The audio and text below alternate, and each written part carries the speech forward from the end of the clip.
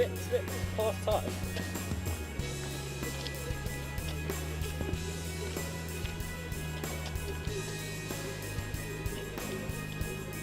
Wait, let's stand here. We'll see ourselves in like 5 seconds.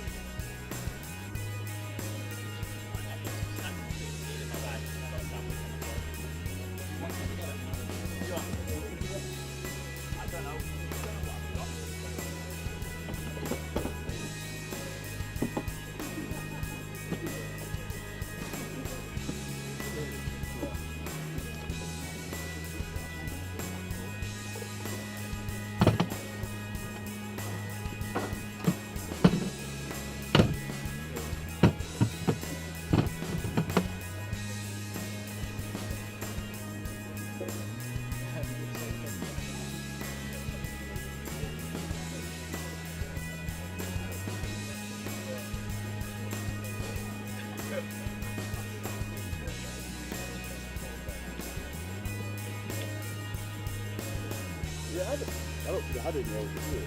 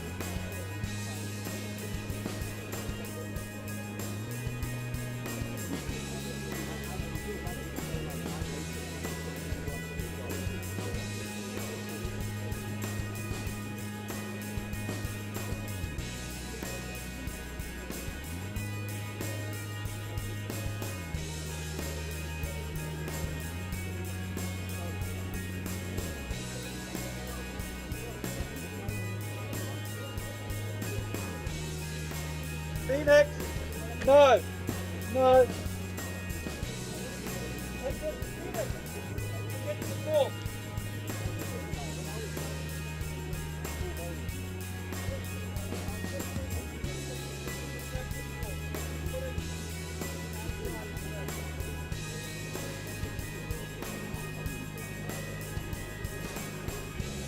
Oh my God, feel the grip!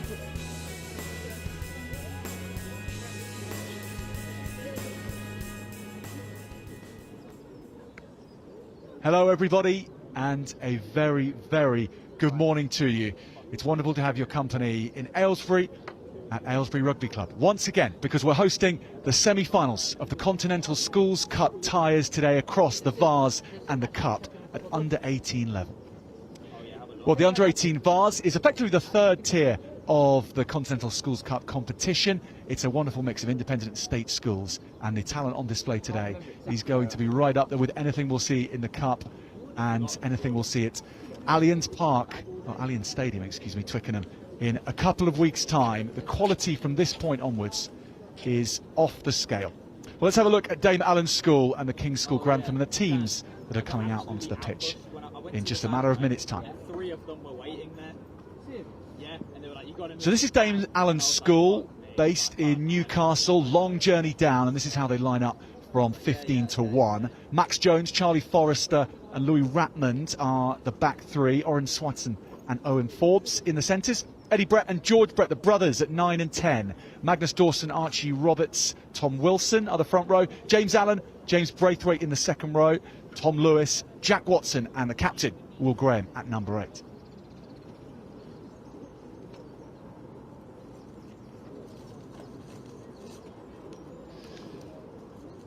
King's School Grantham from Lincolnshire, so a little bit closer, but still a journey for them. This is how the 15 look for this occasion today. They go Jay Greaves, George Wardle and Lewis Reed in the back three. Evan Marshall captains the side at 13, Sam Parker's at 12. Louis Fairley, the vice-captain, the number 10, with Benjamin Blacknell, his scrum half. The front row have Ted McQuillan, Tom McDermott and Archie Carson to rely on. Joel Stiff, Robert Halsall in the second row. Liam Polzin, Nikash Dinesh and Archie Goss are the back row.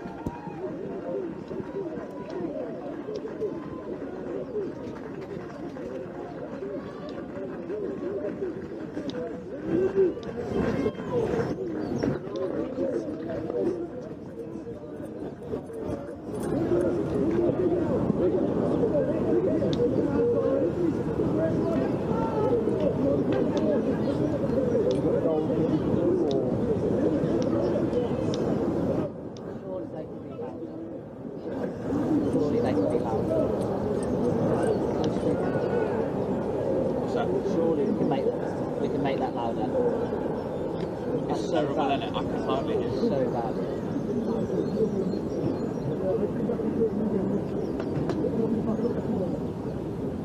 So the two schools square away, get into their last huddles for the final messages to be delivered. Well, today, for the course of the action, I'm delighted to have a former World Cup winner 2014 in Cat Merchant with England alongside me. And Cat, these final moments are not just about posturing and about getting yourself going. There's important messages to pass along as well. You've got to stay cool on a day like this. Absolutely, stay cool, do exactly what you've done to get to this point, and then more, and delivering at the final stages. So Katie Gent is in the middle for us today. And King's School Grantham get going. The big left boot of their number 10, Louis Fairley, also their vice-captain. He drops back. And their scrum half, Benjamin Blacknell, to the fullback, Jay Greaves. It's his left boot through the ball again. Early running opportunity. And that's good feet as well in a tight space. Dame Allan's on the ball. Aside from the northeast, the school which have experience of this kind of stage with their under 15 group, but never at the under 18 level. Yeah, great to see them here today, and a really nice kick there Nice long and deep, puts the pressure on. Great relieving pressure there. A very, very disciplined outfit, this Dame Allan's school. They, in their quarter-final against Hitchin, they only conceded 5 penalties across that match. Yeah, which is what internationals aim for per half. So, yeah, that's fantastic. That so clearly discipline, something that they're really keen on doing. So Dame Allan's under a bit of pressure. See King's School Grantham giving away the penalty, however. Yeah, and their kicker, actually their wing, stepping up here, and he's going to put it to the corner. So that is Louis Ratmans, who also takes the kicks on goal. Goal-kicking winger, Cat Merchant, notable. Wouldn't have been my forte, so I always respect it. But I do think if you've got a great kicker in any position, why not use them? Doesn't have to be a 10. Dame Allans have gone short, they dummy that. Crafty work. And now they're going to hammer away at the line for King's School Grantham. They are 5 out here from King's School Grantham's line. Dame Allans with early promise, and their colourful shirts bristling in the morning greyness. It's quite a stark contrast to the day in Aylesbury from Dame Allans. Putting this together in the right order and getting close to the line. Semi-final with real meaning, and that's up and over. And Dame Allans start their semi-final accounts with the forwards and laying down a marker. Yeah, really smart play there, right from where they got the penalty, deciding to kick it into the corner. They did their shortened line out, which worked really well for them, and they clearly used their forward pack really well. So keeping it in tight is a good pick. You can see flooding in numbers there to make sure they're hitting the breakdown as well, and then a well-timed pick and drive across, working so hard in their threes, and there's the one where they go over. 3 minutes since the war cry before the first points are scored by Dame Allans. Points knocked over as well. Ratman's account is up and running, 7-0. The Dame Allan School from Newcastle. Yeah, just really smart play, all from their exit off of the kick-off. Their play all the way up the pitch, and to come away with a score with the first entry into the 22 is exactly what they'd be aiming for.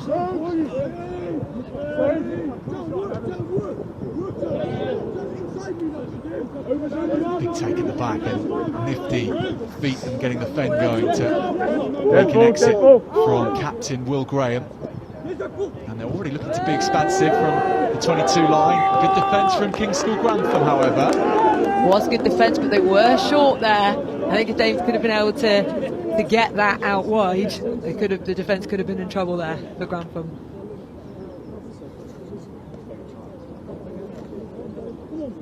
Artificial surface here at Aylesbury Rugby Club, and of course it means that whatever the weather, you can rely on wanting and being able to play an expansive game plan. And I suppose, Kat, both teams would have come with that well in mind. Yeah, definitely, and I think as well, the Kings have said they like keeping the ball alive as much as possible.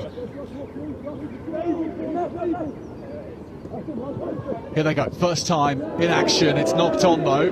Dame Allans might counter here. It's going to work its way to Ratmans.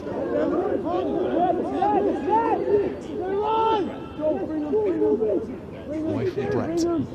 Brett to Graham.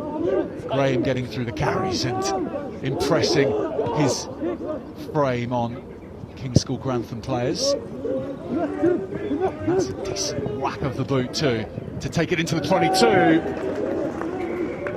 Quickly played away by King's School Grantham.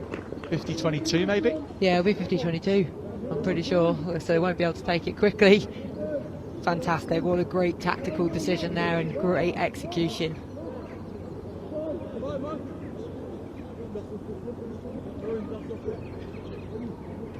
So pull it back, and then lovely long nudge, and as you said, artificial pitch.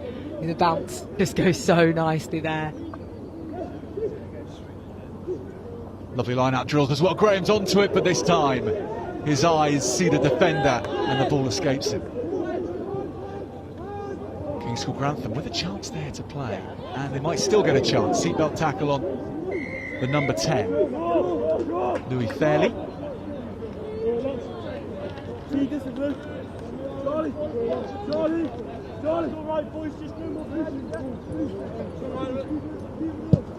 So you can see what they were aiming to do, get it to their big runners, big ball carriers, but just loses it in that contact, possibly takes his eye off it, and then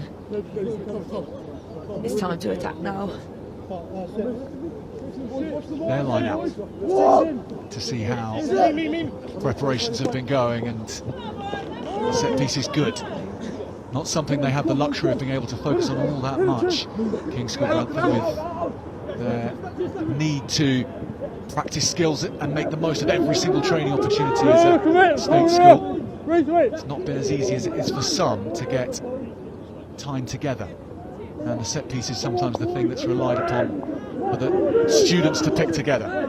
Now that's Nikesh Dinesh with his first carry. That's lovely. This is bouncing, and that's bundled to the ground. Surely a penalty, or at least we will come back. I mean, we don't have the luxury of TMOs here, but I'd like to look and see if there was a little trip in there as he was running through on the player. So it's a nice kick over, lovely weighted, and then just an accidental in there.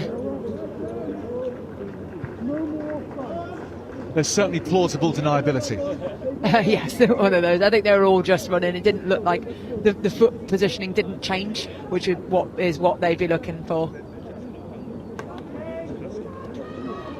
So Archie Goss will throw in, the number 8 for King's School Grantham.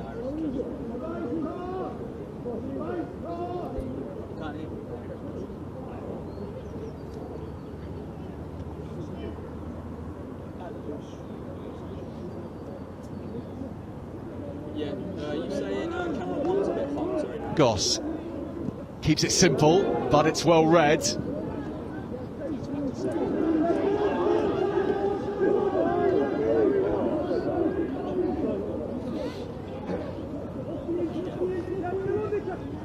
Great carry. So Fairley made his way to the scrum half position. Now the scrum half is back in black. Now he goes to the blind side. High again, no? High again. Penalty coming, and they are coming into the game now, King's School Grantham. Yeah, high tackle coming in there. So they'll get the opportunity now to kick through the line out. As you said, the last one was they tried to put it in at the front, but it was well read, so it'll be interesting to see what they do now.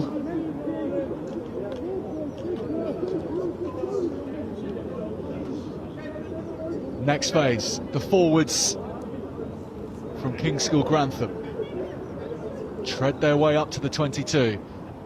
Lovely take again, nothing wrong with the set piece. Goss has nailed another one.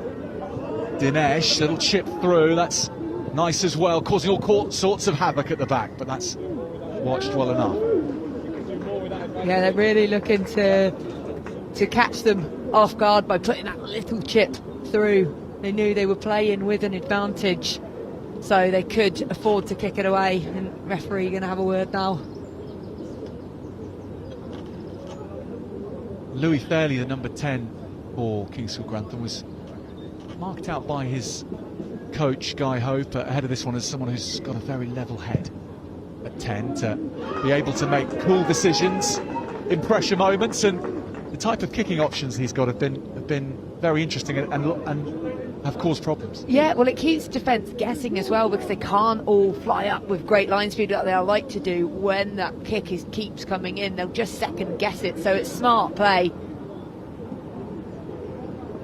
Again, it comes around. Goss this time uses his frame and gets the offload in. King's School Grantham cross. Archie Goss creates it, and they're now in the contest, good and proper. What a great response there from King's School Grantham.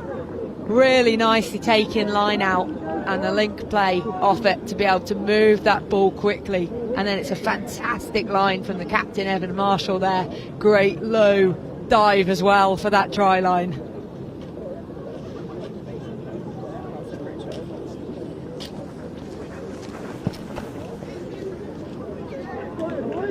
It's nicely set up now between King's School Grantham and Dame Allan School.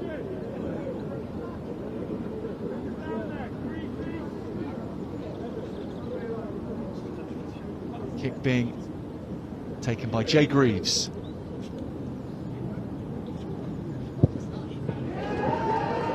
He's kicked plenty of important points on the route to the semi-finals, and he opens his account now. Yeah, making it all square in this first semi-final of the day, but a really great response there from Kings. Greaves scored the winning points against Sandbach earlier in the competition, 31-29 victory. He steered them home there. Rattles. Lovely take from Greaves. Kickers out on the field today. A lot of quality to them.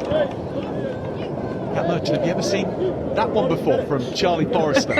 I haven't seen that one. I did see a young Fee Pocock for England go up for a high ball and it hit her in the face and went into touch, but not quite. That one looked like a header, didn't it? Yeah.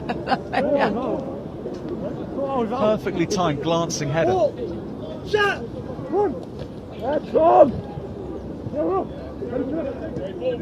King's School Grantham with the ball, however. Dinesh, another carry from the open side. And it allows Blacknell to get moving. Fairly. Using Ted McQuillan. Get your head up, Jay. Nicely around the side of the rock. Get your head up, Jay. Organisation to King's School Grantham. Beautiful. Greaves sees space here. Settle. Now we'll see his footwork, and he gets around the first, keeps going. That's a much better contribution from Charlie Forrester. Bumping into tackles goes the open side Watson. Here's Graham offloading this time, using Roberts, but he was being watched very closely. Graham trying to wrestle it back. King's School have it, and those navy blue jerseys pinching possession and using it well deep into the 22. Max Jones.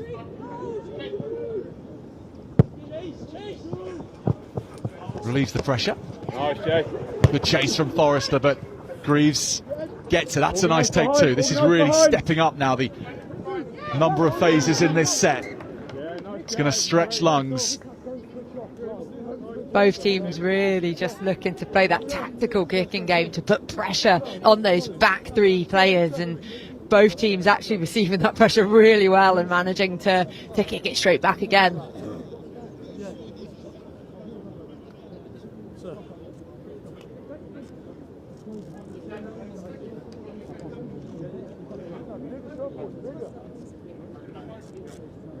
So 15 minutes in, and we're all tied up between Dame Allan School and the King's School Grantham.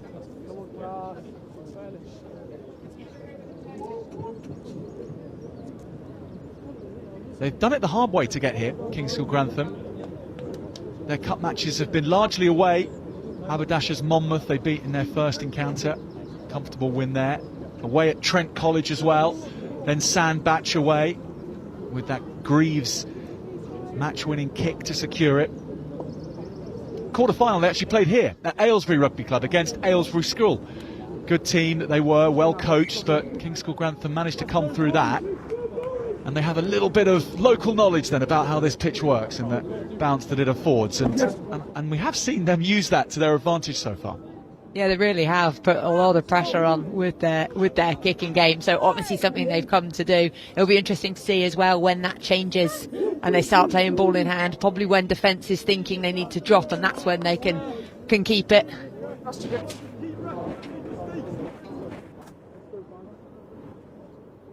For those of you maybe watching from afar in a different climate and wondering about the weather, it's not Arctic in Aylesbury this morning. It's not even bitter, but it is. There's a cold snap there for any fingers that linger in the air for too long. The players, of course, will be absolutely fine by this point. Yeah. Cat Merchant's just putting on your gloves. Oh yeah, well they're already on. I'm trying to warm my hands up, but yeah, good scrum win there. They must have heard you when you said about they don't have as much time to practice set piece because they've been dominating since.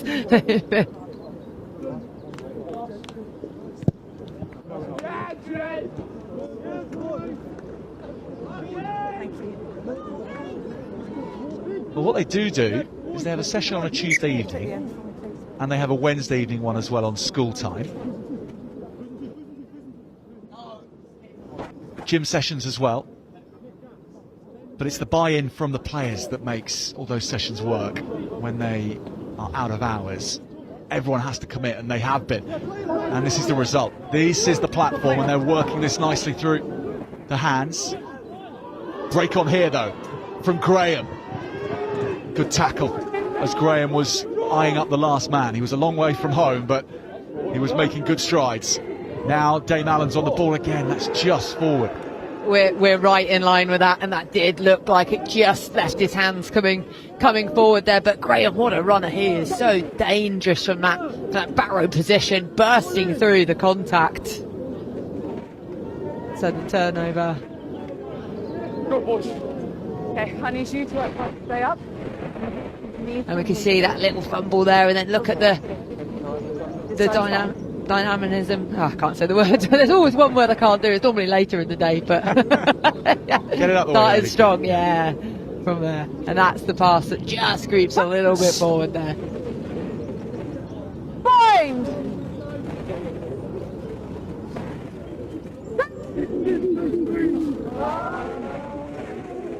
Blacknell. Lovely presentation of the ball here. That's nice too. And then drifting on the outside, finding some space, not getting the pass cleanly to Goss. Yeah, I think there's a little bit of confusion going on in there, and that has led to the error in the knock-on.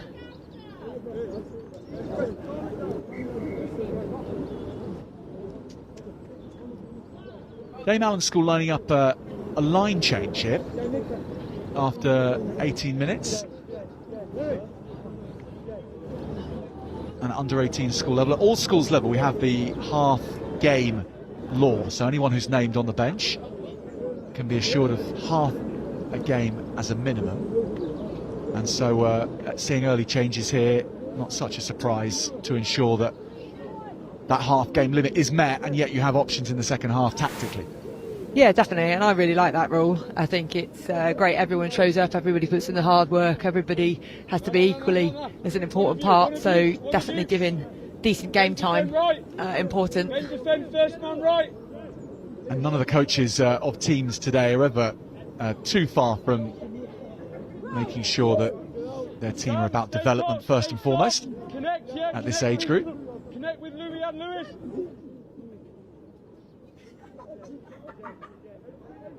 New man on is Rory Cartmel, the scrum half. He's got that away, and then Graham has helped him out. They still hold on to this, or not. King's School Grantham with another turnover. They are picking these up now. And the prop forwards working together. Wilson and Dawson linking. Nicely set back, Eddie Brett. Oh, excuse me, not Dawson. McQuillan and Carson it was. And now the burst through the middle. King's School Grantham. And Blacknell again. And Dinesh. Losing it. Graham taking players on, and everyone on red alert in the blue ranks when he gets the ball. Good hands here as the Liam Poles in on the tackle. And it comes back there on the very left edge, and they've got a lot of space to work with here. And there the prop forwards combining with the hooker in McDermott. Winning a healthy dose of collisions at the moment. King's School Grantham, the scrum half snipes in Blacknell. big Lincolnshire forwards licking their lips as they go through the phases here. Chipping over the top now as Wardle chases, but we'll come back for an injury, and it might well be a head injury, so we are taking our time over this one, no doubt. Yeah, player safety first and foremost into everything, so great to see as well that both teams were making sure that player was all right. And as much as these semi-finals are about the players on the pitch, Kat, throughout the course of the season, there's so many players who haven't made this pitch because of injury this season. And actually all the coaches I've spoken to this week have always made notes of that, and that there's players watching on out there, maybe on the stream, maybe here in person, who will be nothing short of tearing their hair out at wanting to be playing today. And it's really the unfortunate side of days like this. Oh, it is, and you can miss out on those big moments, but I think as a squad, if you recognise those players have helped get you where you are, and you can't do it without a wider squad. It's not just about the players that are here today, it's ones that have gone before, it's everybody that's put in the effort, everyone at training who maybe didn't make the squad as well, they've pushed other players to get better. Really has to be that whole squad involved to get teams to where they want to be. And Dame Allan School, unfortunately, having to make a change after a bang to James Swift, who's just come on as well, and that is heart-wrenchingly unfortunate for him. He's being seen to on the sidelines here, and plenty of medics around, but it may well be that his afternoon is unable to continue.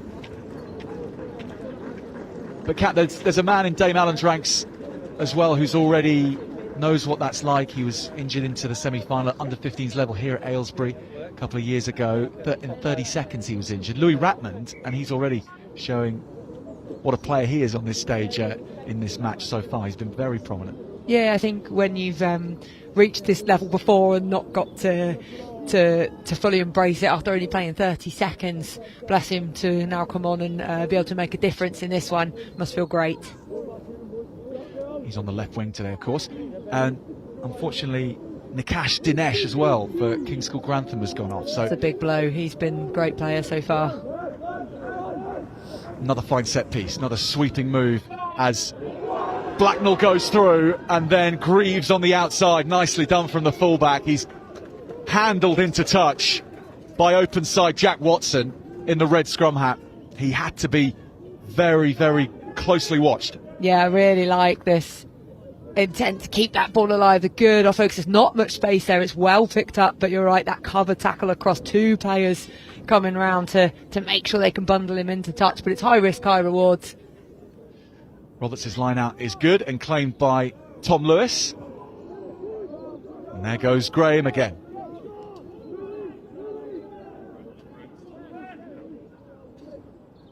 That's tricky. That's very tricky for Ratmond. But a penalty was coming. Yeah, one of those horrible bounces that happens really slowly as well as you're watching it and thinking, just don't want to knock it on. But penalty there for, was it playing the ball? I missed what was said on that.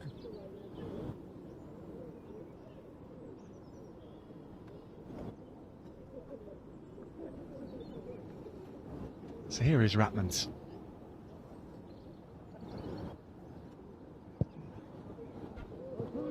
Comes off the laces sweetly from his right boot.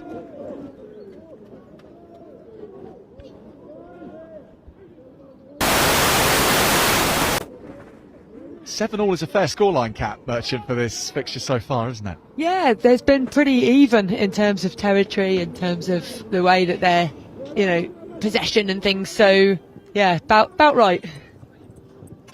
More good line-out work, and the distance that Will Graham came onto that ball from, must have started that on the A303. Great run up, and he made the most of it. This is nicely done too, with Lewis. Blindside really treading his way forward well.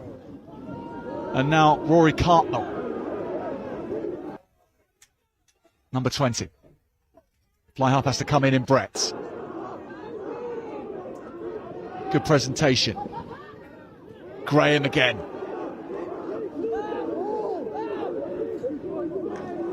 Hartnell.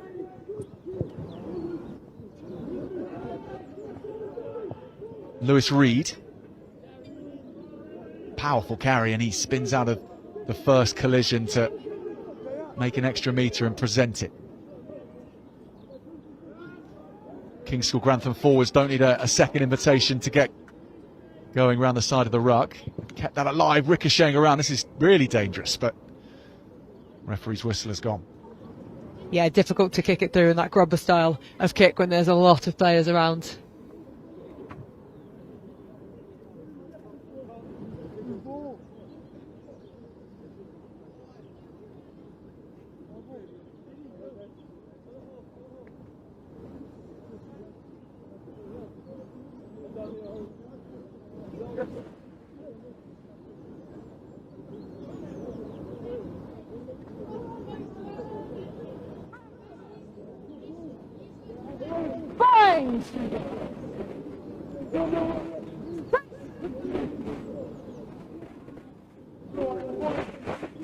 Allan School get a better nudge on here at the set piece. A couple of the changes that have been made having helped them in that regard. Crossfield kick, which isn't taken, but it is by Charlie Kidd, number 19 in Dame Allan School ranks. Back to Brett, and Brett has a chance here to bring in his fullback Jones. Good injection of speed from Max Jones. One of the peroxide kids in this group, and this is the other one. Cutting back, Tom Lewis. Is that 12? Up to the 22. Being held up though. I like that as a nickname, peroxide kids. I think we'll see a few of those over the weekend. Here you go. Henry Pollock on commission for driving the sales of peroxide hair dye. Yeah, I think so.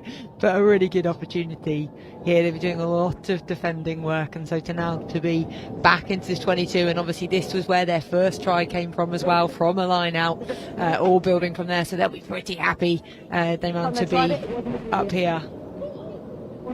I know you didn't, but just feed that back. That's what I'm looking for. Archie Roberts, the hooker. Ian Mia is on as well for Dame Allan's. He's in the blank jersey, by the way, at the front of this line out. Aaron Hadrick in the middle of it, wearing 18. It's going to be a lifter here for Tom Lewis to go up again. Oh, it's been taken away. King's School Grantham with an exit plan which might turn into something else. Tom McDermott, the hooker, made good metres there, and there's space here, but not taken by Fairley. Now he gets it away, and that overlap no longer there. Greaves, though, drives hard.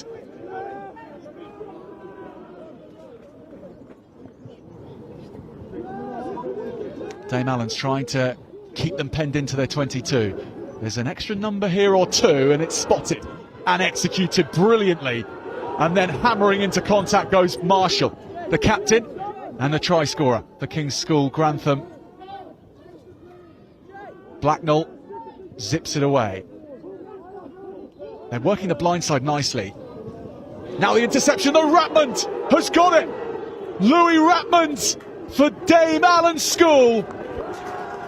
And when he gets minutes in semi-finals in Aylesbury, this is how he rolls.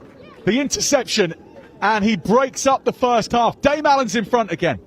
It was really well read as well, because if he goes for that and doesn't get it, then you have to say there's an overlap against him. So he's timed that absolutely perfectly with the intercept, and then he's just got the gas as well. No one's going to get him once he's gone through there, not a chance.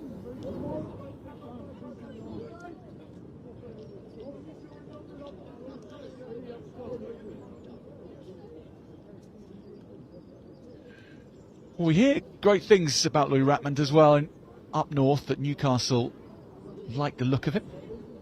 Not in the academy officially, but some positive words being said in changing rooms around the northeast about this young man.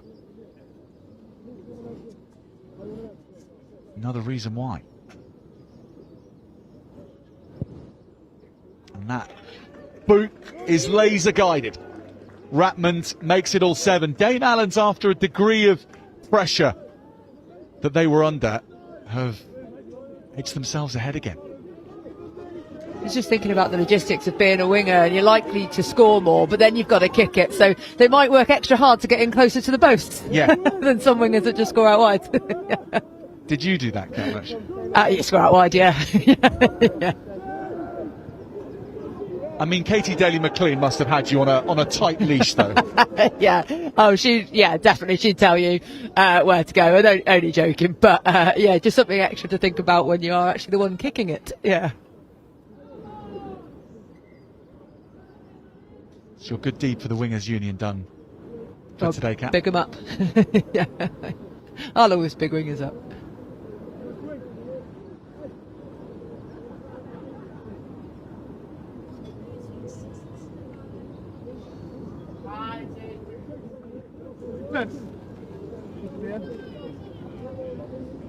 Crouch! Bind! Concentration across each player's face is so obvious to see. They are in their own world right now, trying to be alert to absolutely everything.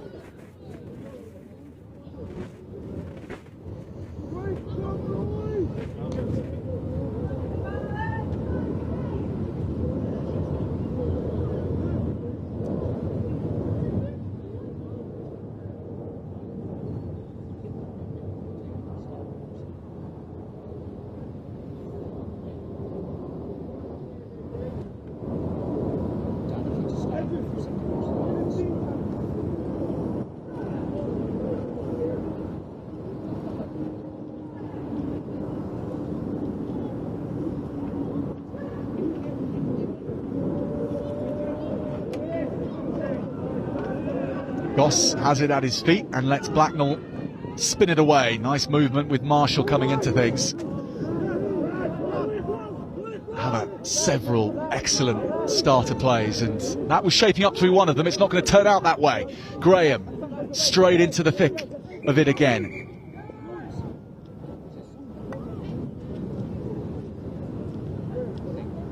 Just another injury here. Checking that player is all right. Referee pointing to her head.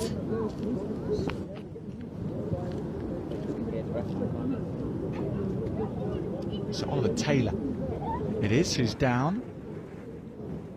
King's School Grantham. And Kat, how hard is it to concentrate for full 80 minutes, to be absolutely at the limit of everything and never let your guard down? Yeah, it's really tough, and I think especially when you have to be able to switch it on at a moment's notice, but you can't be pumped the whole time, so you have to play it cool, and then when you need it, to be able to dig deep and to get it. But yeah, can definitely be tough, and especially when there's injuries, to keep that focus.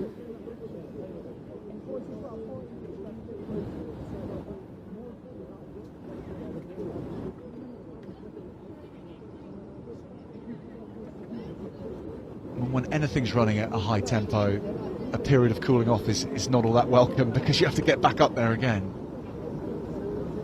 Yeah, definitely. That mindset, because you're pumped already, you want to play the next phase, so it's quite difficult when there is that just slight pause. But looks like he's up on his feet, but I imagine as his head he'll be brought off, which he is now, yes.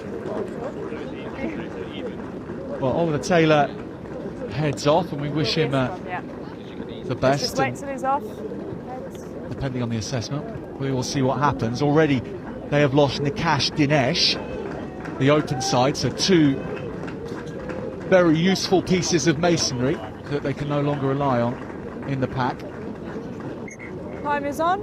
Okay, Gold are in possession. Scrum, Gold ball. Really unfortunate.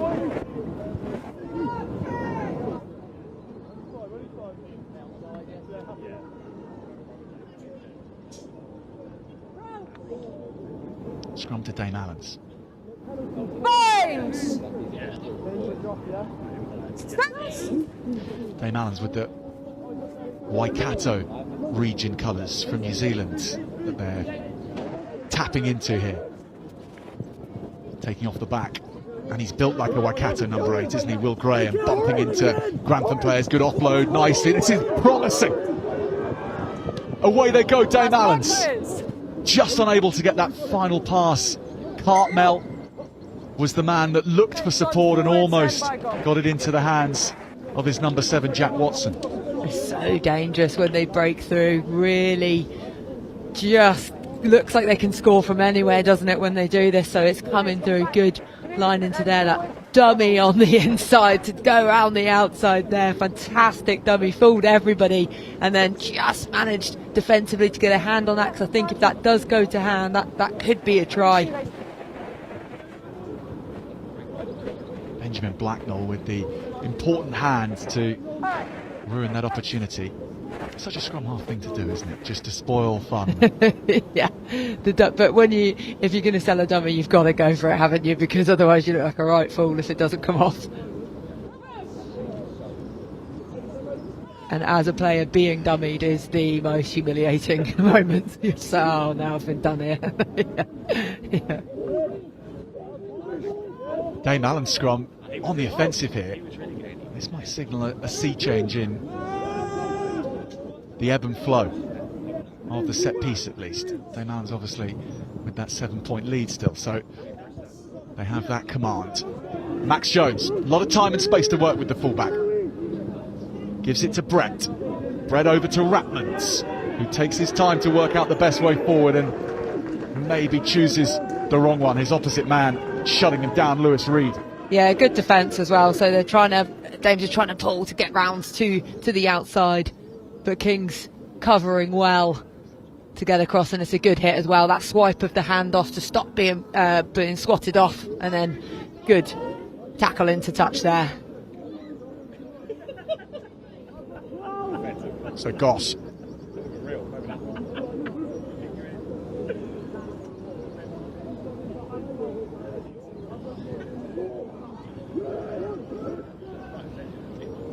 Movement this time to the middle, but that's not claimed. Instead it's in the hands of Wilson, claimed back by King's School Grantham. Greaves puts the spiral on this, and this bounces kindly in the end, and very kindly maybe, because there's numbers away to the right and there's space in the backfield too. Blacknell having to turn, and he's all on his own here behind his line. Blacknell sets off, gets taken high as he counters, so penalty comes. Yeah, and that's going to tempers a flared there, because players won't like to see that.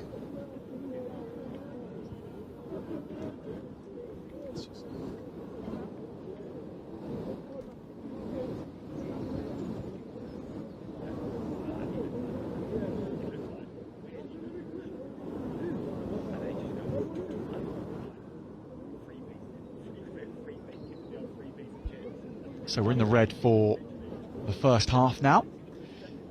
Our clock is not linked in exactly with the referees, so it's a more or less guide.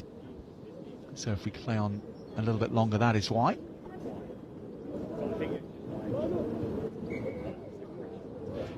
Adds to the drama of these days, not knowing exactly how long's left. It's all part of schools rugby in many ways. If we were to ever get a synced-in watch, I think it would take away some of the magic of the day. Yeah, exactly, because you don't know. There could be a lot more play, only one more play, definitely creates that jeopardy. We've got to this stage without it. And the Continental Tyres Schools Cup is doing just fine. And what a year this is as well, with the number of matchups that we have, state school versus an independent school, and that's what we're seeing in this match. It's what we're seeing in our next semi-final as well, and of course in the cup as well, 2 state schools squaring off, 2 independent schools facing each other. We know that the final will therefore feature 1 from each. It's just a good example of rugby developing on both sides of that coin. Yeah, absolutely, and we must be nearing the end of this first half, I'm imagining.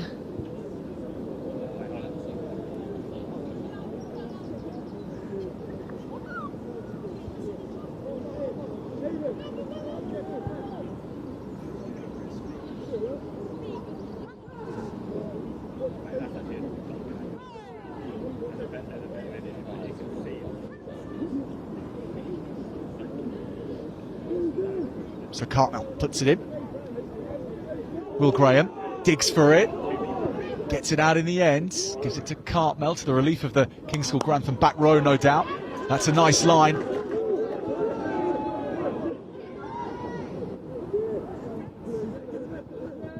Mia missed out. Good stepping ability from Hadrick, and they've made an opportunity on the right-hand wing.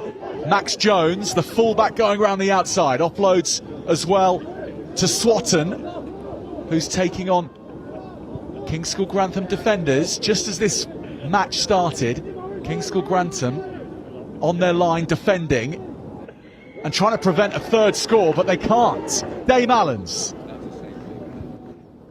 Or rather they can, excuse me. Penalty given. No, excuse me, they have scored. Yeah, so I was confused by that as well. I thought it was try then. I actually thought it was penalty, but looks like it is. There's a score there. Talk about dummies who've been dummied by the ref. Yeah. They work wide, and they've just done really well with their offloads. I think they've kept the ball alive really, really well, even when they've got wide out to the edge here. This great offload to back inside to avoid going into touch. It's messy, doesn't matter. They react. Good footwork and carries to make sure they can get over.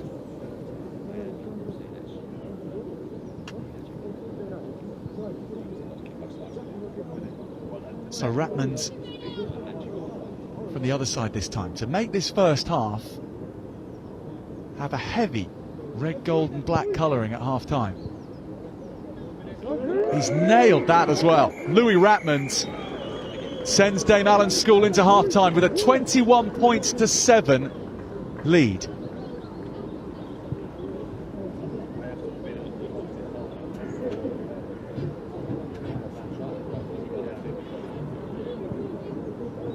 Pick and go was from Tom Wilson there.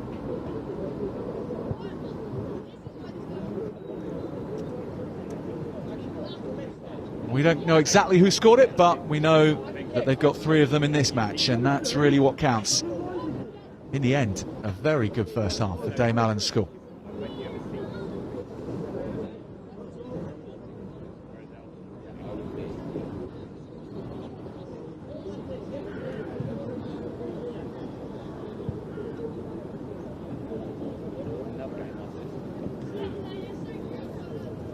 So let's have a look at this first half highlights.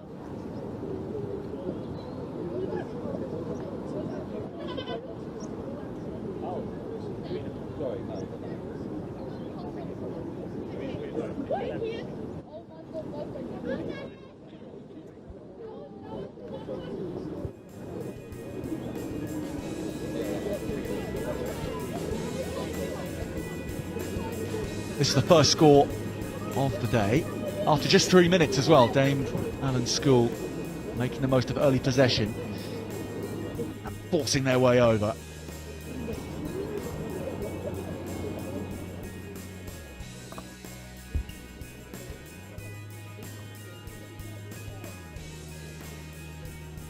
So Will Graham, the scorer of that first try. Then they came back. Goss, the number 8 for King's School Grantham, offloading to Evan Marshall. Lovely score from the outside centre.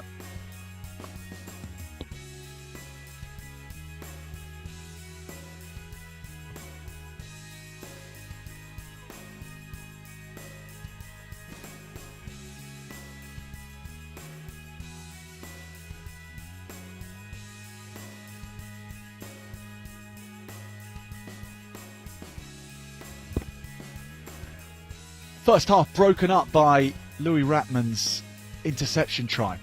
Plenty of King's School Grantham possession before this point and just no points from it. And then all of a sudden Dame Allan's School were on the front foot again.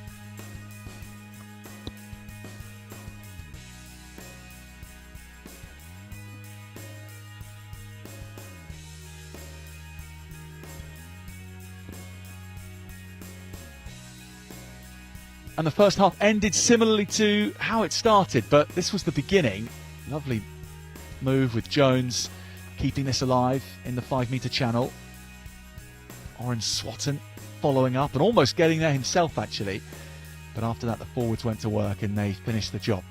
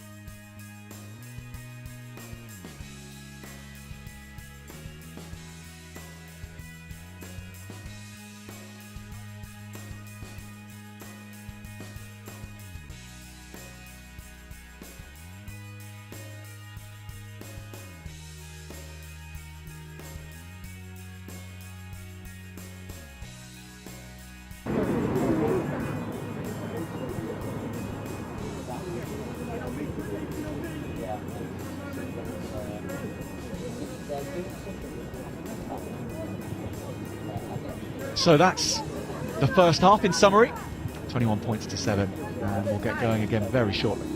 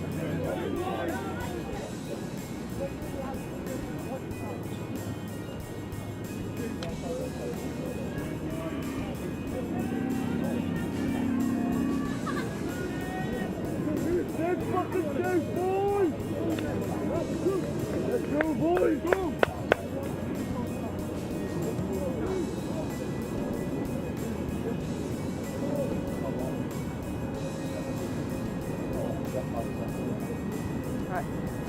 Time is on.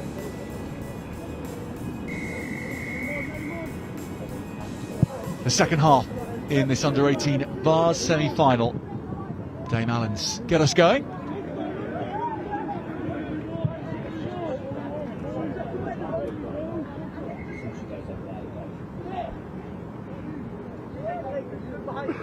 Or so metres on the exit from King's School Grantham, who may well feel that they should have taken more points from their first half,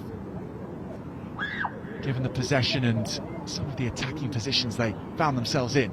But instead, it's Dame Allan's, and they're getting themselves moving early in the first half. Graham, big pass this time from the number 8, and that's promising as well. Jones gets it out, good hands onto Swatton. They are opening up their playbook now, Dame Allan's, it feels like. Wide from the ruck with the next phase of forwards. Now it's taken on by Brett, but down onto the floor. Still have it, however. Will Graham might come up with something here. Charlie Kidd can't take it.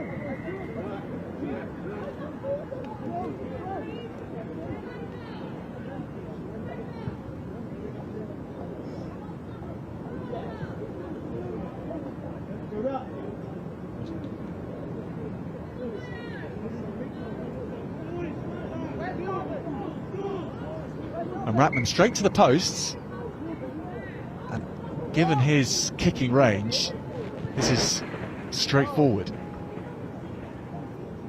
Yeah, and again, it's smart play when you're playing in knockout phases of rugby to just build on the score. They're ahead, but actually just takes them that little bit further, just building and building on that score.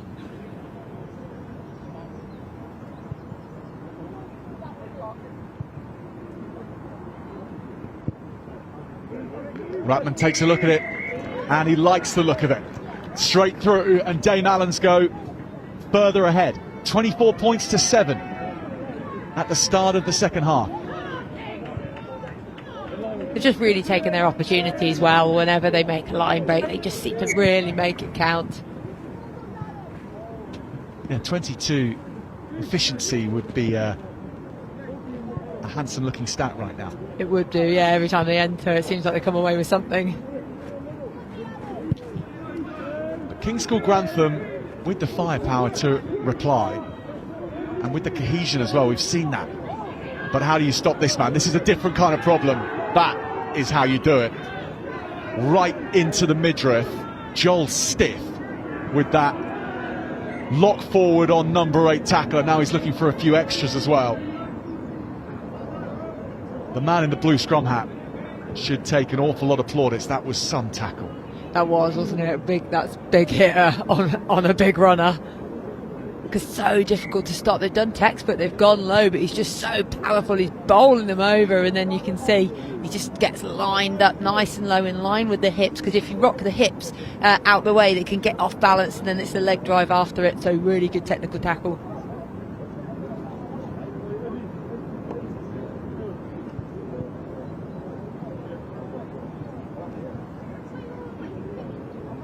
And Kat, from the feel of things and from the possession in that first half, it definitely felt like Kingscourt Grantham could have got more out of things, and just a lack of... Was there a lack of something, or was it just good defence from Dame Allan School? I think good defence, because I think that Kings have taken their opportunities just at times. You know, when Dame Allen's have broken through, they've just really took their opportunities. But yeah, they're not doing anything wrong per se. They've kicked away a lot of possession, which has been good tactically, but possibly when you're now trailing, you might want to keep it more in hand. Put well together here, just not taken.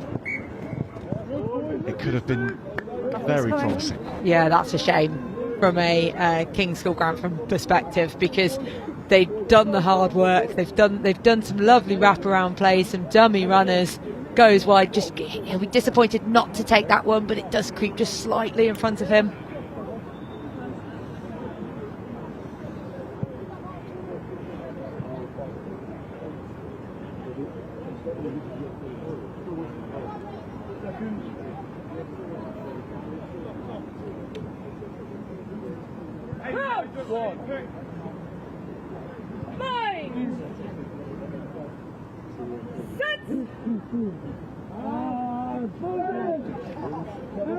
Much more settled shape to the Dame Allan scrum now, and so much width to work with here into the centres.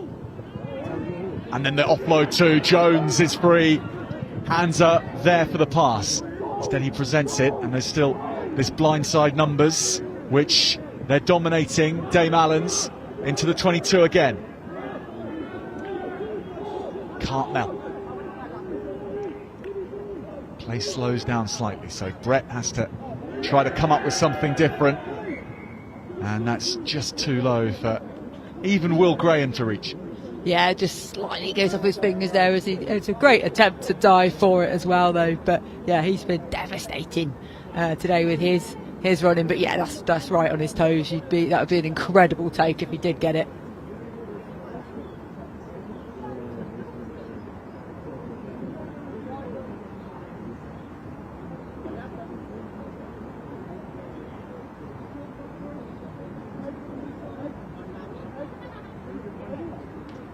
$17 points down, Kingscourt Grantham, which looks a lot on paper, but it's not really. Not once some points are scored to start clawing it back. 28 minutes of play remaining in this semi-final, so in rugby terms, that's all the time in the world. It really is, because things can turn around so quickly, because it was 7-all and looking neck and neck for ages, and it was only that intercept that actually turned the game from that point. But this scrum is maybe a turning point, because if this keeps going in the direction it is for Dame Allan's, it's very difficult to get the footholds they were having in the first half again.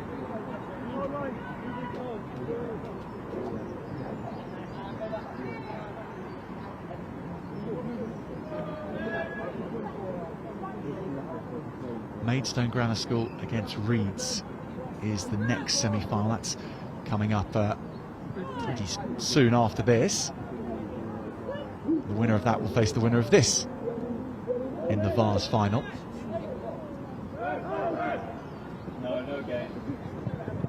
From the 22, and that's well read by the defence. Take it back. Greaves therefore has to kick. A take which was good, but the foot still in touch. I mean, it was a great take, but yeah, I think he does hit touch there. Because it's a horrible one when they're over your head. He's looking at it, he doesn't think he is, but the crowd definitely do with their hands up.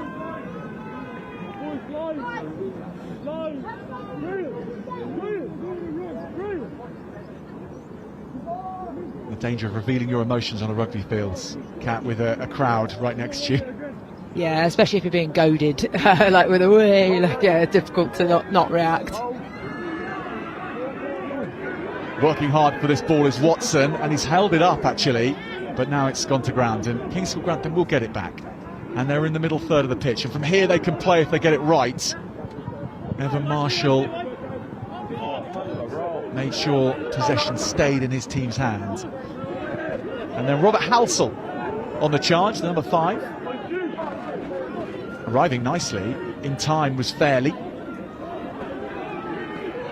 And then driving hard is Bainbridge. Fairley. Not taken though by Polsey. And now they're away. Dame Allan's in open country, stepping back to get into the 22. The covering is good though from King's School Grantham. And they've got it back again. Excellent scramble. Again, Dames Allan though just showed just how dangerous they are with just a turnover of play. Owen Forbes drives straight, gets through 2 defenders. Advantage. Excellent timing on the scrum half tackle, although not excellent timing on the scrum half tackle, it turns out. Yeah, there was a big defensive shift there, and especially to the turnover just a few phases ago to thwart the attack, but looks like referee's going to have a little word here.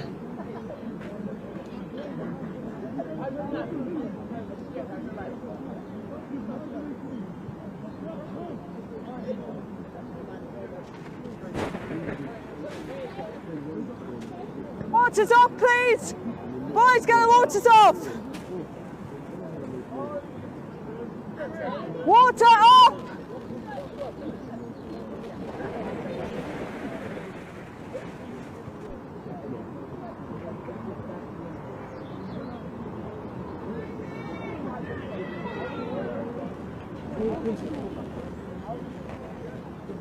Chris, can you see if they've got a sub? Robert Halsell Just in case it's playing is down and receiving treatment for King's School Grantham. No. And I think Louis Ratman's looking at the posts and saying, this is well within my range. Is he eyeing it up? Yeah, no. He is, isn't he? Yeah. Well, he's pointed at it multiple times, and he's told multiple people. So I think he's Lovely, thank you. laying the ground here for taking it on.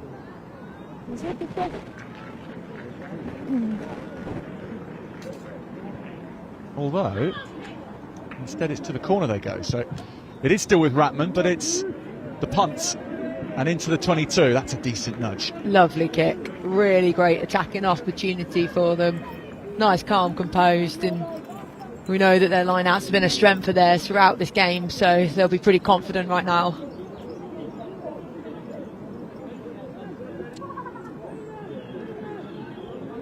Their starting hooker, Roberts, still on and going short, and that's really clever with Graham coming into the fray again. Lovely hands from Mia to find the number 8.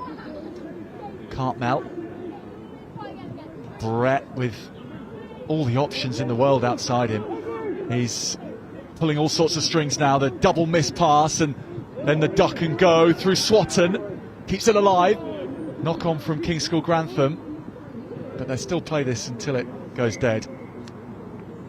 Yeah, knock on only, I think, because he was just trying to get into those defence, so I don't think they'll look at it as anything further than that.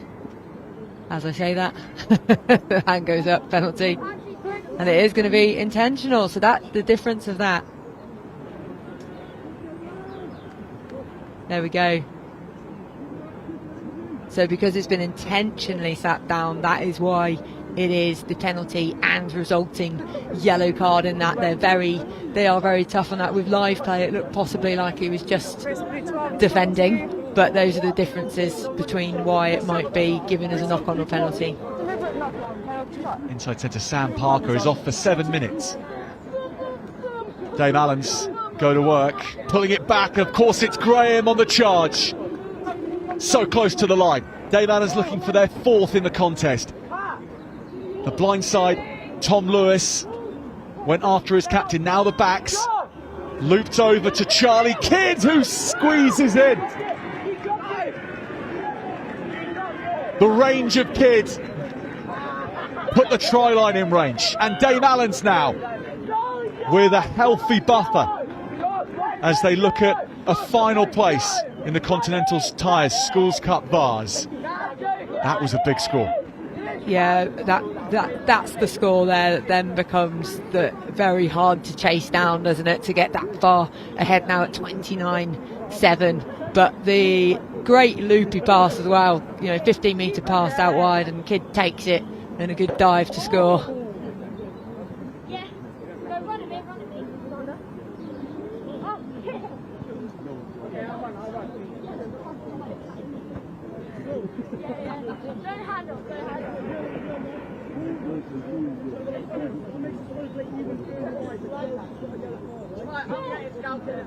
I'm getting scouted right there. One come and get scouted, my scout.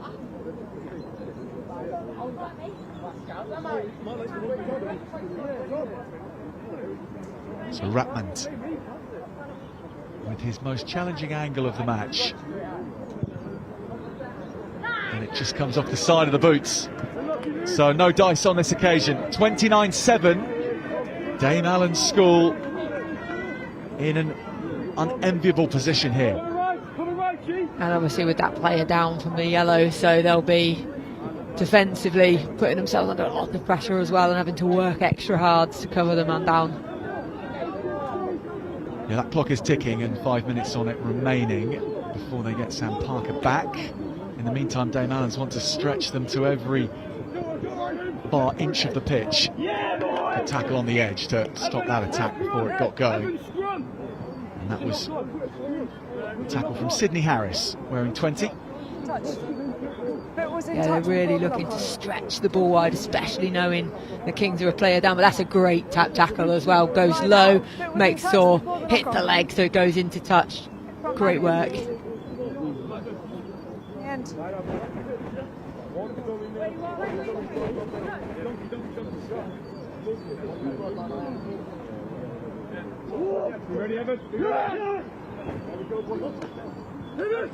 To the middle and then down onto the 22 here.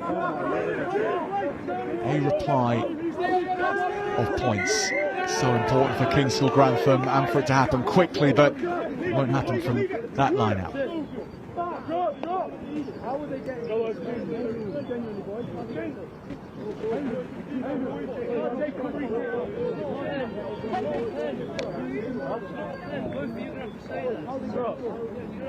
And they've been dealt 3 cards of adversity, King's School Grantham, in this match, with Nikash Dinesh going off early on, or earlier than they would have liked. They've just had the yellow card as well. They've had other injuries too to have to deal with. If they hold out here and then can regather, there's 20 minutes left to launch this comeback. Full of confidence here, however. Dame Allan's school, they are enjoying themselves out at Aylesbury Rugby Club, and Kidd had so much space in front of him and just couldn't take it with him. And Kat, in the top 5 of sickening feelings in rugby, that must be up there. Oh, definitely. When you know that you're in if you just catch it. And then, it's slightly behind him, but he does gather it and then it just loses it in his hand. But it's one of those where anything where there's a real opportunity and you're excited to get your ball on hands on the ball and then to lose it, yeah, gutting. The other one would be a high ball. When you've got a high ball, you've got space, you've got time, and then you don't take it. That's another one where you feel like you could go take on the world, and actually it's the basics first. In that top 5, it's also got to be missing the ball when you do a quick tap and go. Oh, I've never done that, but yeah, that would be awful. Mainly because I wouldn't take the tap and go, but yeah. Yeah. An unlucky one for Charlie Kidd. But this back line from Dame Allan's really brimming and bubbling along nicely. And in defence as well.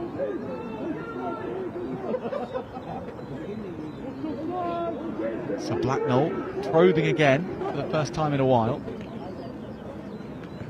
Marshall, Goss, nice hands to the hooker McDermott. And then back to the blind side, and there he goes again. It's caused a lot of problems for the fringe defence of Dame Allan's. There's Blacknell.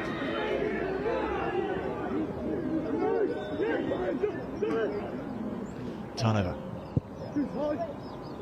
And good legs on that. Bouncing just before the line. Yeah, again, really good tactical play, seeing where those defence are, making sure it could go out.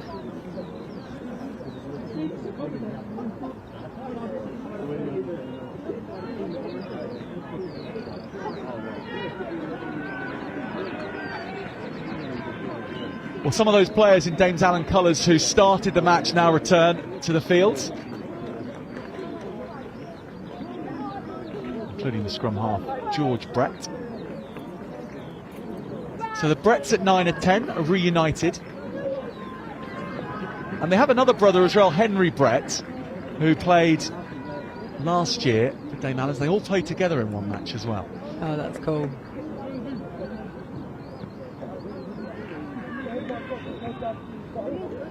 King's School Grantham with the ambition here into Sydney Harris's hands.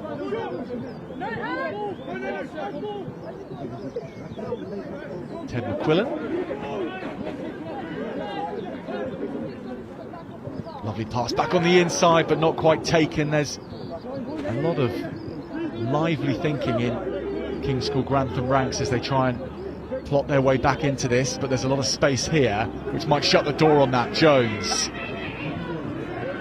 takes it on himself. Tackling was good from Josh Hall. Here goes Graham. Good tackle from Marshall. Stopped the number 8 in his tracks. Brett and Lewis.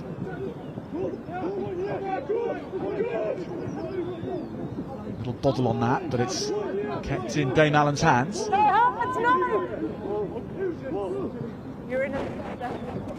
Everyone getting back so they can come on at this at speed. There's Lewis again.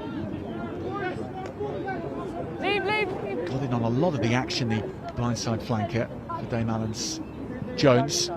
Graham wants to go himself and take on the blue jerseys. Lovely space here. Interception attempt. Jones gets it back and they'll pass this through the hands nicely with Swatton.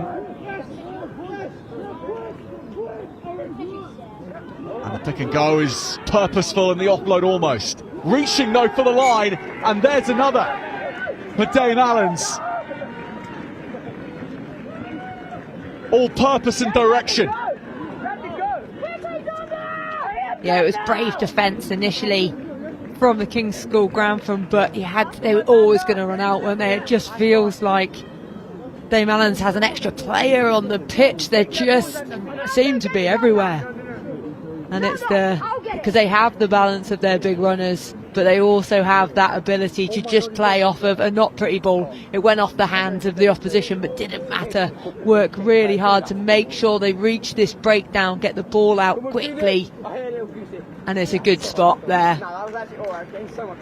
And transfer of the ball. Jack Watson, the try scorer. Number 5 for Dame Allan's.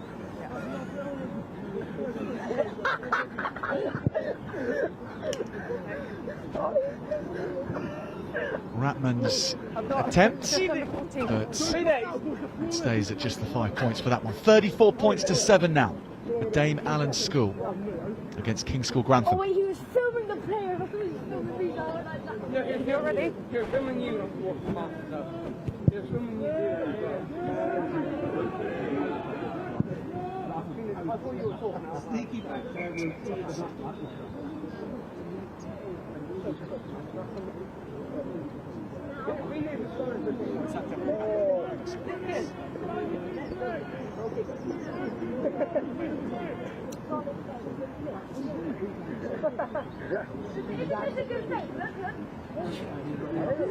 Clean off the top.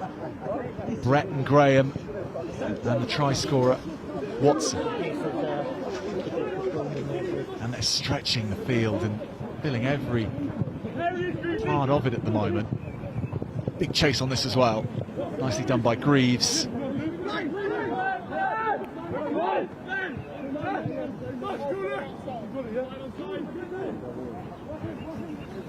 This is Archie Carson.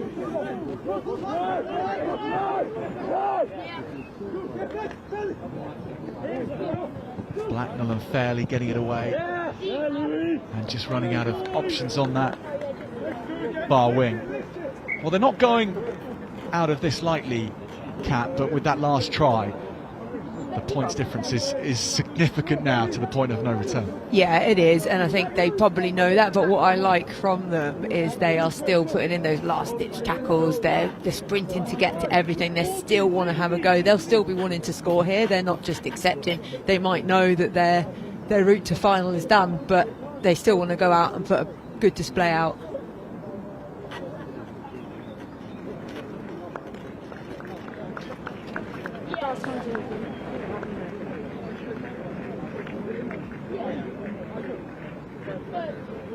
Dame Allan's changes. See Ian Mere come back on. He's only just come off Ian Mere. Back in for more minutes. As mentioned, every player needed to get 40 minutes. Or rather, a full half, so 35 minutes in this encounter with the half game rule.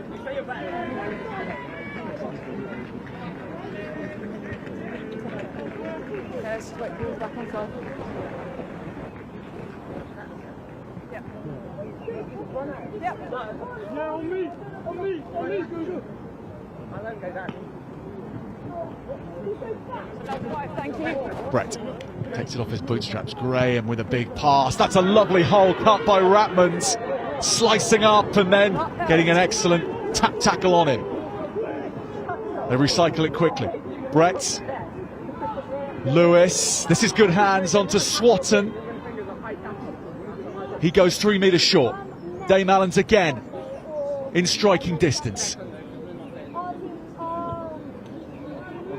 Blue jerseys having to rearrange themselves quickly because the forwards are going to come here and they're going to come for the line. But the referee intervenes.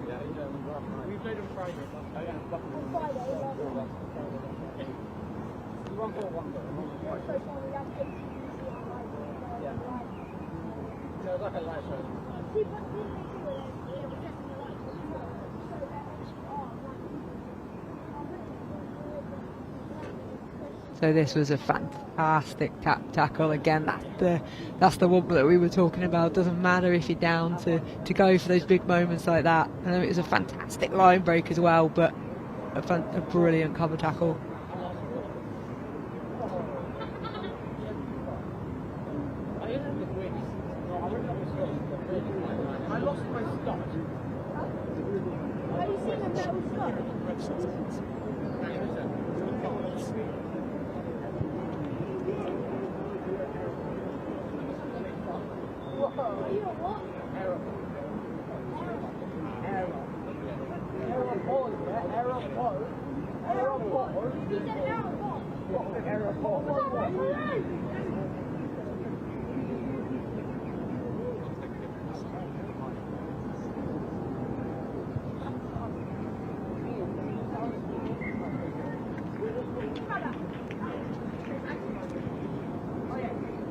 So an hour of under-18 semi-final Vase Rugby, and this is where we are. Dame Allan's with the lead and with more than a foot in the final,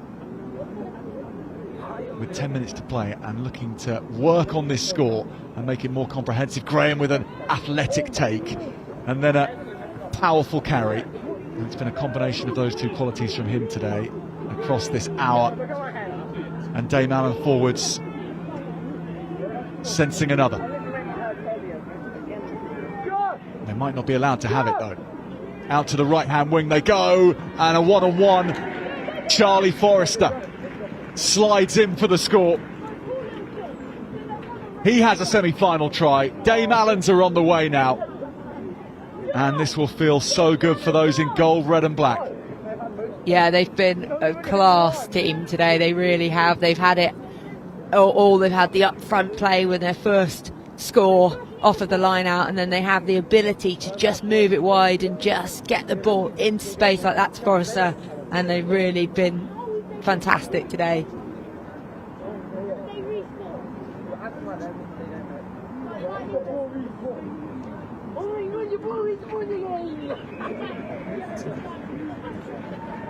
That's you, bro.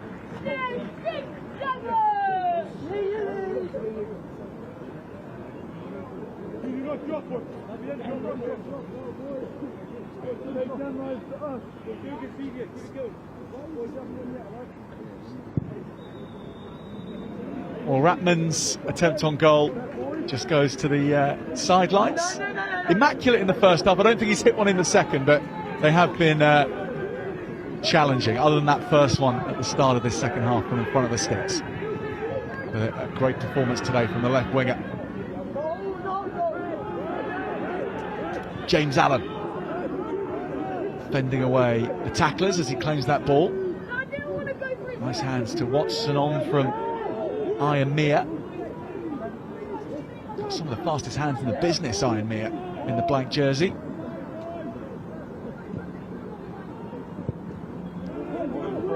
Pump downfield. Greaves. I spotted some space here, that's excellent. Forrester's kept it in though. And so Forrester going off and searching for an adventure on the other wing. The hands stick in the end.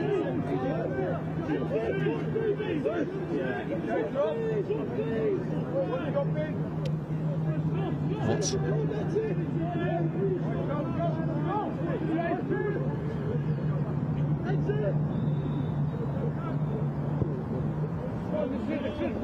Brett's kick taken by Blacknott now from the back. Crossfield kick aimed for Josh Hall, who's got the bounce here. Oh, Josh Hall, he just can't take it. Oh no, that was beautifully done, wasn't it? A great kick, a good chase, and just couldn't quite catch hold of it, but that would have been a beautiful try.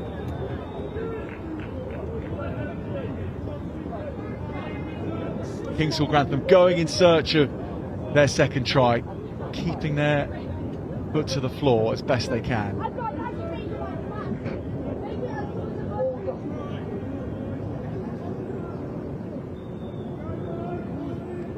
Yeah, great vision. Superb.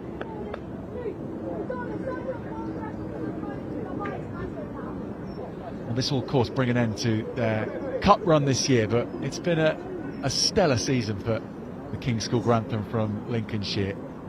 They've got a group of 40 boys in the year that want to play rugby, that have put their hands up for it, and that's what they're picking from.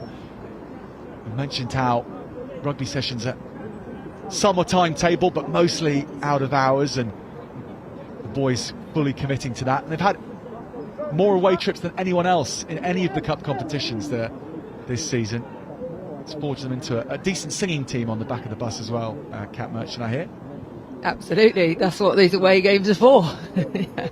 And it's the old school numbers that they like, I hear. So it's Neil Diamond and Sweet Caroline that gets the most airtime. Not what I'd have expected from young school kids, but there we go.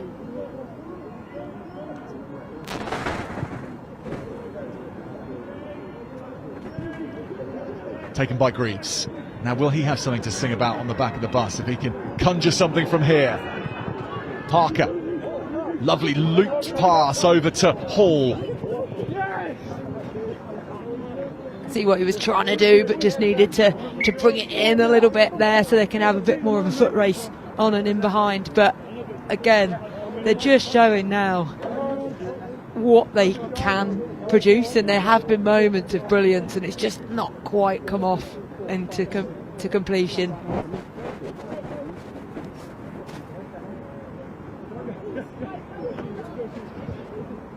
Taken off the top. Dame Allen's set piece has got better and better across the course of today, and the back line is looking slicker than ever now. Step on the outside, Jones just overruns it. Forrester, he's hit hard, but he's staying on his feet.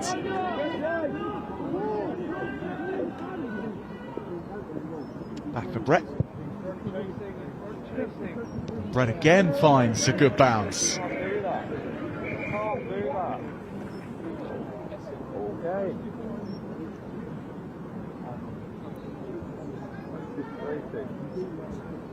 And if you're just joining our coverage and looking for the Reeds fixture against Maidstone Grammar School, you're in the right place. It will be beginning after the final whistle here.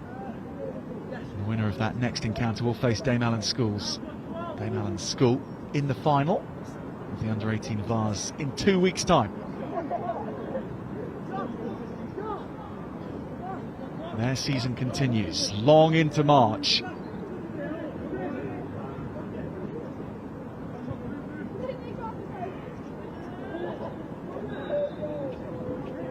Goss's throw has to go back. The number 8 just chips it up.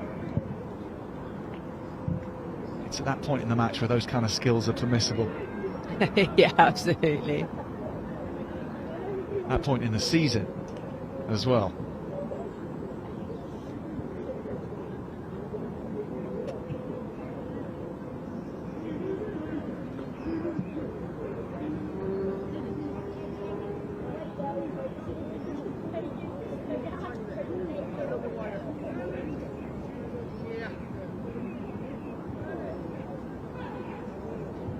Always something to play for at any minute in these kind of matches, and this is one for the backs to plan if they can get this and maybe run it from deep. Pass from Fairley, and he works along the line, and now they're moving very nicely into the hands of Harris. He's going, he's really going. He's got Greaves on the inside. Greaves takes it. It's the full length of the field stuff from the King's School Grantham, Jay Greaves. Smooth and slick and stylish, and they sign off their season in an emphatic way. Yeah, this was absolutely fantastic to play right out from the 22, and look at the pace here, absolutely flying, but realises there's a cover defender coming, so rather than being selfish and going himself, passes back inside. Absolutely great play and support play there as well for that score.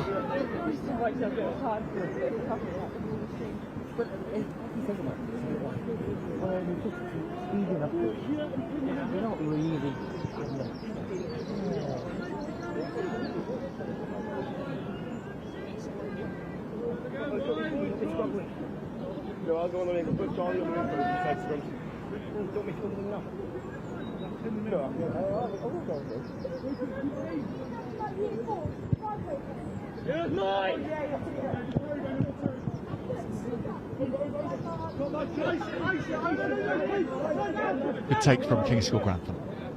A few minutes still to roll, and all the intent in the world from Joel Stiff at the line. The lock forward, he's had an excellent game, hasn't he? So is this man, the captain, Evan Marshall. Good play on the floor, but illegal. So they're with the advantage here. Blacknell looks after and chases after it, and will come back.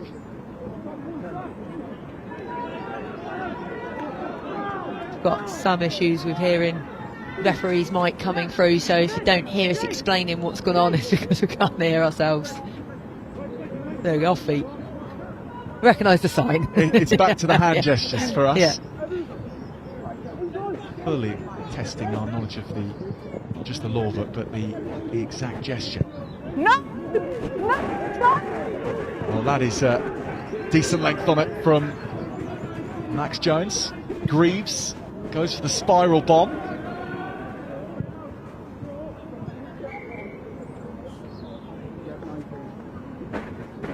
And there's a penalty for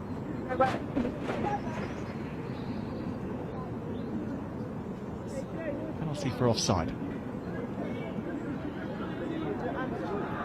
Away goes Parker. It is King's School Grantham with all the energy at the end of this semi-final. Well, here's a yellow card, just like Sam Parker's from earlier in this half. She might not be going for a pocket. It's possibly just the last play, but normally that would be a yellow card all day. Going to get 10 metres though for presumably some words following up. Yeah, rightly so. Can't have it, and there's no need for them to be like that either. They're way ahead. They're in control of this game. They can't lose their heads now.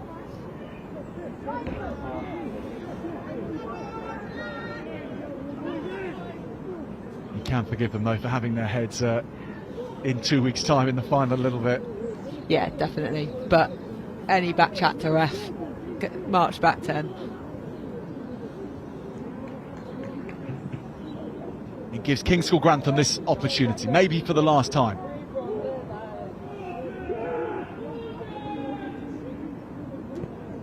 It's stolen though. Dame Allan's have it back, and they'll look to pump this into the stands.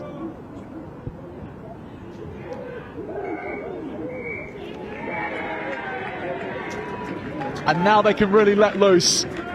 Dame Allan School from the northeast, down on their travels in Aylesbury this morning, in fact, and they are through to the final at the under-18 Continental Tyres Schools Cup, rather, Cap Merchant. We're all getting a bit too excited here. They are through to the final in 2 weeks' time. What an achievement.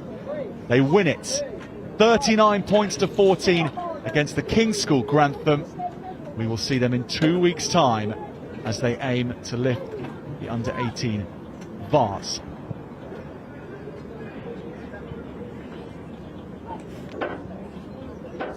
Well, many congratulations to all the players on display in this first semi-final. Here are the tries from the semi-final in the second half. It's on the girl, right? It's on the lady. Yeah. Put it in the middle.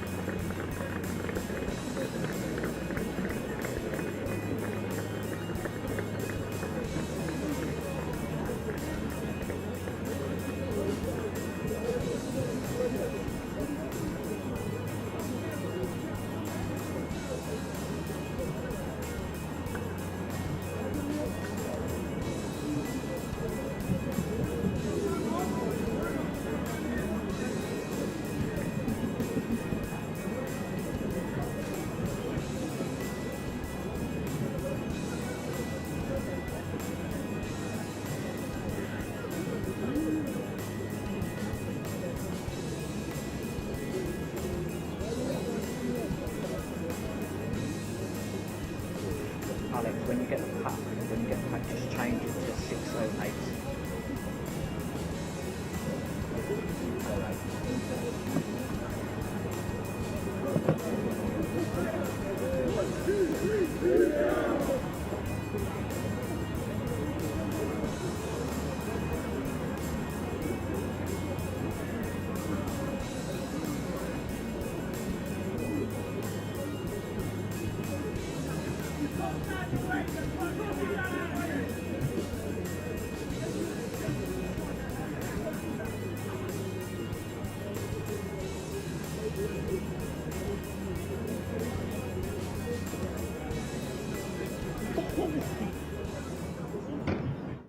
Hi, I'm Henry Slade and it all started for me at Aylesbury RFC.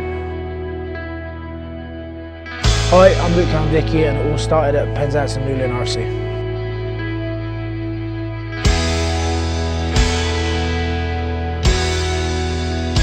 On your free! 1, 2, 3! Welcome back to It Means Everything, where we head to the places England internationals first fell in love with the game. Now, rugby begins long before the big stadiums and test caps. It starts at clubs like this. Today we're in Devon at Aylesbury RFC, the grassroots home that helped shape Henry Slade into the player we know today. Ahead of Premiership titles and his 74 caps, this was his rugby home. And fittingly, Ivybridge are facing Penzance and Newlyn RFC today, a club with its own England connections, where Luke Cowan-Dickey first started playing.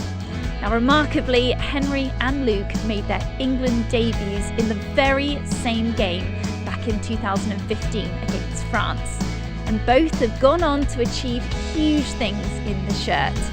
We'll hear from the coaches, teammates and club members who were there at the very beginning and prove that grassroots rugby really does mean everything.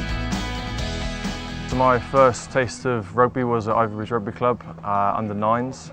My brother Seth was in the under 7s. He had a match, I went down to watch. My age group was training, so they asked if I wanted to jump in and try it out, and I did and loved it, and sort of never looked back really. Sort of got my hands on the ball and sort of trying to take people on.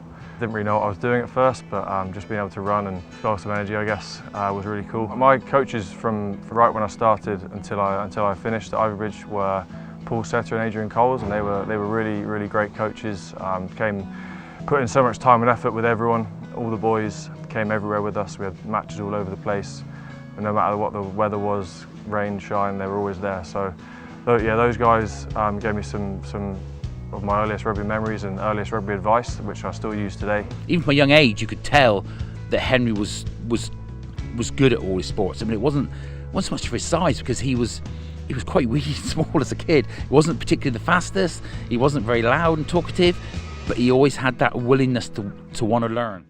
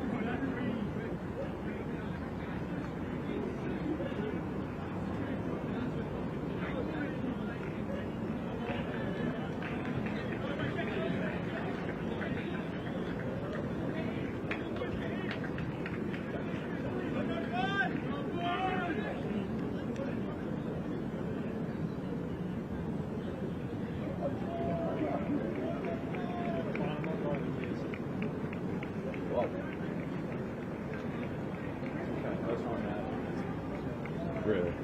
Toilet.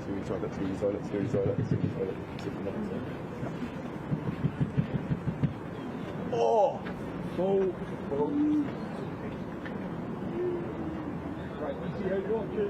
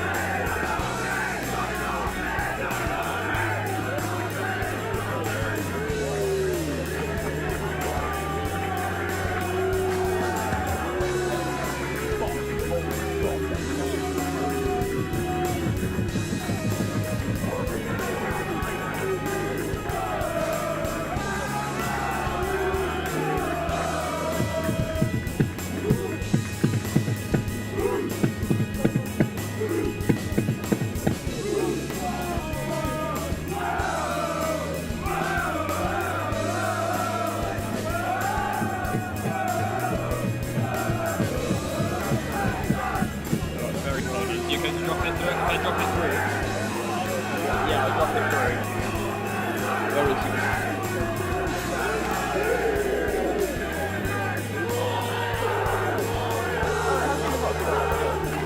I know there's no clip in my way.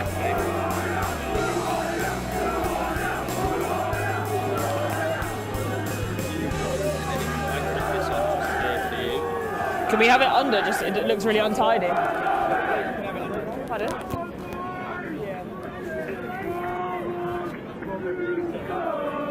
Sorry. Hello everybody, it is semi-final number 2 in the under-18 Vase. Reed School up against a side who it's incredibly exciting to see at this stage. Maidstone Grammar School, Reed's in the white, getting ready to kick off. Maidstone Grammar in the blue. Another independent school against a state school, selected grammar school that Maidstone Grammar is. We'll see who joins Dame Allan's school in the final. Reeds get underway. Great chase from Reeds' number 14, Luke Asprey. And their forwards go straight to work with this. Max Duggan digging the ball and ghosting right through. Goes Seth Bowen. He gets it away to Bailey. And Reeds will score.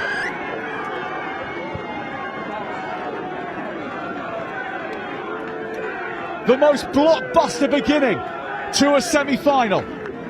19 seconds was how quickly they managed to get in and score that. Absolute dream start for Reeds.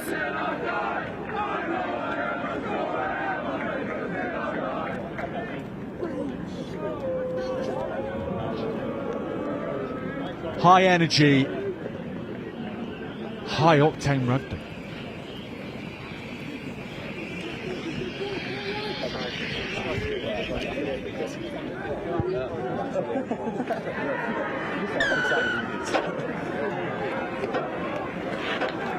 All 7 kicked through comfortably so.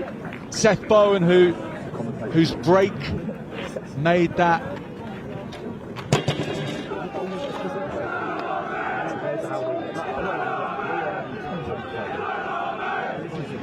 well, whilst we were getting very excited in the commentary box, we understand that those pictures didn't come out on screen for you, and we very much apologise for that, but it was a great score. Scored by Harry Bailey of Reed School, and they go 7 points to 0 up in the semi-final against Maidstone Grammar School. Love the switch play from the kick-off though, Cat Merchant, from Maidstone. Not seen that before. Real high climbing from Finton Aravind, the number 9 for Maidstone Grammar School. Both teams seem really pumped and riled up, ready to go. Just a few off-ball things you can see. They're really, really keen for this one. Yeah, I got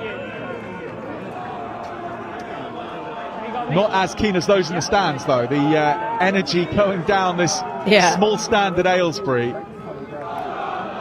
is enough to power both teams.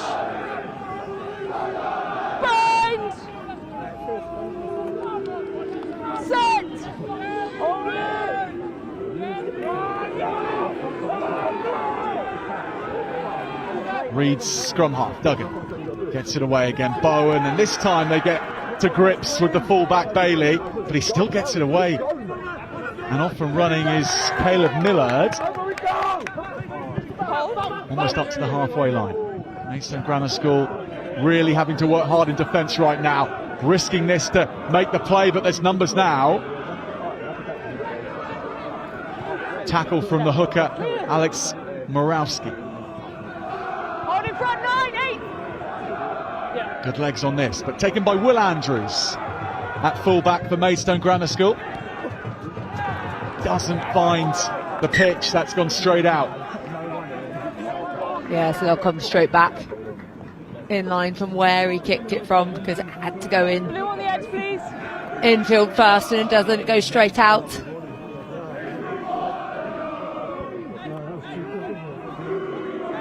Haven't even had a time to introduce new today. Yeah, Cat Merchant, such was the start of the match and how quickly that begun. But Cat Merchant, 2014 World Cup winner with the Red Roses, with me today. And watching this brilliant start by Reeds, up to the 22 again. And maybe planning on a second score. Their forwards physically up for the contest. The backs putting it all together very nicely. Yeah, they're just really solid start, and they're just it's hard to keep that up for the full 70 minutes that they've got to have in them, but got to say they've started very, very quickly and strong.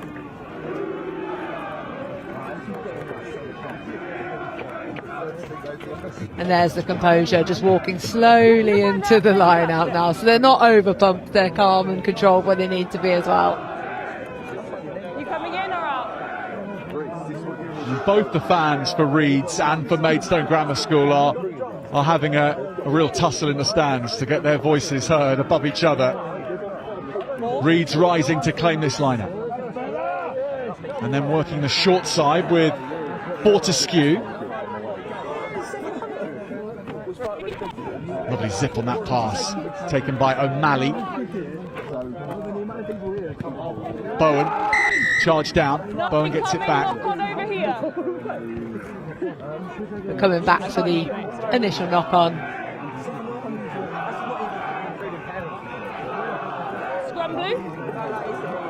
Well, Reeds have never got this far in the National Schools Cup competition before. This is new territory for them. For Maidstone Grammar School, their under-15 side won the Vase back in 2005. So as a school, they know what it's like to go all the way. But as an under-18 group, it's never been reached before a semi-final. So these are heady days for both Reeds and Maidstone Grammar School. And this will make us feel really old, but none of them would have been born then, would they, in 2005 when they won it? Yes, that's true. Yeah, so there we go. Yeah. I know my maths is terrible, but I was like, I think I'm confident I can say that they weren't born. But get us though, Kat, it's the under-15 side that made that final that feel truly old. Yeah, that's true. Yeah. But good afternoon to you if you're out there watching and hoping for a repeat for Maidstone Grammar this season.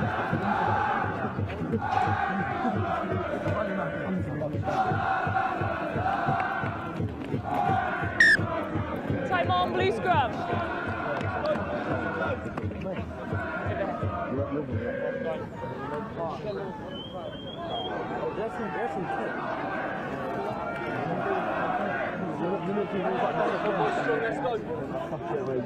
Crouch! Bind! Set! Maidstone Grammar ball. Aravind does get this away. They attack from deep. Nice offload out of contact. Then the open side takes over in Gethins. Keeps the play alive. Excellent breakout from their 22 from Maidstone Grammar School. And now they're in this semi-final.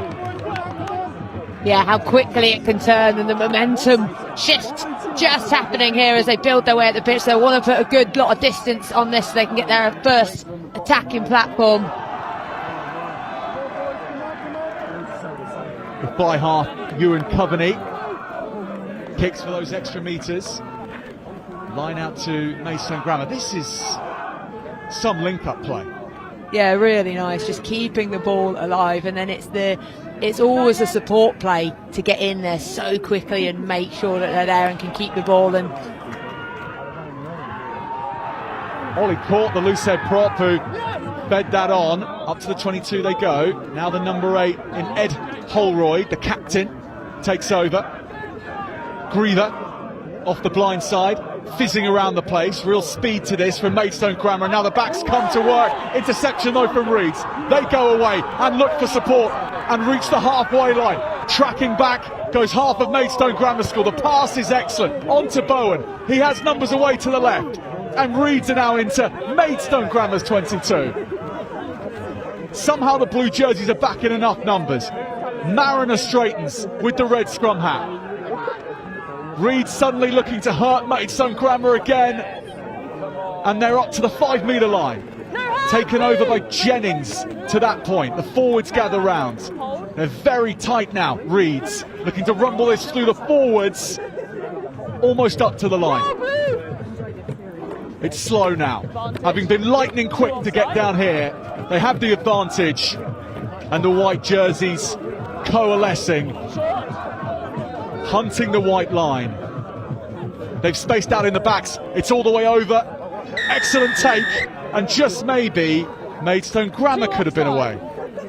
Yeah, they were playing with that advantage though, so they can come back, Reeds. But that all from that intercept was absolutely incredible. The way they worked down the pitch, as you said, the work rate as well for defence to get back. But what an amazing display of rugby there. Those 4, 5, 6 phases put together, absolutely fantastic. George Flatman it was whose link play from 7 carried that through into the backs. I mean, he had about 6 defenders around him and he managed to keep that ball alive by moving it out wide. And this is the opportunity they've got from it, and they'll take it. The forwards forcing their way over, making sure, and getting the second try. Yeah, they're just showing they've got their power play as well, really coming at this firing, but great work from them as a team. They kept their composure, they'd gone for the crossfield option, hadn't worked off, tap it, and then good carry initially. But again, I'm going to keep talking about this, a support play to get over, just so key to make sure they protect the ball. And there's the score with the reach out of that long arm. Seth Bowen.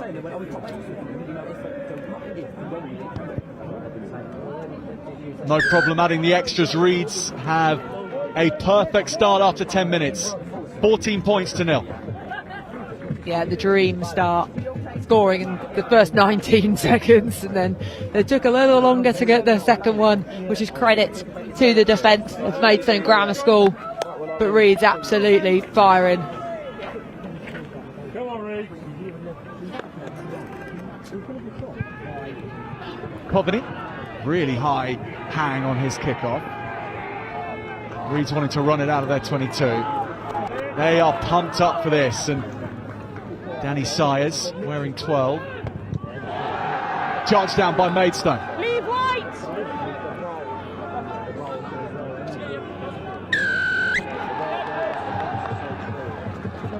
Never on side. Around 9. That breakdown pretty messy in there with that turnover, but it's Maidstone who come away on top. 7, just make sure that you're in an onside position before you come and contest, okay? On the edge, please, white. Really moving up the ranks in Kent Schools Rugby, Maidstone Grammar. The likes of the Judd School in Tunbridge and Skinners as well. They're the schools that they are trying to compete with, and this season they've really put it all together. And this cup run is just one example of that. Here come the forwards. Ollie Court using his frame, 5 metres away. Good speed again as Griever wraps rounds, going to familiar names to try and get their first score in this semi-final, and they're up to the line. Carry was from Mariner. Tries there as well. This sends Aylesbury wild in the stands. Yeah, good response there, and one that was needed as well. When you go 2 tries down, gotta react, and you've got to say that's the first time they've been in the attacking 22 and they've come away with points from it, so they can be pleased with their strike rate. And it's the forwards doing the graft, getting in past a brilliant strong carry initially, and then that wraparound play there. Just playing through the phases, playing smart, and good footwork to finish.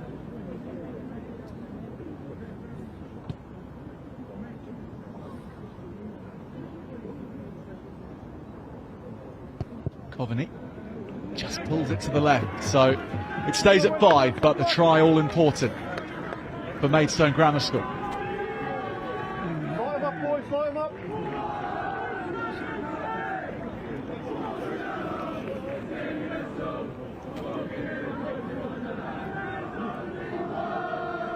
You played 13.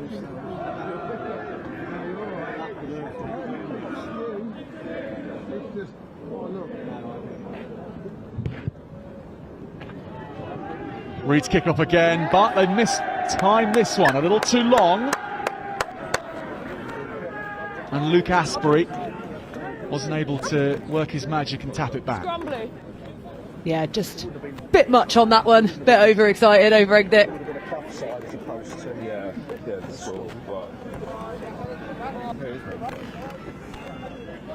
Square up for me, okay?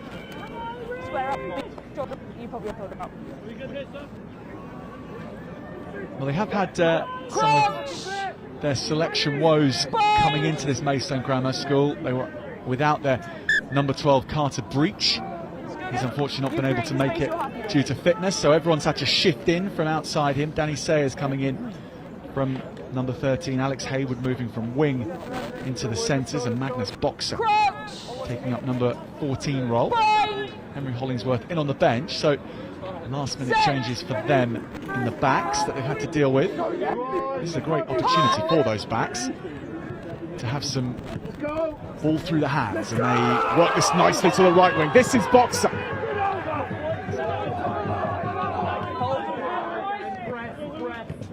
And they reload. Penalty comes. They move the ball at such speed, Cap. They really did. They played that really nicely. They've got inline runners which they're dummying. They pull it out the back, they get it wide, and they are pacey. And Magnus Boxer there showing the pace that he has on the outside, but it was initially well defended before the penalty.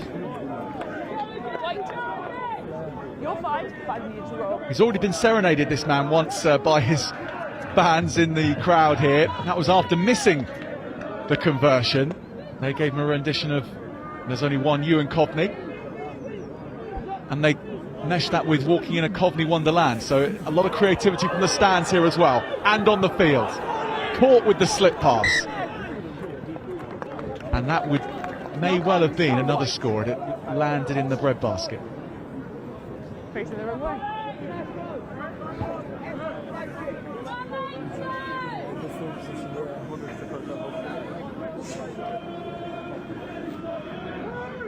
What I find fascinating about under 18s is one, the pace obviously that the game is played at. The skill execution is fantastic as well, but the difference in sizes. There's some of the lads warming up on the bench here and they look like they could be in a full men's team playing. They're massive, and then you get others that are just still on the developing side of things. Reeds pulling it off the base of the scrum and then making space for Bowen to kick, but this isn't going to find touch. And here's Boxer again, and he keeps it alive nicely, pops it back onside. Mariner, the lock forward who's appearing everywhere right now. Oh, it's away though with the hooker for Reeds. Penalty, however. Yeah, just a hand creeping in that ruck to get it back, so not a clean steal. It was illegally done. White on the line, please. Kick to touch for the 5 metres, and Maidstone working on a second of their own here. Yeah, both teams looking so confident with ball in hand, so it's really going to be a battle of defence, isn't it?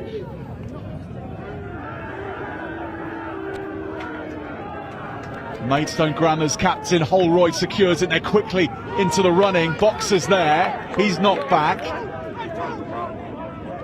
Aravind gets the ball away quickly. And they need to resource this well. They do. Aravind again. Ted Jenner on the charge. Bobbling around. They'll have to restart this. Will Andrews does that nicely. There's Coveney. Aravind. Advantage, blue. Holroyd. Slight for a number 8, but he's really powerful. Ollie Courts. Aravind. Andrews popping up at first receiver. Nicely laid into Hayward's path. Just that last, not even last pass, the last catch just goes down then, so they'll be frustrated with that attack there. Series of penalties for different things in this area. Clear it up for us. But playing with the advantage means they can come back. 8 high. for a high tackle that penalty was given for. So Coveney goes to touch. Maidstone will try their hand on the left-hand side of the pitch now. White on the edge, please. 4 and 5 blue. 4 and 5. Yeah, we're still having a few tech issues with being able to hear the referee up here, so if we're slightly slower with our calls on what's going on, just from where we're sat, cannot hear us through our headset. Morawski with the line out. Holdroyd taps it down. Tidied up very well by Max Griever. Aravind. Holdroyd again. His legs are taken from underneath him by Fortescue. Andrews. Hayward. And back they come. Kyrgios Alexander just off the bench, straight into the thick of the action. Now Morawski keeps hold of the ball. Alex Morawski well, and then the next drive is a good one. 5 metres away go Maidstone Grammar. Morawski in the pink scrum hat. Fells, but taking metres and taking Maidstone ever closer. Hands up, White. And now the forwards gathering round to pick and go and have a go at the Reed's fringe defence. They pick to the left and Morawski's there. They have done it again. Maidstone Grammar returning fire. Really great work from their pack, working together to get that second try, and it feels like it's really swung the other way, but that try is out wide, so it puts a lot of pressure onto this conversion attempt. So they just take their time, they wait for players to be in behind them so they can go together, and picking off just at the right time over to that blind. I got 19 played. Oh yeah. Got it before that? Is this when I scream out to embarrass them? Coveney sent that off in the right direction, but it just pulled to the left. Reed's 14, Maidstone Grammar 10. Yeah, it did look like it was heading towards the post and just curved at the last second, so gap remains 4 points.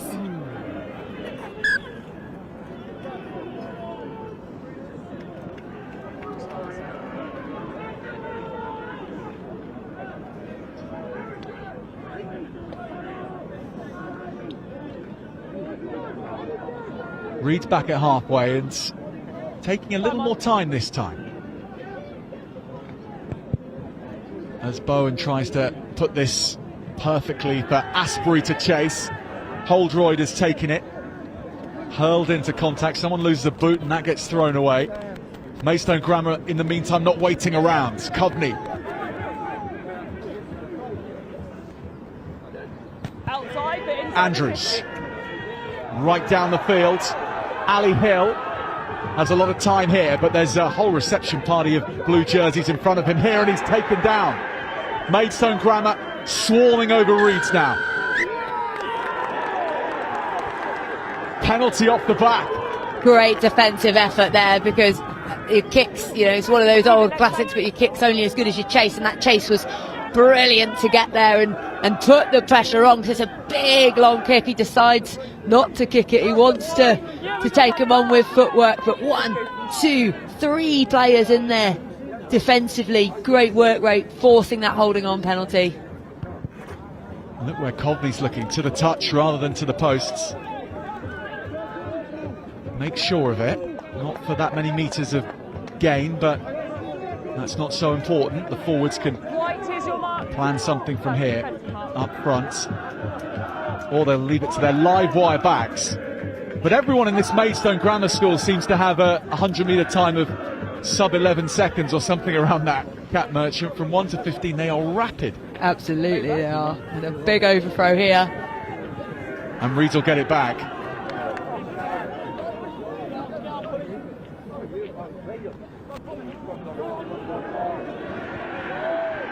Now the captain, Freddie, signs, but he had nowhere to go there.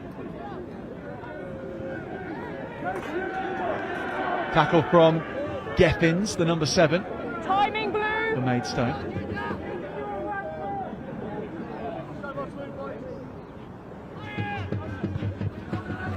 Always inside. Will Andrews lets that go. And it's a good clearance kick. Yeah, really good clearance kick there. They've worked hard to relieve the pressure, because you have to say that Maidstone have been really on it.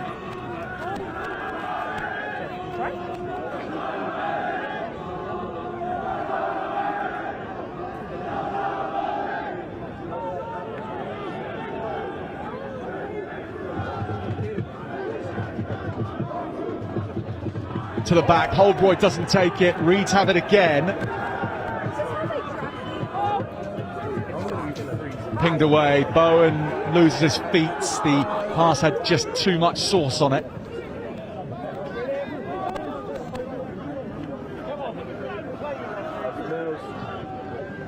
Nice take from Robertson to play in the players around him. Bowen goes himself here, works it away, lovely stuff from the hooker as well in Jack Bailey. Zipped away from Duggan. Maidstone Grammar off the line really fast. Now they thunder through the ruck, but penalty for doing so. One blue. You can hear the fans again. This has been the loudest so far of the day. But Reeds having an opportunity to attack after being really defending for the last 10 minutes or so, really. It was all Reeds, then it was all Maidstone, and Reeds on a journey forward again.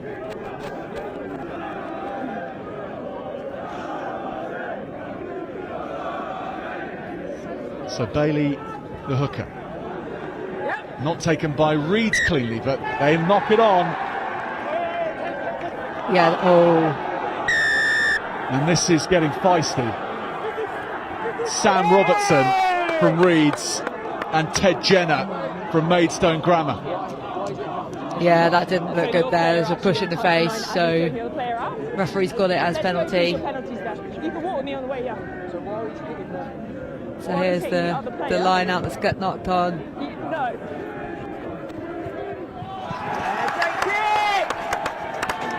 And then, yeah, the pushing afterwards. He does push him in the face, so potentially lucky there not to get more, I would say. Here's the man he pushed, Jenner, the vice captain for Maidstone Grammar, who's throwing in the black scrum hat. Ed Holroyd, the number 8, the line-out leader, but it goes beyond him. Caught. That's a lovely line indeed. Nathaniel Gethins at high speed. Morawski, good hands from this very fast hooker, zipping around the place. Caught the loose head prop with the carry. Then it's Jenner. Aravind. Holroyd sees some space for himself, the captain. Aravind back to the left-hand side to Jenner. Maidstone are very, very difficult to read. And Reeds just don't know where to look next. Underneath the post, they pick and go to the left-hand side. They're over the line here. They'll get it down again. And Maidstone Grammar School take the lead. And you can see exactly how much that means to them to go 2 tries down and then respond like this and get 3 in a row. Absolutely fantastic for them. And again, it's their pack that are doing a lot of the groundwork there. It was great footwork initially to get in and behind. And then a nice pass back inside. Good carry. Defence desperately scrambling, but just the numbers that keep arriving for Maidstone. And the cheers will tell you that Ewan Coveney has nailed his first conversion of the day. Maidstone Grammar 17, Reeds 14. And just finished off that mentality and good support. If you tackle the balls quicker, you've got rights to the ball. Whether he scored it or whether he was just involved in pushing over his teammate, Kyros Alexander, who wears 16 and has just come off the bench, was heavily involved in the try. Reeds go deep. Kovney has time to place this, and he's placed that very nice. He has indeed. You can just feel the energy having shifted, and you can see the confidence in the players' faces that they're, you know, from this Maidstone Grammar School, they didn't get rattled by going down. They've actually instead just responded in the best of ways.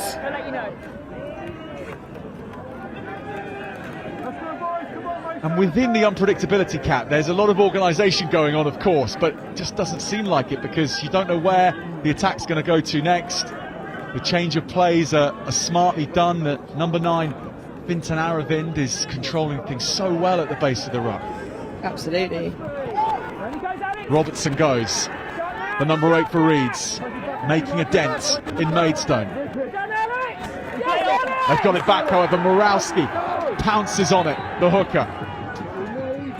Aravind arrives quickly. Kovney wants it. He's seen lots of space in behind here. He's forced Bailey to be turned, and Harry Bailey's done really well. Loops the ball up for an offload. That stays in Reed's hands.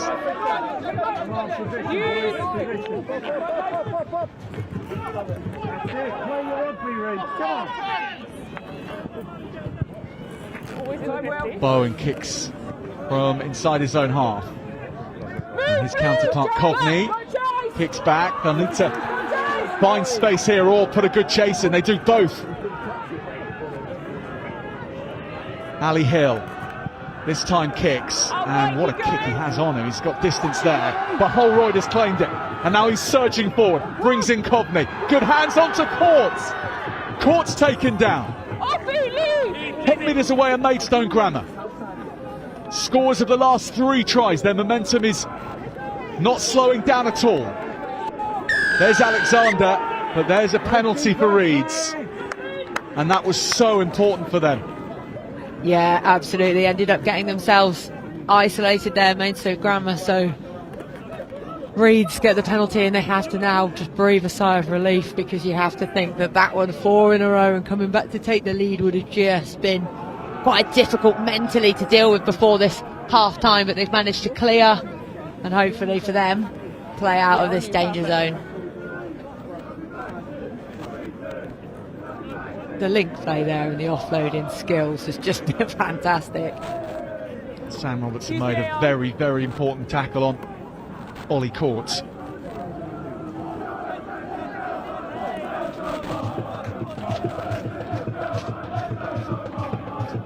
Excellent line out. Duggan with a long pass, the scrum half.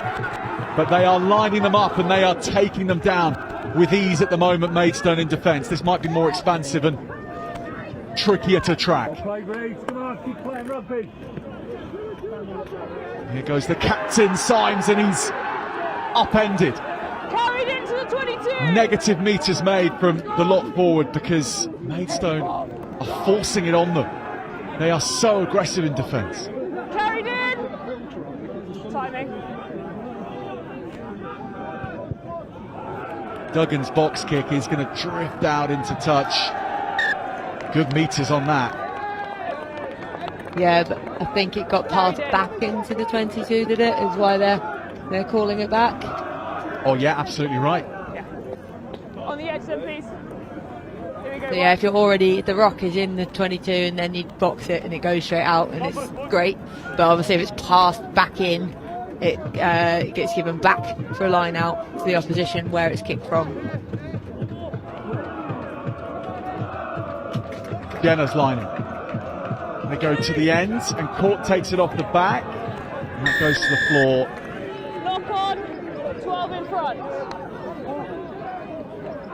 So that one knocked on and player in front played it. So that's where the penalty is there. And back where they were before, but a couple of metres further up, so they're gradually making their way out of their danger zone. So it's a nice line out on that overthrow, but the link play round, but knock on, and then it's the player in front of him that played the ball, which is why it's the penalty. Bailey's throw is a good one. It's taken down by Attenborough. Don't change. The number 17 for Reeds. He's fine. Holroyd is onto this. He's got his hands on it. Possession back in Maidstone Grammar hands. Yeah, if you take it in and it goes down on the maul, no players have to roll away. If it doesn't come back, it's going to get turnover. Here we go.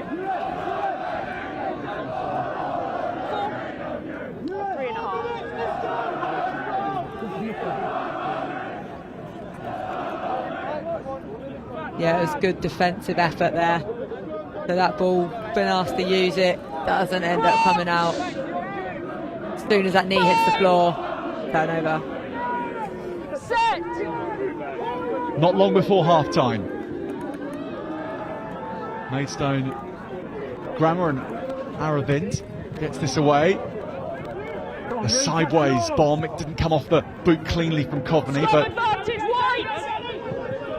instead Reeds will reply with Bailey. Okay, nothing coming. We got Scored the opening try for Reeds. Did Harry Bailey, and we've hardly seen him since.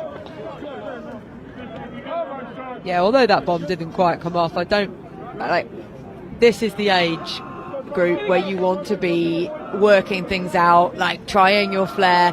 He's looked up, he's seen something on, the ball's twisted in the air before it hits his foot, so it doesn't go where he wants it to go, but if that's further in field and another 10 metres on, that's a really dangerous kick.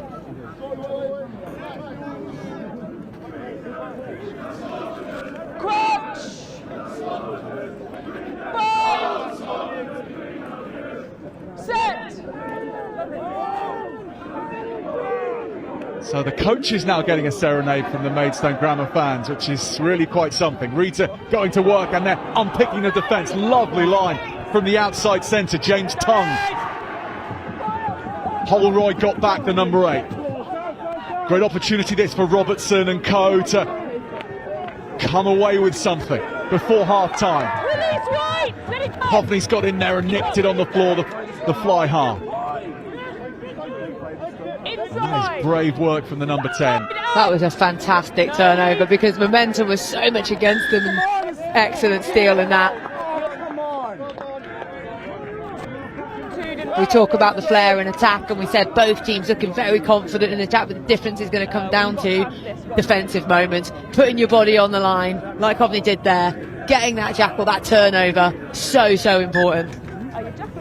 Once again, a reminder though of the quality that Reeds can display from set piece. Yeah, they're just dangerous when they run through.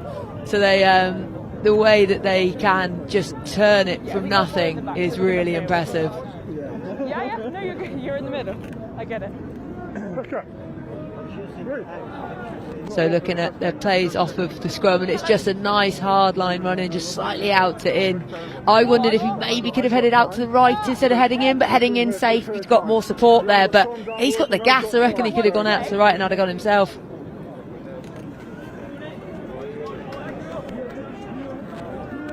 Okay. The upshot is that it's Maidstone penalty. 2 not rolling. And Ewan Coveney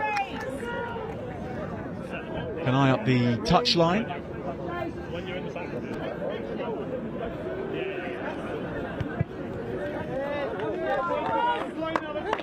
And he's even made Reeds his half with that kick. Yeah, great, especially from pretty close to the middle of the pitch. There's a wide pitch as well here at Aylesbury, so getting maximum distance. Not a breath of wind in the air for either kicker, so they can maximise the length on their punts, and that's exactly what Ewan Coveney did there. What surprises do we have from the set piece here from Maidstone Grammar? They can have an orthodox line out, and they can play the funky varieties too. But there they just straight up lose possession. Bowen does really well to pick that up. It goes backwards, but it's still with Reeds. Carrying from Tongue. Good roll, thank you, 13. 9, that's time. Bowen. Flat. Right winger Asbury.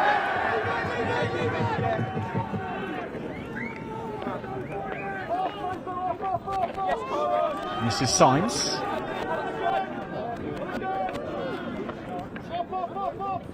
Duggan and Bowen.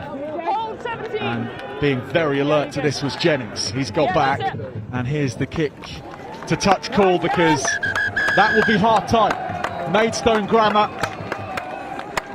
bank their 3 tries from this first half, and they'll have the lead at half time over Reed, 17 points to 14, having gone 14 points to 0 down. It was a very, very impressive comeback, and they've got their crowd going as well. It is a lot of noise being made on and off the field by Maidstone Grammar School. They're in a great position in this semi-final, leading Reed 17-14. Right, just to get a better order of the breakdown, if your tackle can go quicker, your jackals are spot on. Yeah? Exactly that.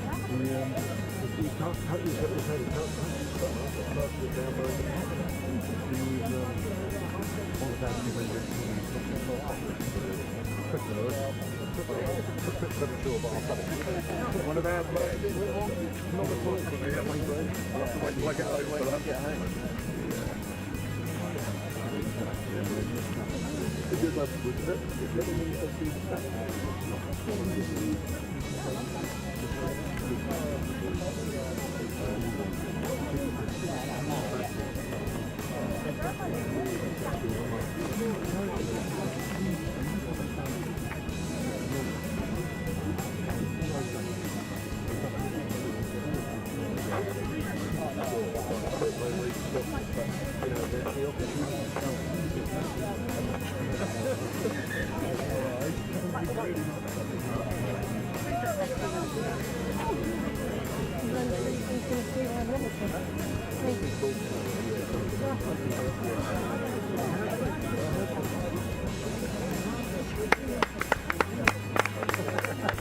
on, 35 minutes to go, Daddy! No miss tackles now, boys! Concentrate through your team, that's it. Come on, Ray! Let's go!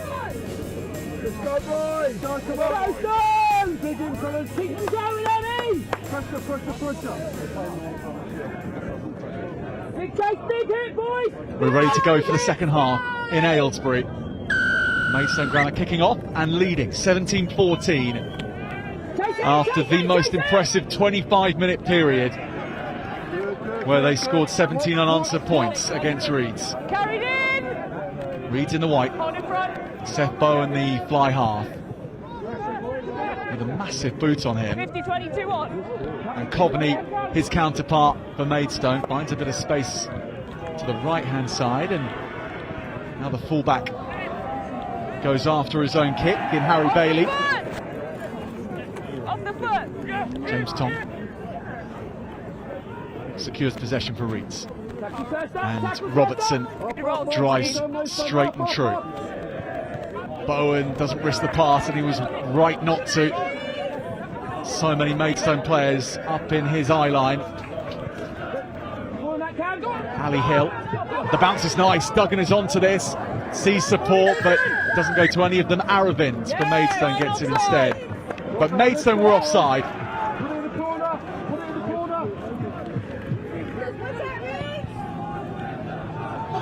Now this is hacked downfield, Bailey's back, it's kicked on and it'll go dead off the boot of Henry Hollingsworth. Tell you what, like, that is a quick start into the second half. I mean, they started strong in the first, didn't they? Straight away, Reeds coming out and scoring, and yeah, they just a good half-time talk, wasn't it?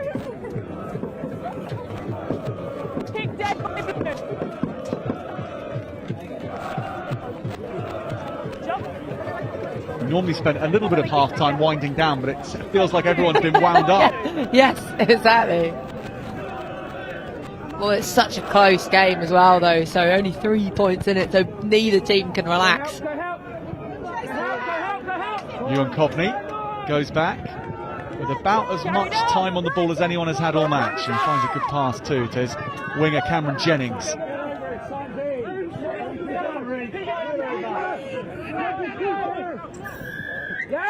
Penalty Maidstone.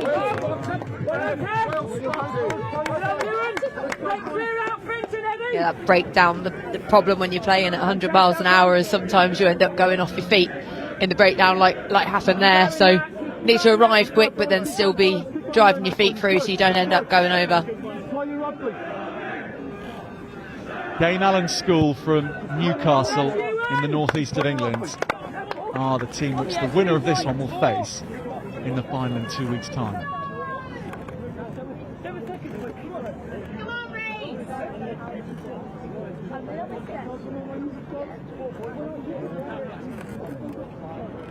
Step in, step forward. Maidstone Grammar's line out is good enough. No challenge, so it didn't matter that it wasn't straight. Coveney loops this over. This is to Hollingsworth. Cuts back in. Good feet from Henry Hollingsworth. Wasn't due to be on the pitch today, but he's a late replacement onto the bench and now showing his worth. Coveney. Good tackling from Reeds. Holdsworth. Gets going, good drive from the number 8, ball is ripped off him, but a penalty again. Tackle complete, 7 lost release. Yeah, Reeds need to really think about their discipline because they're just giving easy meters to Maidstone Grammar School at the minute. Well, Ewan Coveney has kicked one of his 3 kicks on goal. Shot called. But he thinks this one is worth a go. Well, with the points being as close as they are, it makes sense to build on a score, and it's a shot to nothing really, because if he misses, then Reeds have to kick it back to him and they get another go at attack.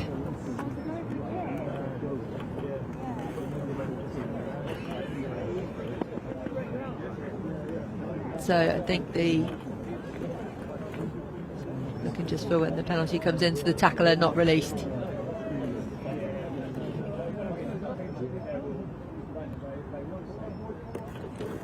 Where they take it in view is when the boys were out at a park for like 4 matches. Well, yeah. And they said, just go and come and play rugby. Coveney runs forward, really gives that a lash, but it goes to the right side of the posts. I think Maidstone thought he'd scored it because a lot of them were running back.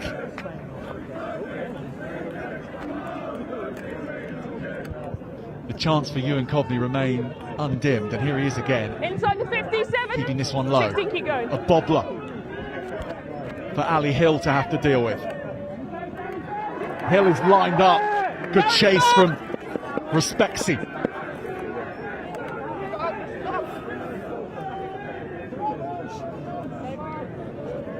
Reed is captain, taken down by 3 Maidstone players.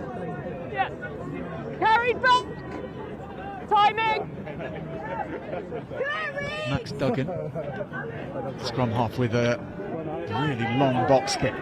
Now Morawski, the hooker, gets going and offloads to his scrum half. Aravind, he's taken down. Now Coveney with a crafty kick here. Bowen has to watch it very carefully, and he puts in a good fend the fly half. Now he's down these side channels inside to Duggan. Taken by Maidstone. They're up and going again with Alex Hayward. Eyeing up on a 22 entry again on Reed. Locked it over here, his Holroyd, the number 8. But the pass was forward. Yeah, it did look like it could be one of those from we're not quite in line with it, but looked flat at best. But the way they turn into, so this is the one. Yeah, forward, definitely by about 2 metres. From here it looked quite exciting. At that angle there's no denying. There's your mark. Thank you. I don't understand how there are kids sat watching and they're eating ice creams. I'm sat with 2 layers of gloves. I've got my heated jacket on. Why are kids eating ice cream?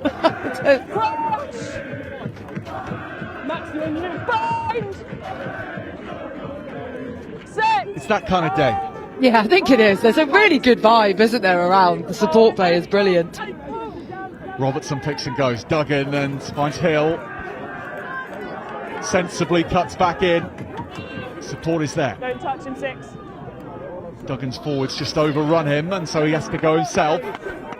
Nippy 9, right in the Danny Kerr mould. But a knock on. Yeah, just knock on in that rock area. And you can see there's some tired bodies now. That's when it will start to hit, which is where rotations are going to be important into getting players at the game time, making them well rested, because yeah, there's a few that are just limping a little bit this second half. Bring your height up this side, both of you. It's a little bit higher. Crunch! Bind! On me! Set! Both packs lock horns again. Holroyd picks and goes just as Maidstone's scrum was starting to creak. Coveney kicks this over to the left-hand side of the pitch, looking for Jennings with the kick pass. It'll be a scrum to Maidstone, knock on from Reeds. Yeah, considering the really quick start, it's got a little bit scrappy, which can happen obviously when you're trying to play, keep the ball alive, as much as both these sides are looking to do. Reeds is Same as I said to that side, a height. A little bit higher.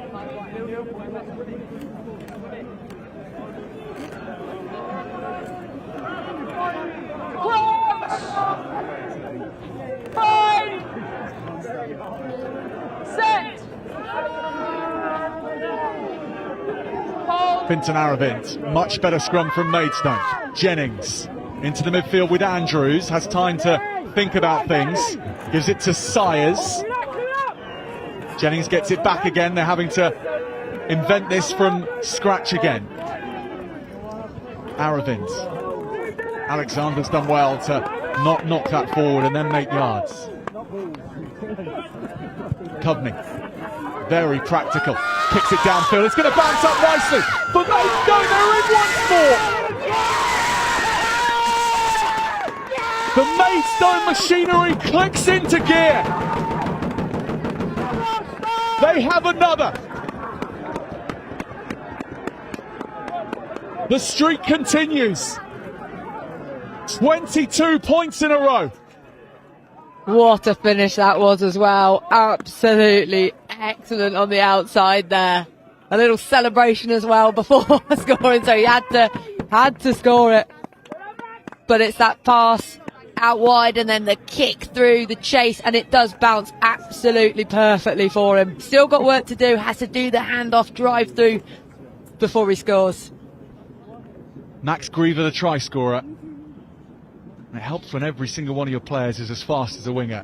Griever in that mould.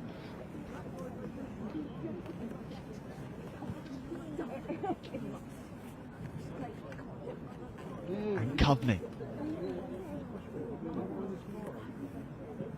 whose unpicking of this Reed backline has been impeccable, with his most difficult kick of the day, and he nails it. Beautiful kick, and right from that touchline, he's done really well to get it.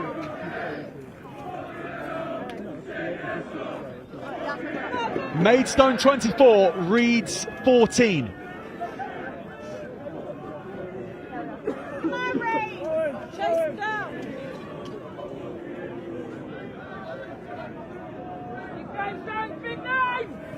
Well, those in the stands supporting Maidstone Grammar School, I'm sure, have been believing this was possible all throughout the first 46 minutes, but that feeling is growing now. Was knocked on. Thank you. Delayed call there, slightly from the referee, so must have been touch judge calling that one in, and I think there was a bit of a fumble on the floor there on the attempt to pick it up. Always a danger though when you don't go to receive a kick-off, when you just put boot to ball. A lot of your players are in front of you. You're putting yourself under pressure, so it's quite lucky that they knocked on there from a Kings, not Kings, Maidstone Grammar. Bind, set, and squeeze. Maidstone Grammar scrum gives Holroyd a lot of space here. Holroyd onto Sayers. Carried it. Coveney. Whole platoon of forwards waiting to get the nod to go after this. Alexander's one of them. He's hunting down Bailey at the back. Morawski collects, takes on Bailey, bends away the fullback. He's upended. No penalty given as Reeds control their aggression. That was well played indeed. Holroyd gets the offload away. Maidstone are on the attack again. Back with Andrews up from fullback. And Reeds have the ball. And maybe an advantage to go with it. Will Rotten. Through the gap. Duggan. Eyes up the fullback. Support is there, just doesn't quite find a man. Lovely break again from the scrum half. Freddie Sims. Change of direction. Robertson gets his feet moving. Number 8 finds a friend in Will O'Malley. It's on the floor though. Maidstone almost get it back, but they had knocked it on. Yeah, seems like after 4 tries unanswered from Reeds after their initial first 2, it seems like they're getting back into the swing of things now, which is great for them because they really need to close that gap now.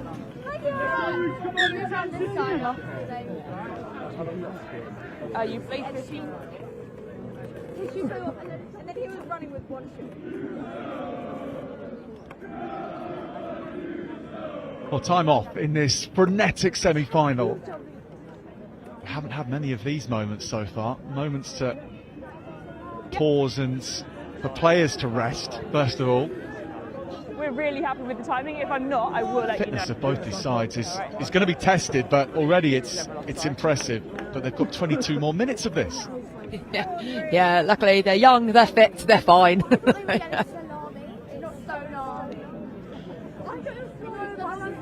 Well, one of the mantras for Reeds this season is to outwork, outplay and outlast their opposition. And if they are to get through to the cup final from this 10-point deficit, it will involve all three of those qualities. You played 14? May well be 15, that yeah. those last 10 minutes No, you played 15. are where Reeds' conditioning might show. We'll have to see. Yeah, definitely. If it's a focus of a squad, then it will be something that's worked on massively and off the pitch as well. Like players putting in that graft to make sure they are fit, and they have looked like they've been able to go and go again. So something there that clearly is working for them.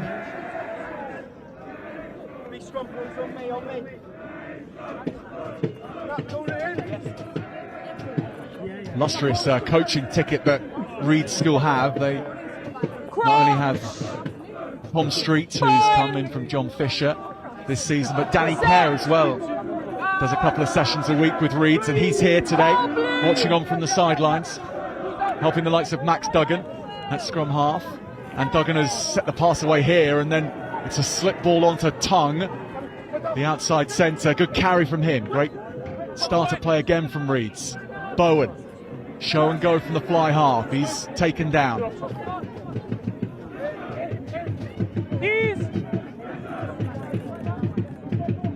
Freddie Sims picks and goes.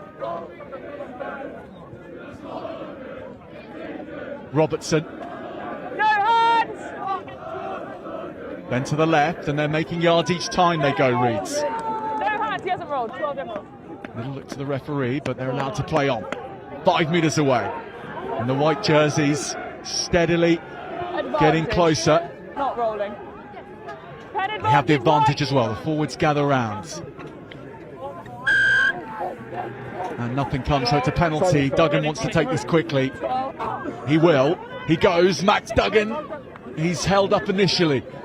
And then he's repelled. The forwards will go again. Maidstone and Holroyd making their hits count. They'll have to keep doing that though, because Reeds have the bit between their teeth. And they are so close. One more pick and go. It's Duggan though to the left-hand side. And the ball spills. And it's kicked downfield. Maidstone furiously chasing this down. Reeds pick it up with O'Malley. Good hands to find Bowen, who chips it ahead here. Danger not averted at all. Here's Coveney, who takes it at speed. Puts it on his left boot. Bowen is back. Clips this over the top. He has to give chase, but there's plenty of time here for Will Andrews. It's gone over the try line. Touchdown in goal. Great patience there, but the temptation would be to play it, especially as the chase was coming, but to wait so he can tap it down showed great patience.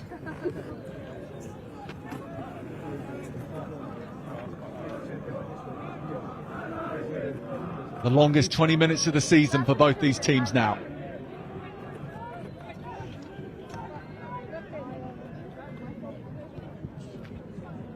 Coveney with the drop kick from his own try line. It hasn't even made it out of the 22. Reeds can go straight back to work in a dangerous position. Holroyd lifts up his captain on the Reed side. Duggan goes quickly, finds support as well. Fortescue. Now the captain Sims. Then the next pick and go. Reeds backing their forwards, and they are delivering. Can they get this score to throw them back in the contest? Maidstone crowding round. They stopped them that time. Next drive is there. Keeping this as simple as possible. They had the penalty to go back to. They're getting so close, aren't they? But the defence is absolutely relentless from Maidstone. 12 blue and captain. Ed Holroyd is receiving a talking to from the referee. a player that is clearly never onside, playing that player that has got a good attack. And a card is coming here, Cap, as well. So Maidstone down to 14 for the next 7 minutes. That's going to be tough, especially as Reed seems to be really coming back into it as well. On the line, please, Blues. It's the inside centre, Danny Sayers, who's gone off for those 7 minutes. Okay, thank you. Time off.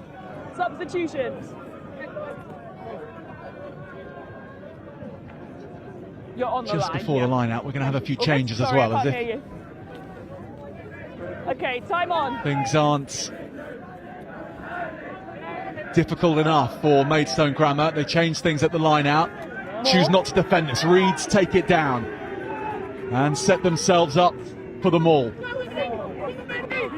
to bludgeon their way over and force their way back into this semi-final. Tong was taken down. Duggan and the knock-on.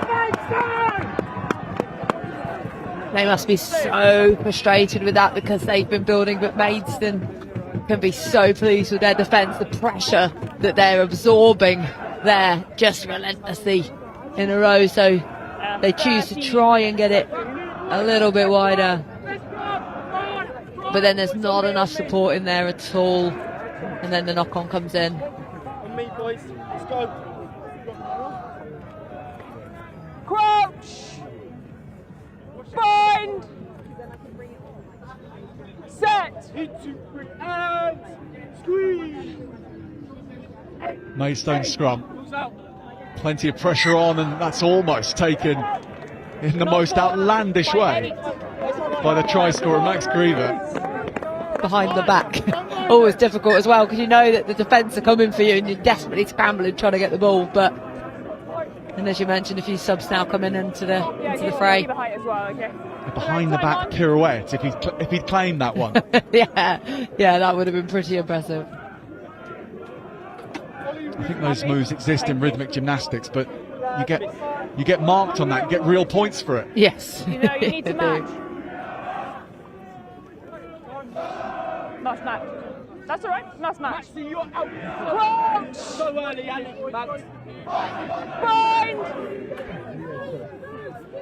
Set. Change of possession. Reed scrum instead. And Duggan. Robertson, though, goes out to Tong, and Tong on a little drift to get outside his man. He's taken down, the forwards arrive. Robertson's there again. Now the captain, he's hit hard. There's space on the right-hand side. Bailey is there. Legs just taken away. Reeds now knocking on the door on the far right-hand wing. They'll pick and go and come in field. The forwards pile over, and the white arms in the air. And Reeds are well and truly back in this semi-final. Yes, such an important time to do it, and you think how costly that yellow card now could become for Maidstone Grammar as they've been scored against whilst he's off. So really closing that gap now with the kick to come.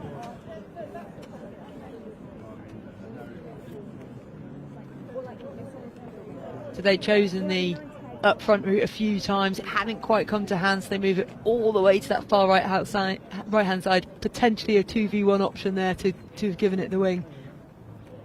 But choose the safe option, take it in. And then the pack working hard.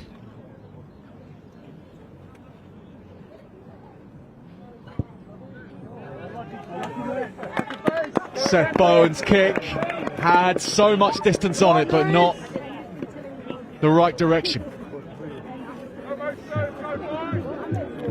Yeah, always tough ones right from out on the touchline. 24 points to 19 to Maidstone Grammar School. Under 15 minutes to play. Maidstone for almost the next 3 minutes without their inside centre Danny Sayers. Let's go.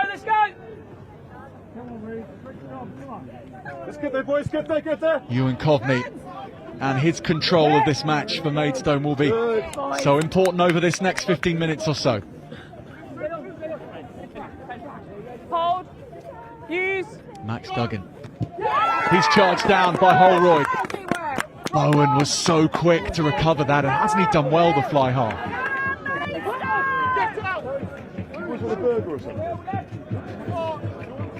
Duggan will get a second chance at this, and there's plenty more blockers in the way this time. In fact, he dummies it. Then the knock on though, Maidstone are going to get the ball back here, whether through the scrum or can they go quickly? They can't.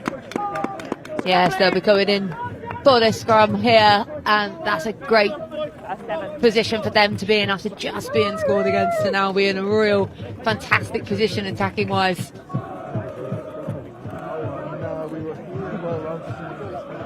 So looking to try, and I think he was trying to get the box kick, and then it just, he thought about it for a second, spilled it rather than dummy, and I think it was a genuine attempt to get away, and then it just spills in that contact point. So Finton Arabin, the scrum half, has gone into the back line here. Coveney, straight, short, simple pass. With no size, they're keeping it as straightforward as possible. Change of possession though, Reed's have it. Great work on the floor. Bowen pops it on the inside. Good decision, one.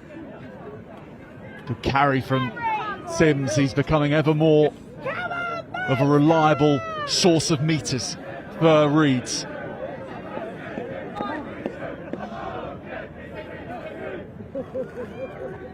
Bowen goes to the second receiver.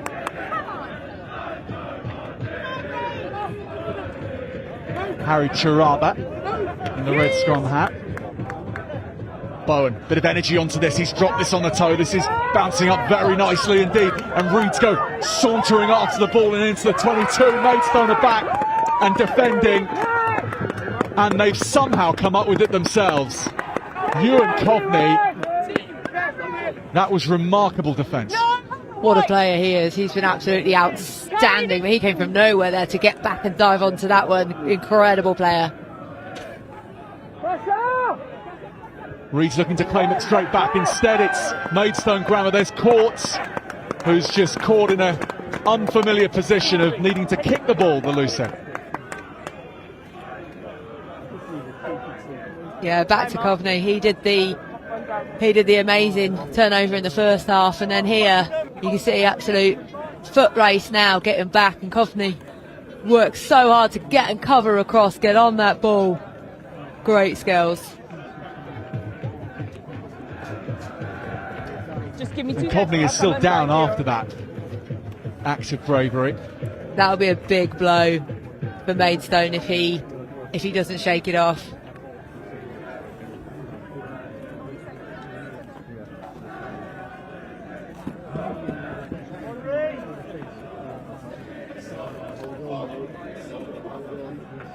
So they've seen off the yellow card period now, Maidstone.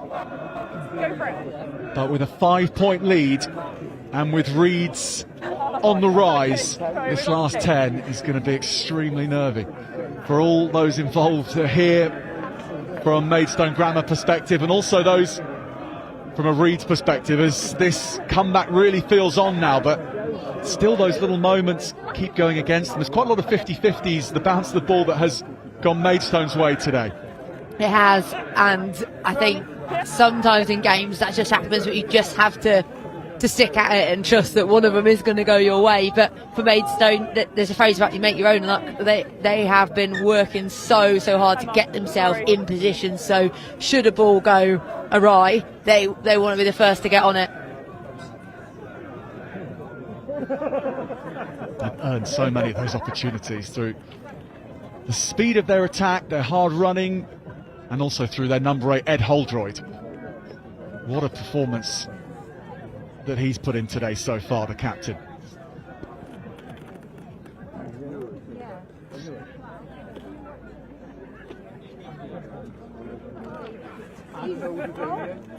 But still, Coveney is requiring assistance.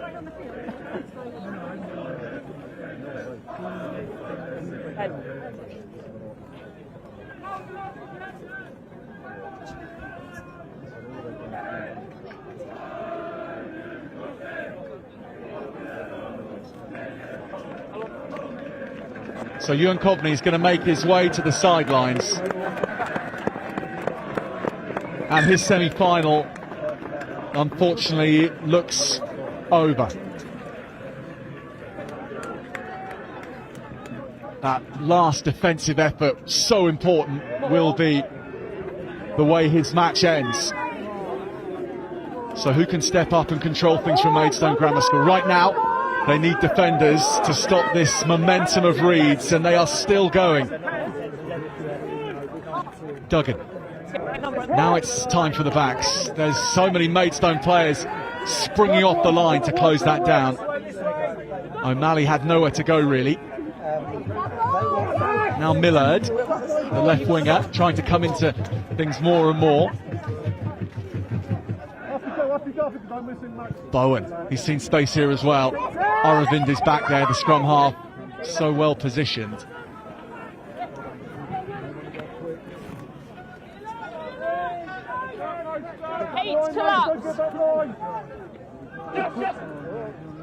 They go quickly. Robertson into Holroyd.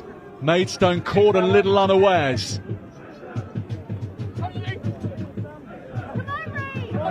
Fortescue. 12, leave it.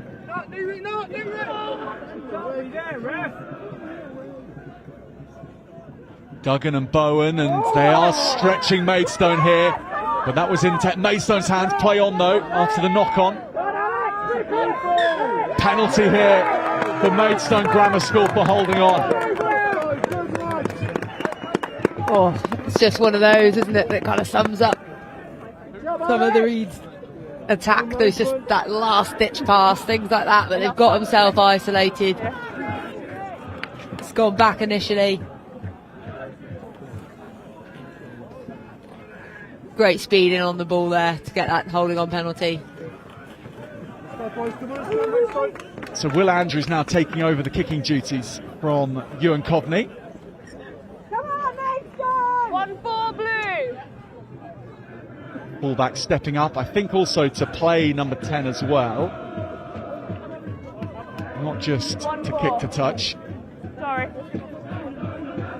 Time on. Let's go. It has been furiously fast-paced, this match, from the very off. But Maidstone Grammar might choose to try to slow things down a little more and pen Reeds into their half.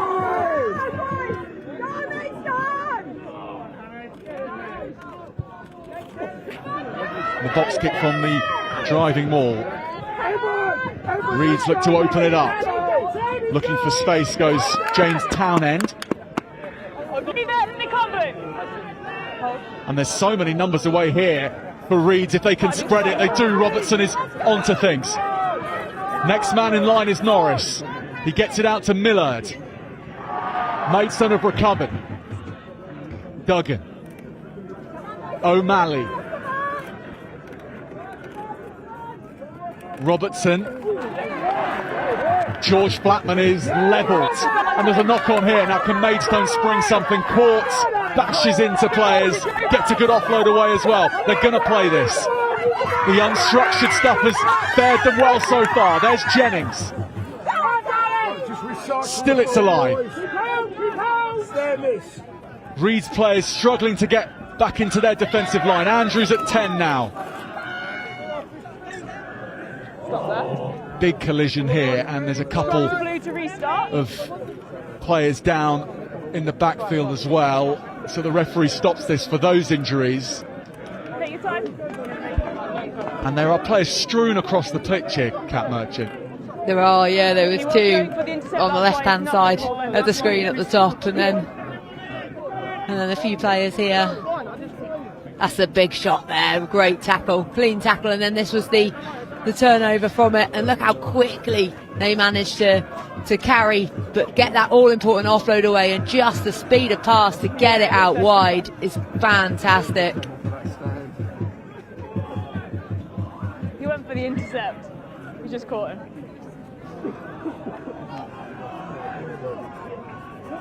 But left down on the floor at the moment, it's just one player now from Maidstone Grammar School. And those seconds tick over 6 minutes or so remaining. We should say at this point that our clock is not synced with the referees exactly. We've still got one down in the back there. It's just a guide to how long we have left, but Blue to restart. it is there or thereabouts with 6 minutes to play. It's Nathaniel Geffins who's down for Maidstone, the open side, and he is getting back to his feet. It's a lower limb injury.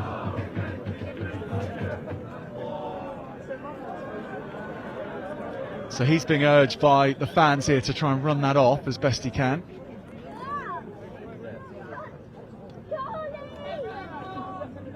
Time's still off. Okay, don't worry. Maidstone, when we get back underway again, we'll have the ball and the scrum. And it has the field count that any more points for Maidstone Grammar would be enough to see them through to the final. Yeah, they've really been on top of things, aside from that first 10 minutes where Reeds just caught them off guard completely and were dominant in the way that they played. But overall, Maidstone Grammar doing some really great stuff.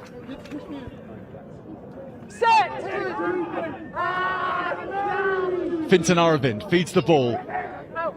Holroyd leaves it up to him, and that's usually a wise idea. He bashes into contact, but knocks it on in the process. Holroyd's strong. He's done some great carries. What I like about him as well is he mixes up when he's just carrying and drawing defenders in, and when he'll also look to give it as well and keep it alive, and that's what you want from great number 8.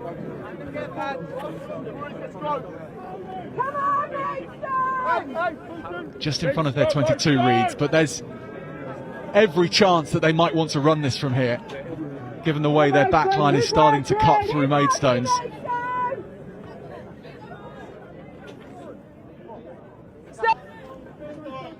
Big scrum, boys!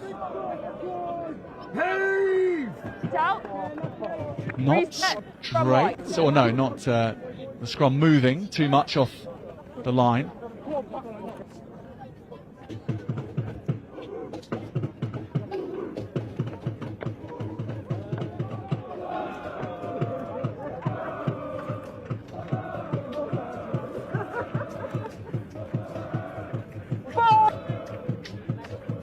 One of these teams just 5 minutes away from the final of the Continental Schools Cup Vase competition this year.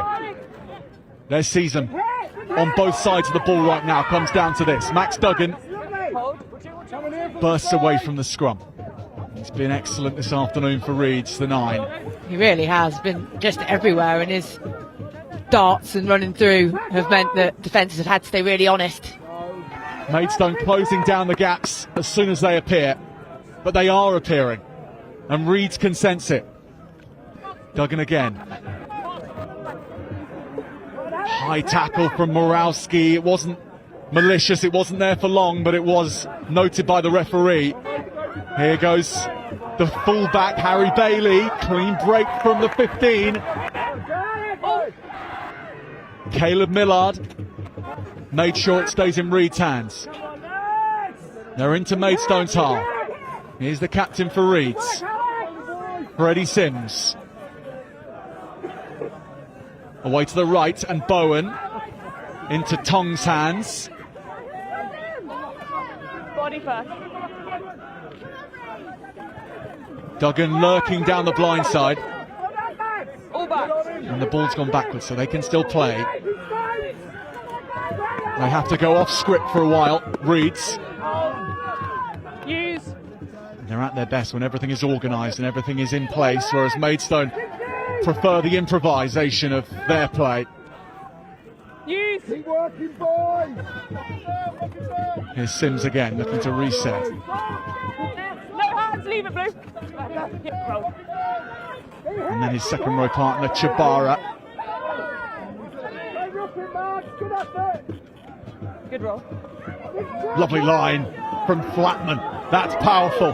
That's impressive. George Flatman brings Reeds up to Maidstone's 22. There are hands on the ball on the floor here, but no penalty comes. Reeds have got there. Robertson. Knock on only. Knock on in the tackle. Scrum white. Knock on was in there somewhere, Cat. And Reeds will get a scrum. Goodness me. Oh, the pressure is building, isn't it? Because there was only those 5 points in it, so it's just a converted try, gets into the lead, but Maidstone defending really, really well.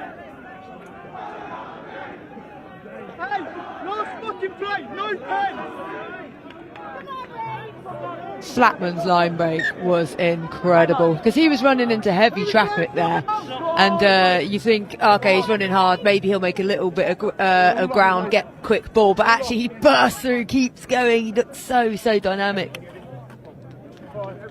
Both starting number 10s are now off the field because Seth Bowen has just gone limping off for Reeds. Start here, then you can go. He took a couple of heavy hits, didn't he? Bind! Nothing on there. Nah. Set!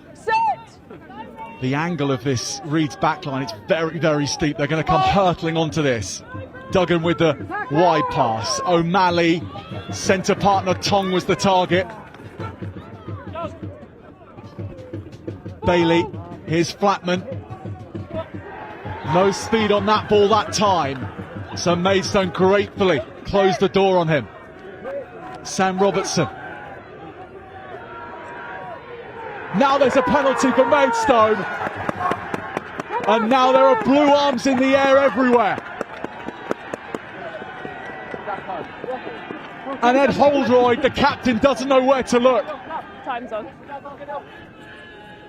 This feels like the moment for Maidstone. They knew it was. Maidstone return to a National Schools Cup final for the first time in 21 years. They've done it once before. They've never done it with an under-18 group. That was until this morning. That was until these boys kicked off. And 70 minutes later, they have beaten Reed School. And they are in the Vase final in 2 weeks' time.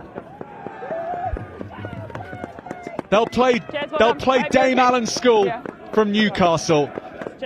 It has been a victory that was built on their improvisation and their rugby intelligence and their speed of play. A stunning performance. 24 points to 19, the final score.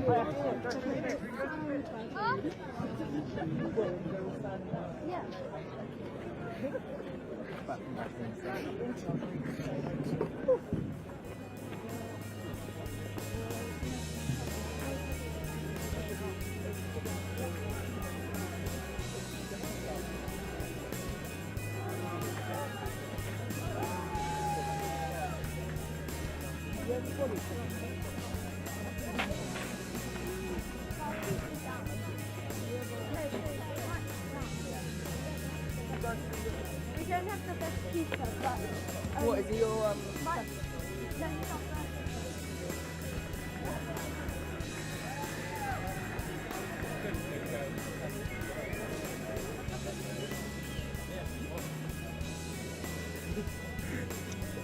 Yeah, you do, Harry.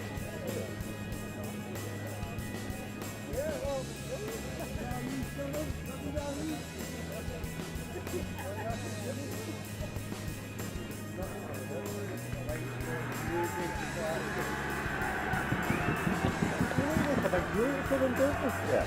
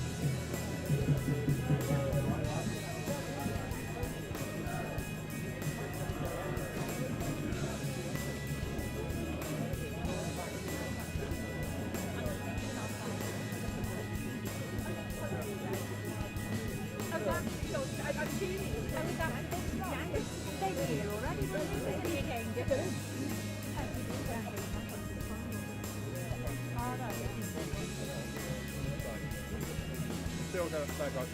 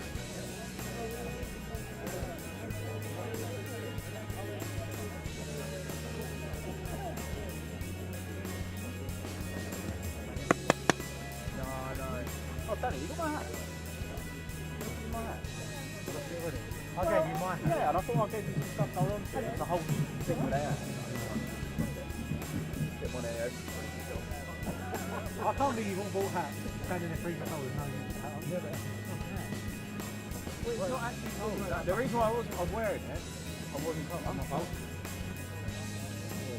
Yeah, can I get his heat then?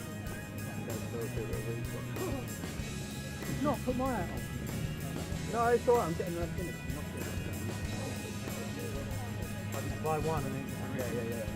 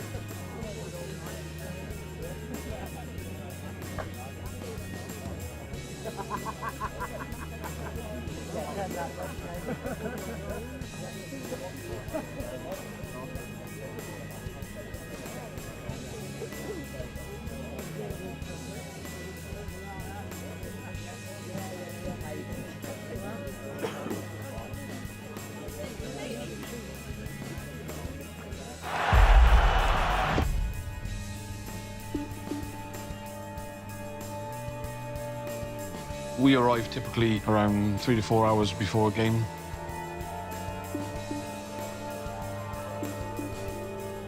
Between the two of us, we'll test all our feeds, make sure everything's coming through fine. The stakes are high, it's not just for us, it's the coaches, the fans. You have to have complete trust in the technology, because when 80,000 people show up, it gets properly tested. Sometimes life is best when it's just black and white. We're thrilled to have you with us. Within the box, we have 2 analysts, 5 coaches, 7 video angles, hundreds and thousands of data points. Possession, ball in play, line-outs, scrums. You would break that down into individuals as well. How many times they're carrying, how effective their carrying is, how many meters they make, how many tackles they made, how many missed tackles. We've got all this in front of us, but what is the key bit? What trends are happening in the game? All the 7 laptops are linked up. Therefore, coaches can see on their laptops what we are clipping. Exactly the same thing gets fed down onto the bench. The iPads get used to draw their attention to certain things. The fact that everything's all in sync is really beneficial to us. 3 minutes just before half-time, I have some key clips built into an organiser. I'll database them, copy them onto a hard drive, bang, down the stairs we go. I'm transferring the information as I'm walking down. The stakes are high because of the lack of time you have. 15 minutes whistle to whistle. We give them a space, but then you've got 6 minutes to have an effect on them then to go and win a test match. You just played 40 minutes of rugby. The heart rate is pulsing. There's a lot of things going through your mind. You do have a personal responsibility. As a player is so important because you've got the feel of the game, but you don't quite see it from a bird's eye view. There's 1 or 2 kind of bullet points in your mind that you know to kind of go into the second half thinking about.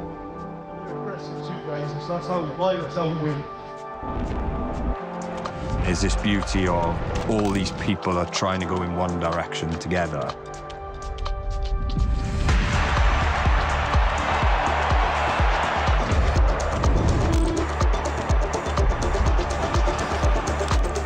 If you know...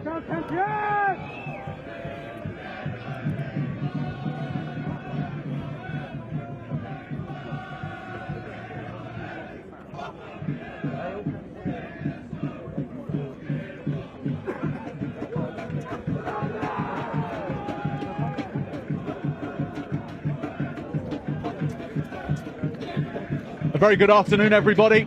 welcome to Aylesbury Rugby Club. Northampton School for boys up against Campion School in the Continental Tyres Schools Cup semi-final number 1. This is NSB and how they're lining up. Campion, meanwhile, shaping up like this. A team with impressive physicality that has done it all before back in 2001 when they became the first state school to win the National Schools Cup. They have a chance to do it again in 2026. Backwards! Generations of boys on from that triumph. But Northampton School for boys maybe the irresistible force in schoolboy rugby right now. It is a heavyweight semi-final encounter. NSB with their first line-out possession 1 of the contest. Still moving. They change, they come. They pile in. Campion's forward pack being taken on physically from the on. He's through the middle. Two's through the middle. Caelan Chin, the scrum half for Northampton School for boys, doesn't get the ball back. Campion pushed his head into the ground. Served notice to the forward pack of NSB. Number 6 pushed his head into the ground after the call. But then the lack of discipline from Campion, the exuberance just overflowing Always from the inside. start, and the need to land a blow psychologically on your opponents. Taken a little step too far. Here's Finn Shields. A crisp, spiralling kick from the fly half for the first time today. That is some opening from Northampton School for boys fly half. Both teams sounding each other out at the minute, very much so. Take the edge of the paint there. Edge of the paint. Wherever you're watching on from around the world right now, it's great to have your company. Campion rising high with their number 8s.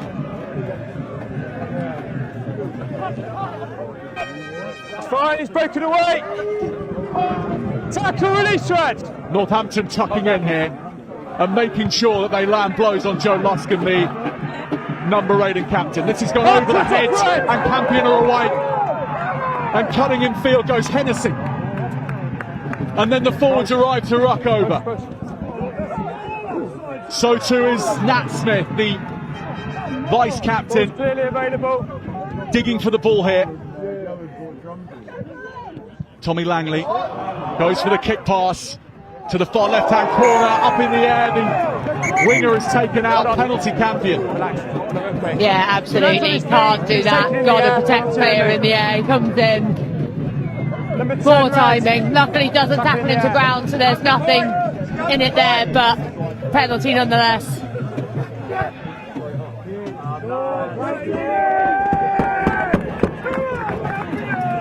And he's got as much distance on that as he could, as we get a 5-metre line out now for Campion.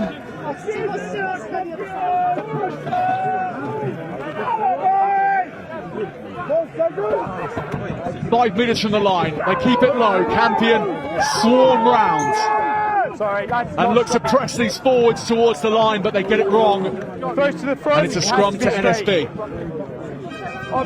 They'll be gutted. They'll be gutted with that. Not straight. Because really just giving away that opportunity. Their first opportunity really, 5 metres out. They'd have been expecting to go for a driven line out try. Now handing possession over to Northampton.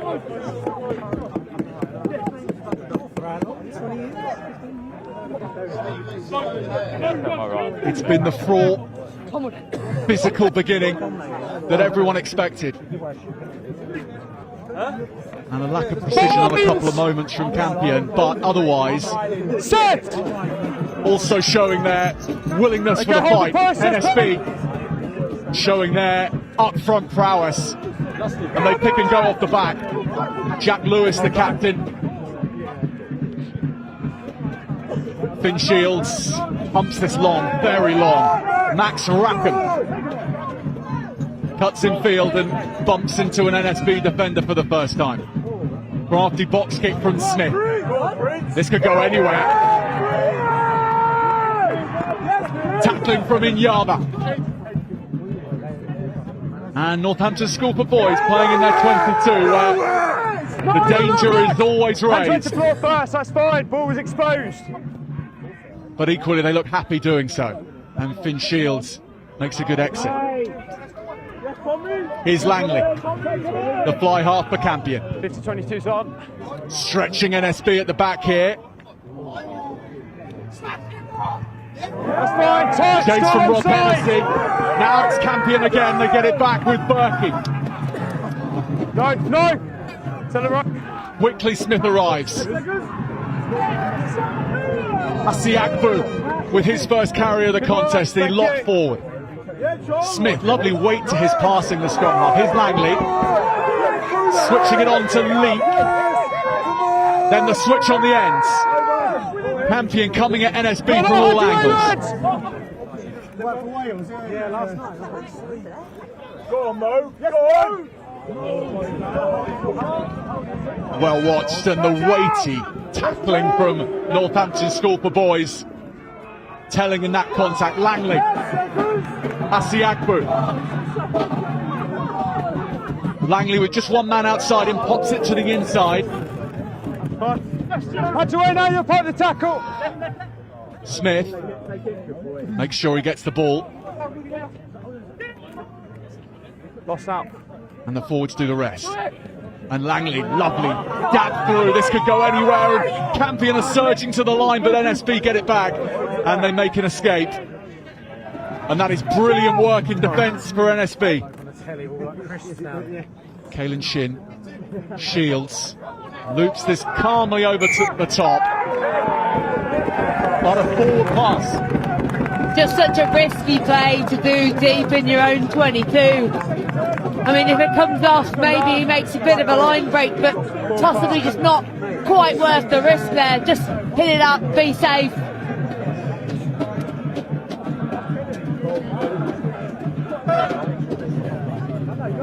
Here we go!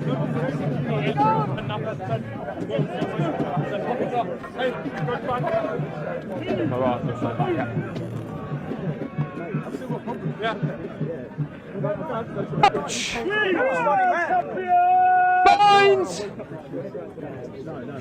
Set! So Nat Smith puts the ball in at this scrum. And there's pressure on that Campion scrum. They hold it up just enough. Josh Leek with the barge from 12. Tackle release, Red. No, Red, touch away. All Campion in the 22 for NSB. They'll get it back again to the left wing with Inyaba. They work it back right.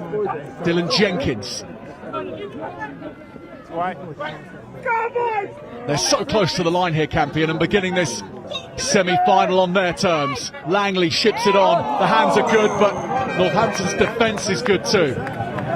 Well, there's 6 Red off beat. Hands to floor, then on the Playing floor. with the advantage though, so they come back and have another go. Northampton really are putting everything on the line defensively, and Campion struggling at the minute to cross the line. So Langley will go to touch. Thank you, lads. And you can just see in the distance, and certainly from the number of coaches that there are, just how many fans are pouring down to Aylesbury today to watch this one. Campion say they're bringing 1,000 fans. NSB, I'm sure, won't be too far behind that. We are packed to the rafters here. And up goes Campion's blind side. Usman Gumbo. They start to make their way. The backs pile in as well. All Campion at the beginning. Can they get the points to go with? The arms are in the air. Campion School have the type of start you have to have in a semi-final against Northampton School for Boys. They absolutely do, and there looks like there's a bit of afters going on in there, which don't need to see. Do your rugby on the pitch, don't need any afters from it. But I'll tell you what, we are surrounded by the Campion fans here, and they are going absolutely wild over my left shoulder. Just being careful I'm not getting whacked. But the drive here for Campion, they kept their composure. They'd had a few attempts at going over, been denied by the Northamptons. Incredible defence, but finally this was their time. They come away with their points. Yeah, have a chat. I've been told. I haven't seen it. Okay, I appreciate that. We'll have a look out. Yeah. Tommy Langley lines up the kick.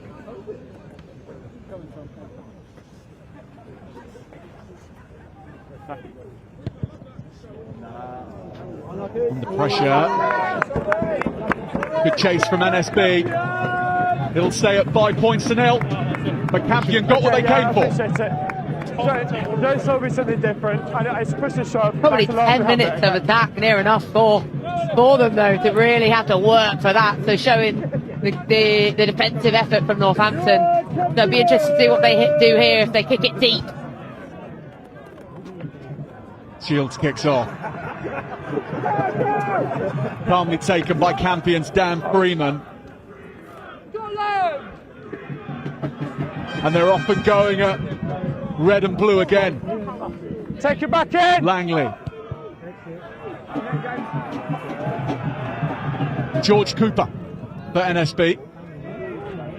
Brings in Shields, who can run and he can dice with the very best of them at schoolboy level. He's done it for years. Now they go through NSB. Good charge from the lock forward, sauntering towards the line with Hardwick. You're too long. And now they're baring their teeth for the first time.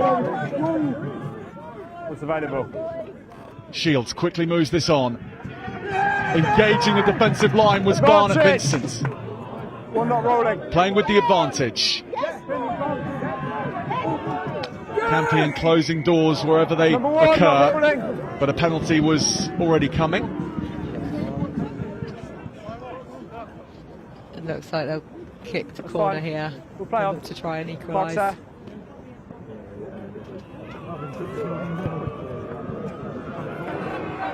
So Shields looks for the safety of touch.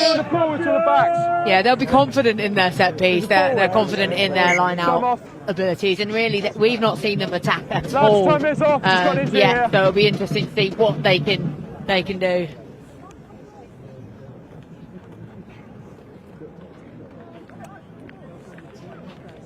Time for both teams to talk to each other without the blaring sounds from the stands in their ears. Maybe they can make sense of the intensity of these first 11 minutes. Thank you. Intensity and physicality, because they're fast and moving the ball wide, but some of the hits that are going in and the clear outs in the rucks are just, they look like they're going to be sore tomorrow. And now that's one. How you come now? So NSB's pack start to bend Campion to their will. Six-side entry. And now the backs are looking to have some fun with it. Their first foray into the 22, and they're wanting to make this count. Caelan Chin waits for it, just lifts it to his tight head prop forward, Aidan Reid. And we'll come back here. Number 6, clear side entry. For the penalty. Marks on the tee. So side entry. They're into that line out in a desperate attempt to stop it, because line outs are so difficult to defend. So often players will come in, try and go too early. To the middle they go. It's looking very slick from NSB at their set piece. Scrum and line out on point so far. The body positions are so low. Just meters away from the line, they leave it with the forwards, and Campion start to fold through. Northampton School for Boys reply in kind in the semi-final. One shot, one kill, and we're all level. It's that, I think it only took them 2 minutes to get over, as opposed to Campion taking 10 minutes, and in a game like this it could come down to just how quickly you're able to score and execute with the limited opportunities that you might get with two such quality teams. Sit down, shut up.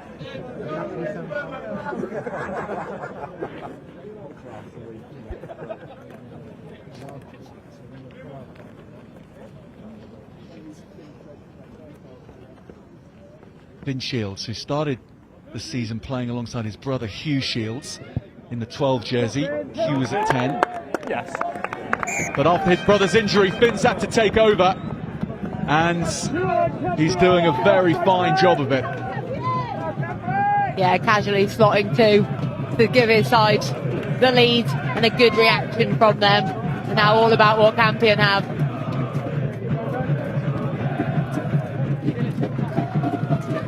Good to go. Timing. Langley's dropout is Knock on advantage. dropped by an NSB scrum to Campion. Yeah, really good pressure on that kickoff. You want a whole wall coming towards the receiver, so they just look up and see you flying at them and potentially let go of it.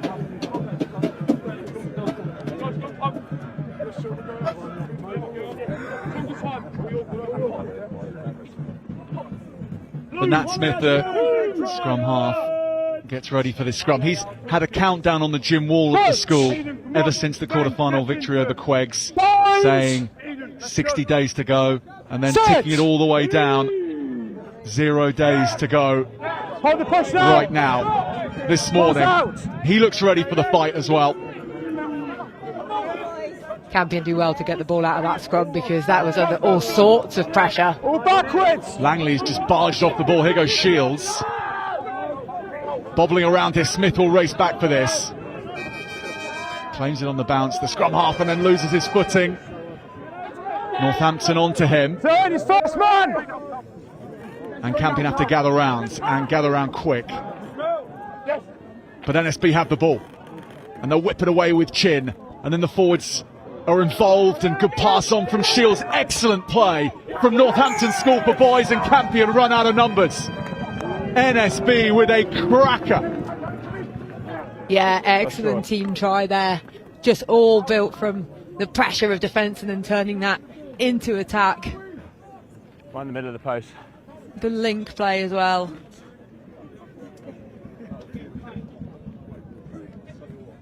So that link play, wrap around, great line, that out to in. You would have everyone would have expected him to take the ground, but he does the one-hand offload over his shoulder to support player who goes in for the score. James Sybil, the try scorer. Still got 20. And Shields with a straightforward conversion.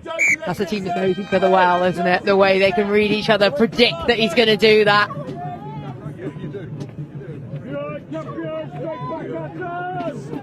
They want to play too fast for Campion to handle. They want to play too wide for Campion to handle and to run them off their feet. That's their way. And that was a great example of it.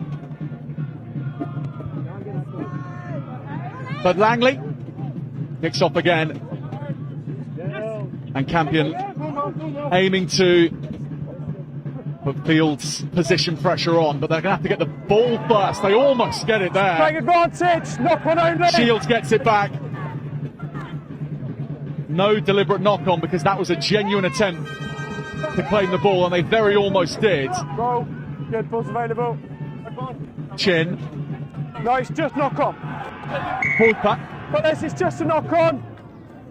Scrum down. Bad ball. Yeah, as just you mentioned, knock on only, because genuine attempt to catch the ball.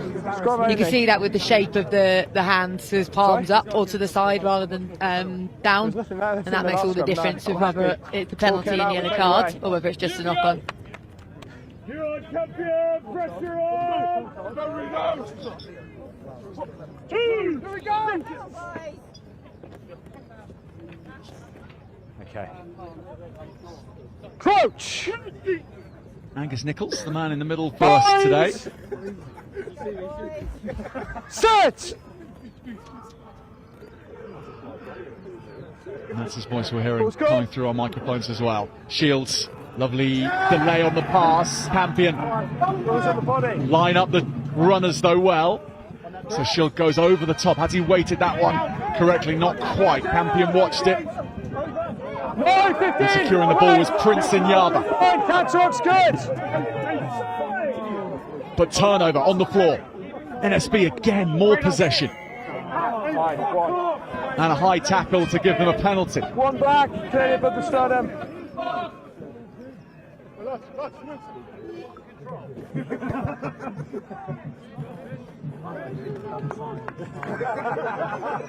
Now, there are 18 players in this Northampton School for Boys team who are involved in the Saints Academy. They've got players who didn't make the squad that are involved in the Saints Academy. It is a well-run and hugely successful boys programme run by a state school. It's a remarkable story what they've built in Northampton, and they're going to work again by knocking on here. And Campion playing their way out of trouble, and that might be very well handled by them. Harrison Berkey couldn't make a break downfield, however, so they'll go back and try to kick themselves out of a tricky position. George Cooper.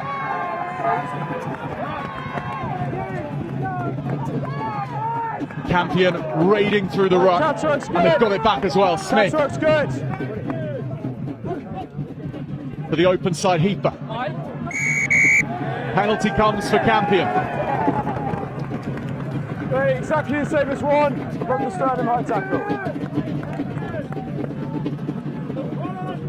For your right high tackle.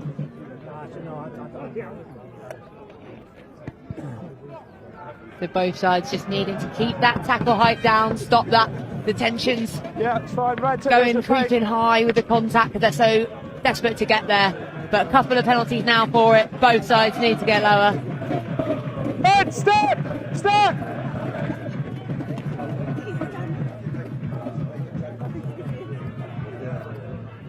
Charles Rotimi with the throw.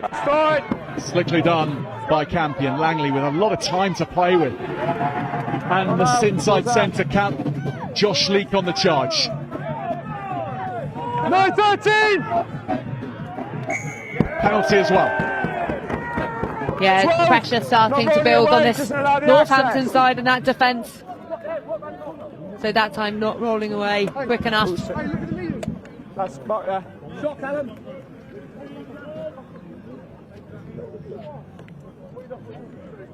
Yeah, well, there's time off. And both teams set piece giving their backline players time because the set piece is so quick. Yeah, it really is. They're looking to get it in and out. I think Northampton have the edge on the scrum. They've put quite a bit of pressure on Campion, but that said, Campion have been able to get the ball out regardless. But it's so important as a wing, a former winger myself, when you're behind a team that can scrum and line out and it goes so well, it's an absolute dream because you know you're getting good quality ball. I've played on teams where we've perhaps been struggling with the pack and not got good ball, and the difference it makes is worlds apart, especially by the time it then gets to you on the wing. Sorry, can you say that again? I had a bit of background noise. Yeah, I'm not going to lie. So there are the voices and the drummers that we're hearing. Next time, wait for the fourth in the stand here at Aylesbury. Campion dominating the main stand here. Okay. School from Essex, from Hornchurch. Should be ready to go. Who have had nearly 3 months to plan for this after beating Queggs Wakefield in the quarter-final. And ever since then we knew it would be this state school affair in the semi-final. It means we're definitely going to have one state school, one independent school in the final, with Epsom's encounter against Whitgift up next.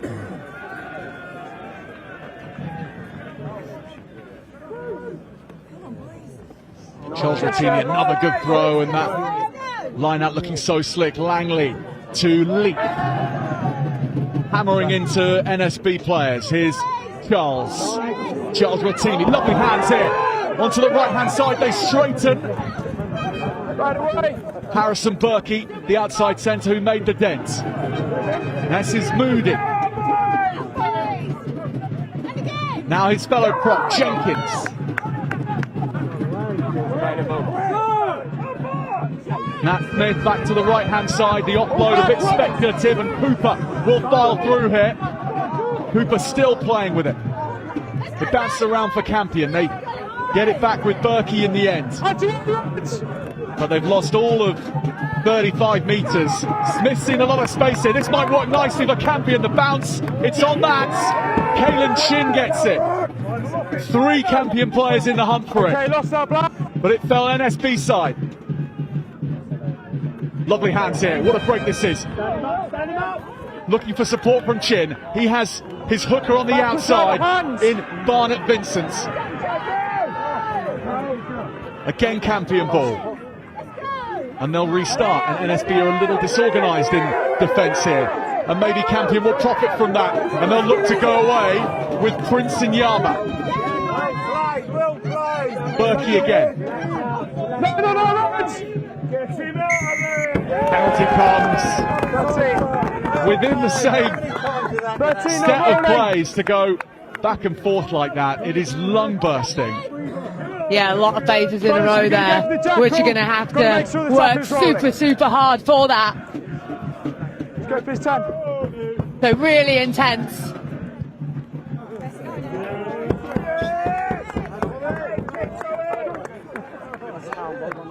NSB, if you're going to go for the tackle, you've got to make sure the tackle is out of the way.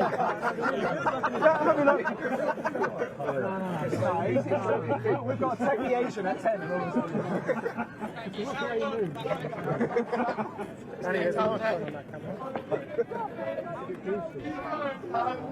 Back off Black. Tackle Maidstone. Campion's line out. Now this is Jenkins again, getting up ahead of Steen, the loose end. So Langley to Ratimi. King Charles they call him, and he's made several impacts here. Here goes Langley by himself, stepping and going! And Campion score! The fly half unlocks NSB. What an individual finish there from Langley. Absolutely incredible. Went for it himself, still had work to do with that footwork, with the outreach. What a try. It's a great pass at first and good work rate. The support play coming into that breakdown to clear. Really important. And then just straight through that gap. Footwork still to go. What? Yeah, incredible. Northampton scored for boys 14, the Campion scored 12. Tommy Langley's semi-final pass.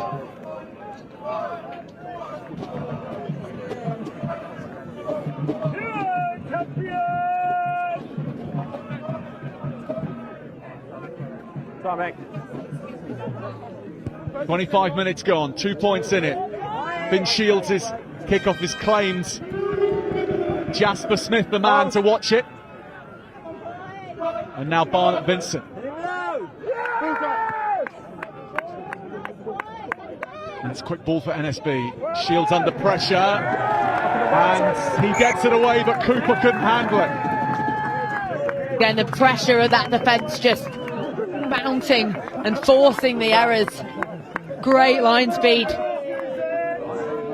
Northampton are used to obviously attacking flair, and they've got incredible players, but Campion just not letting off, really getting up in their face.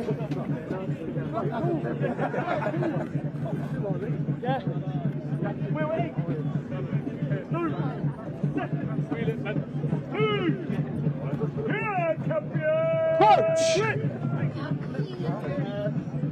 Binds! Set!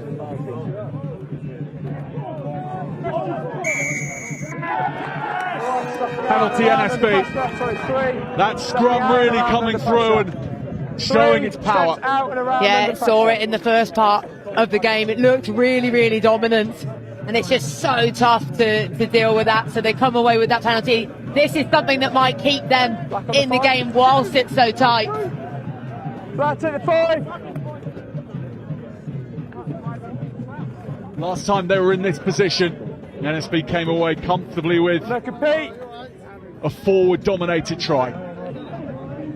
They secure the ball. Campion get a little more momentum to start to close down 3 changing his spines.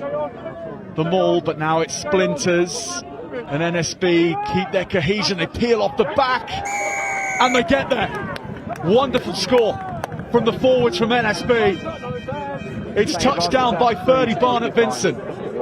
Yeah, they really don't need much opportunity whenever they get in that 22, they just seem like it's inevitable that they're going to score, but it's their power game. The scrum is going to be something that Campion really need to get in their huddles and talk about how to fix, because that put them under a lot of pressure, and this line-out drive just looks like a training park move for them. All super organised. Almost impossible to defend that, even when they're throwing in numbers.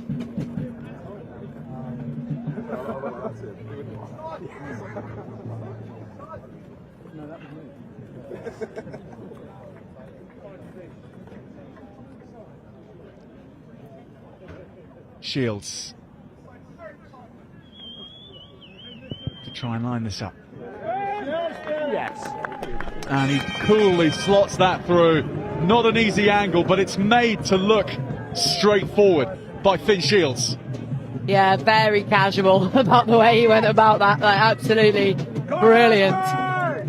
Such an important kick as well, when it has been pretty tight and Campion have been the ones on the charge. So just extending that lead, 21-12. For Langley, and this tale of two fly halves having such influence on the match continues.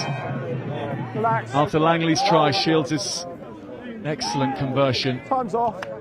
Take your boys back 10. Let's just take your boys back 10. Oh, just have a quick chat. So referee just going to have a word in here with the touch judge. Let me tell you what I've got. I've got a high tackle. I've got contact with the shoulder to the head. It's a high degree of force and a high degree of danger. Because it's a dynamic situation, he's just taking the ball from the catch. I feel there is a late change of movement there. So I'm at yellow card. I'm exactly the same. I've got that. The same number of them coming in.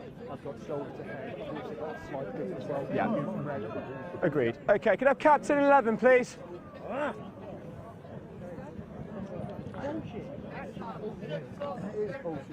So let me explain. So it is a high tackle. We've got head contact. Okay, it's a high degree of danger, but there is a late change of movement because of the kicking and catching, so it's going to be a yellow card.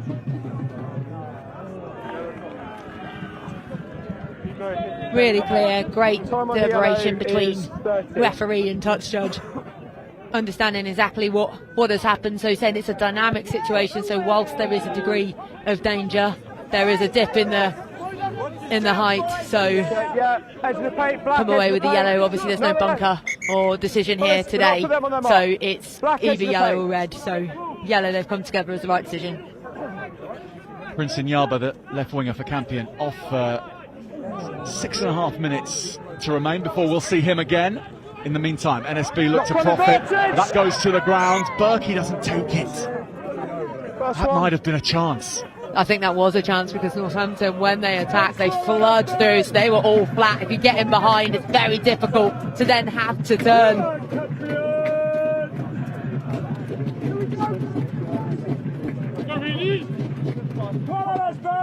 I'm with you now, yeah. Will, get out. How we get out? Put me right. Church! How we bang that if you pick. First time for Campion in a Schools Cup semi-final today in 20 years. They of course won the cup in 2001, but they made so many semi-finals around that time. But it's been 20 years since they've done that. It's been a rebuild since COVID. Their rugby programme was damaged significantly by that, and they lost all momentum. It's taken a few years to get back up to where they were earlier in the noughties. Leave him! But this occasion really signifies that. Shields is off though. Finn Shields over halfway, kicks it ahead. Langley's foot deflects it. NSB seeking it out again, and they'll get it back with Smith. Oh, what a hit! 3 flying lessons being dished up by NSB today. Good work, that's 6. Nice step from Harrison Moody.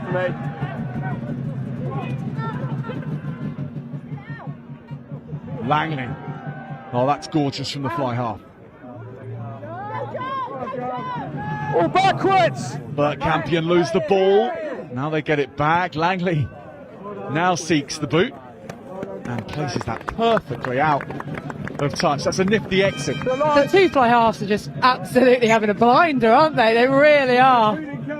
Excellent, skillful players. This quick tap was a great idea to go through. And then just scanning, realises no one was with him. He can't go into grounds, otherwise he's going to get done for holding on. So puts the kick in, buys himself some time for his teammates to get with him and put the defence on. Great decision. And they go straight back to it. Northampton score for boys. Chin with the advantage. Shields thinks this over the top. Just get the mark for me. Nat Smith is racing after this to shut it down. And he does get it out. 13, high tackle. Another high tackle, so they're really creeping into this game. Berkey this time. 13 black, high Yarborough, of course, tackle. off, but for only 3.5 more minutes.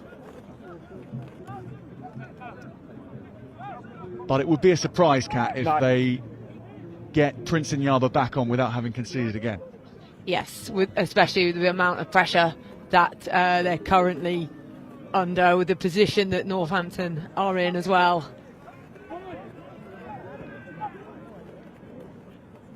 He's gone safe again with that one, hasn't he? Because he's got more distance on it, but I think he just wants to absolutely make sure.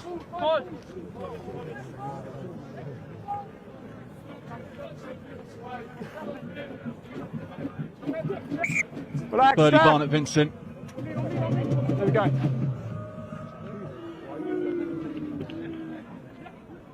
Throws in, it's at the front, it's back to Barnett Vincent, it's a clear run for the line for the hooker! He dives for it! But he's in touch. Oh, close. That's, you know, you're talking millimetres, aren't you, when you're to scoring that. So as you said, nice quick line out into the front. Great carry and offload. And then just gets swept into touch there, good defence. From his opposite man, Charles Ratimi as well. Those two having an interesting head-to-head.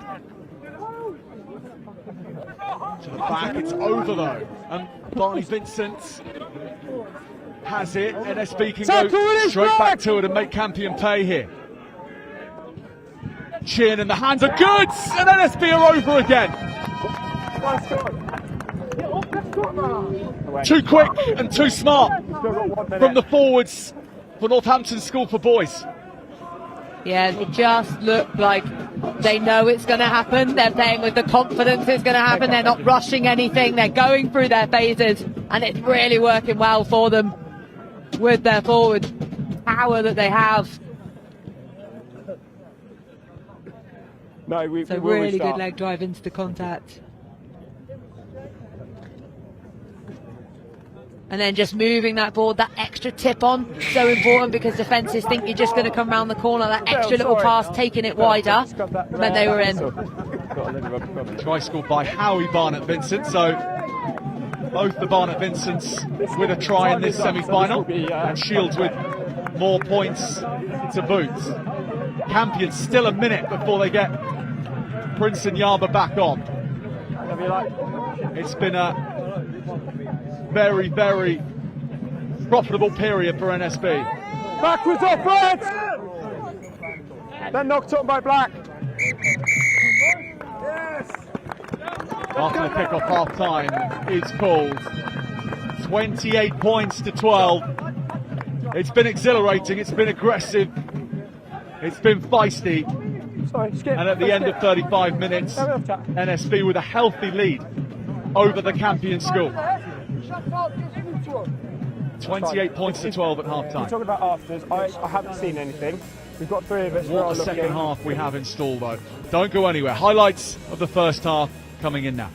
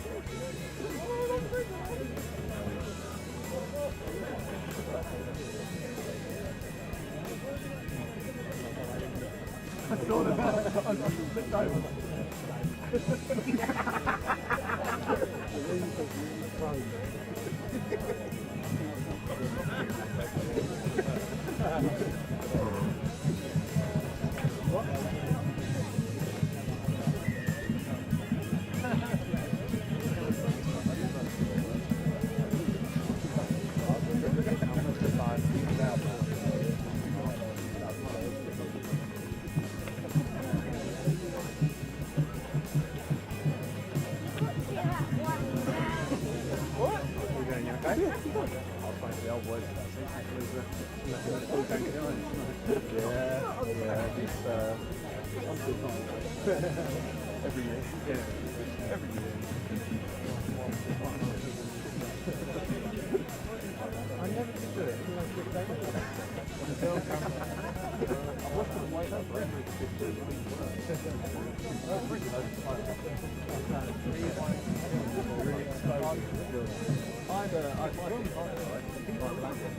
Oh yeah. I don't know if you said you took a picture.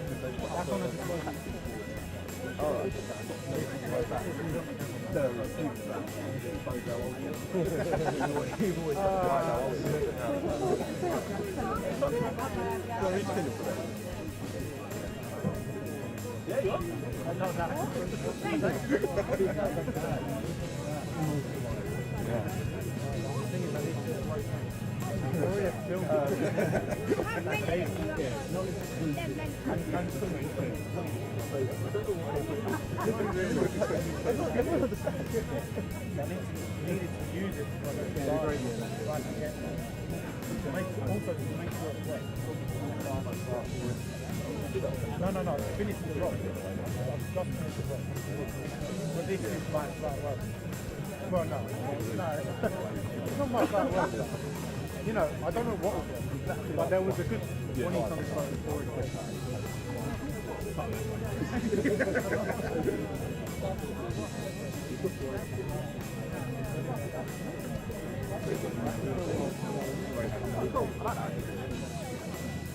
I'm gonna.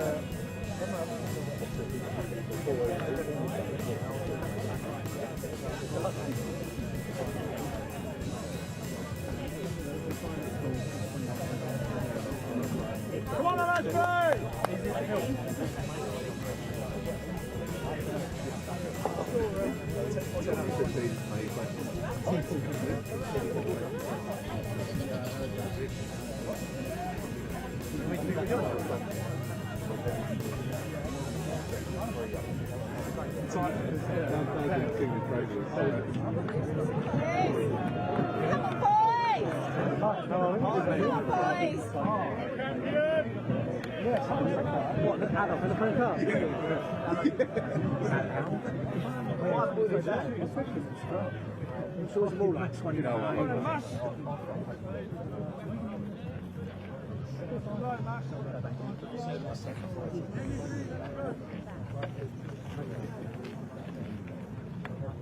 Northampton School for Boys get ready for the second half as they aim to get to another final in the Continental Tyres Schools Cup. The last time they reached that destination was 2013 when they lost. Okay, Campion, ready? The under-18s have never won the Schools Cup. Their under-15s have been repeated winners. Well, there's option, not 10. And that is an uncharacteristic start to any half of rugby from Finn Shields.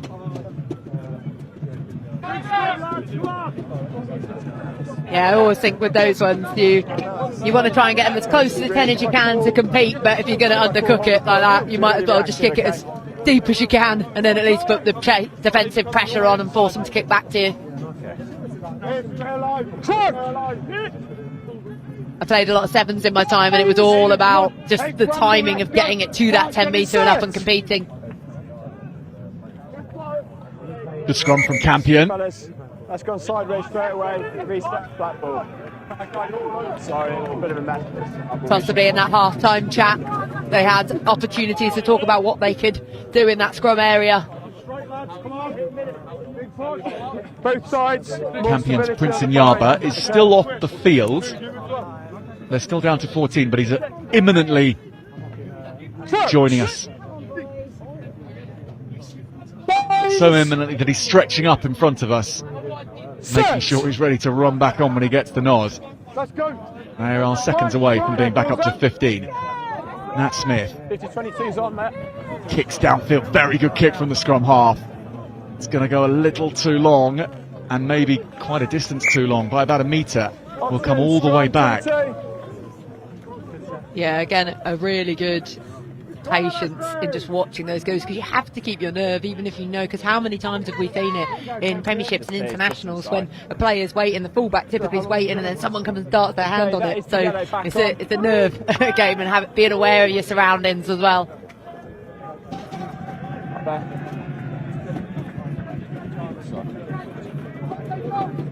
So Campion back up to 15. Inyaba back onto his left wing.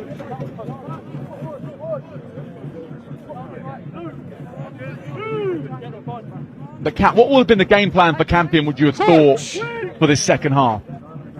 I think they have to, because they're good at high tempo, but also Northampton are. So it's a difficult one, because play your own game, but if that also plays into Northampton hands. But I think they have to go to what they're good at and stick to that, and make sure it's something they're focusing on themselves.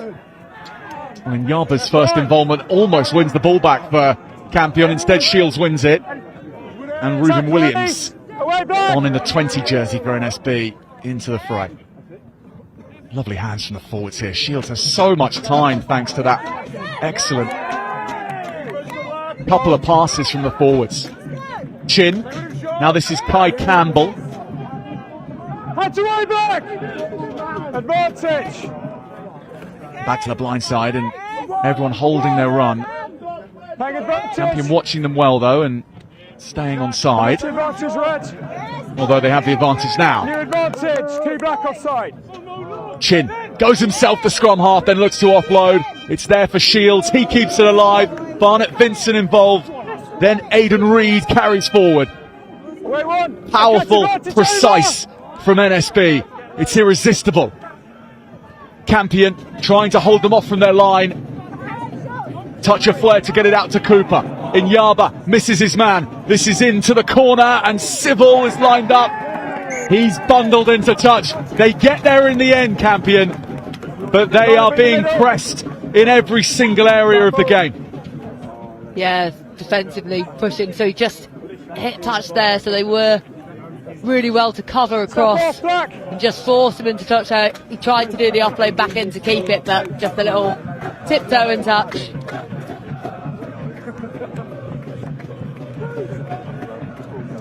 Rotini to the back. It's not claimed by Campion. They knock it on instead. NSB scrum from 5 metres out. That's a very dangerous prospect. Yeah, really dangerous, possibly even worse than the line-out situation there. So they're definitely not out of the danger zone just yet. So many ways for NSB to cross, but their preferred option, well, their forwards have certainly had and shown their prowess so far in the semi-final. But that was from line-outs. Will Finn, Shields and Co in the backs want this one. Caelan Chin, the scrum half, gets it back. It's to Jack Lewis, the number 8 though. Lewis is, really well dealt with by Campion. Barnett Vincent. Here's Lewis again, more of a run-up this time for the number 8s. Been playing Prem Rugby Cup for Northampton Saints in the last few weeks. Really impressing as well on his showings for the Saints. To the line they go, powerful run from Tarry. Shields gets it back, has a little time to think and then plot his way through and step past a couple of players. Good hands from the forwards. Charles Rotini had to try to intercept it, and he did, winning it back somehow.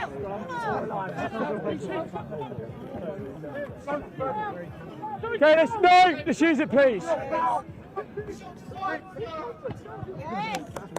Nat Smith gets a good angle on this, although it's not going to find touch. Civil, tackled by Inyaba.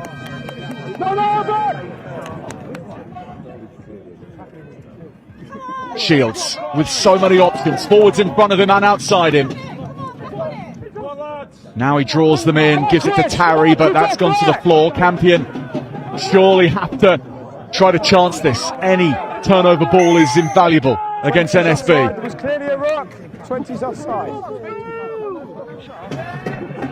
Tell you what, these lads, from both of these sides, are so much bigger than the finals we were watching this morning. The difference there seems like there's no space on the pitch, just because of how physical they are, and they look like a Prem men's team out there compared to this morning. Bit more space, a lot more offloading as the lads were smaller.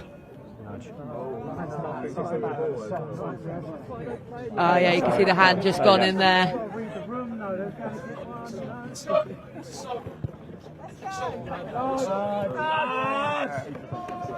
Campion make a decent touch from the penalty. Yeah, as the paint piece right, step. And they've weathered that early storm from NSB. The score at the start of the second half would really have put Northampton School for Boys in an excellent position.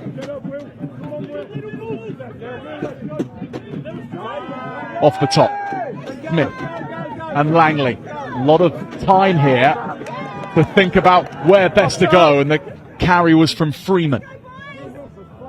Langley to his fullback Rackham, and he's kicked that out on the full, has Max Rackham. Yeah, not weighted that one correctly at all, far too much on it, straight out.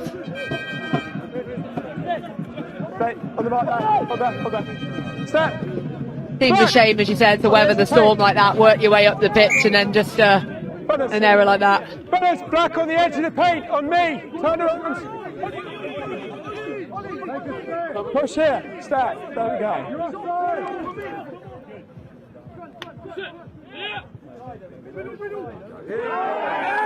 Pinched at the front by Campion. So they get it back, and off there, right, 10 away. Hold. Their forwards are ready and waiting for this. They'll need to be. NSB off the line, but too quickly. That's the thing, when you're playing on the edge, you really want to be up in defence as fast as you can, but sometimes you can just get caught a little bit too keen, like Northampton have done there.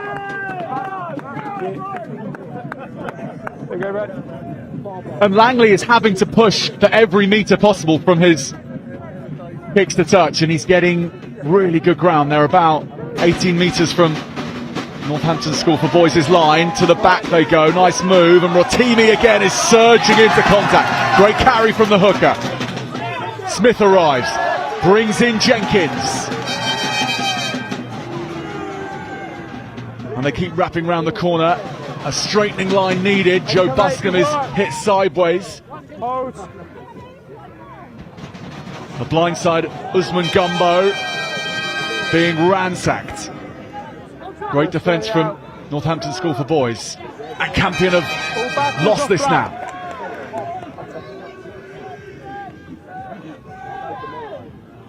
And they're looking to play into the spaces, and there's plenty of them here. And they're over the halfway line in the hands of their number 7, Will Heath. And Chin is there. Chin is going to go himself. He finds that support too. Such a fast pace from NSB. Campion have the ball back somehow. Penalty though for holding on. That's the issue. If you get yourself even just slightly isolated for even half a second, you can have a defender straight in over that ball, forcing that holding on penalty.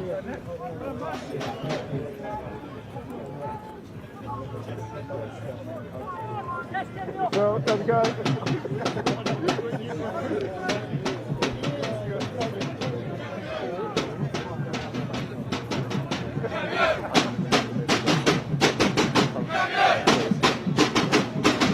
Up from Heifer. Down, and then they start to roll. Lewis arrives.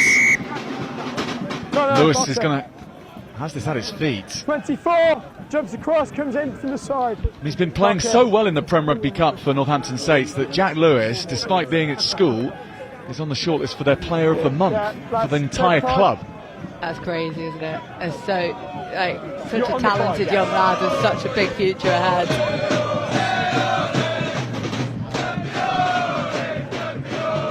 And they're ever closer now. Barnett Vincent. They keep it low, and they get to the line here. Rolling to try to place. And the referee blows his whistle. Knock on short of the line. Go to knock on. So let's knock on over the line. Short of the line, and then, okay, so 5 minutes to scrum. Yes. Knocked on a bit, 5 minutes to scrum, Blackpool. So it's knocked on in the act of scoring the try. Time back on. Which Campion were pretty adamant straight away, weren't they? They were showing, yep, that was a knock on. Great. Here we go. Focus on the game, please. Here we go! Come on now! Here we go! Kai, let's go! Birdie, let's go! Come on, Aiden! Crouch! Ball back here, let's go! Kai, come on! Binds! Let's go, Campbell! Let's go, Campbell! Search! The voices we're picking up here through the referee's mic are NSB voices. But a little over-eager NSB voices as they give the penalty away. Change his spine. On the tee.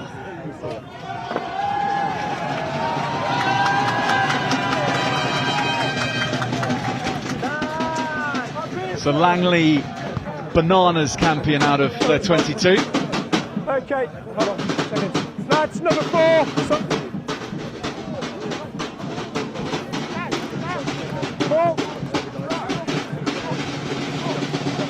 Yeah, change your bind. Me check my way.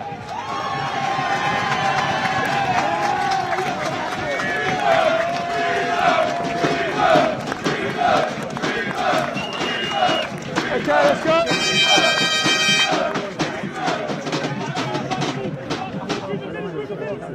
Campion make a change to the pack and then get going. That's gone over but taken. Jenkins it was. And Smith kicks high and long, and the chase is multiple but not quite close enough for them to reach the ball. Cooper being counted here at the ruck. Campion might steal this back. Instead NSB do get it. Shields puts it over in Yarba's head. 50-22 is on here. Keeps it in Yarba. Well, he's put a foot in touch actually. So NSB ball in the 22. Taken out by black, red ball. Taken out by black, red ball. Yeah. So he's very casual running back. He gets waits for the bounce. Counter hook's good. He then gets back to his and then just his foot hits the top.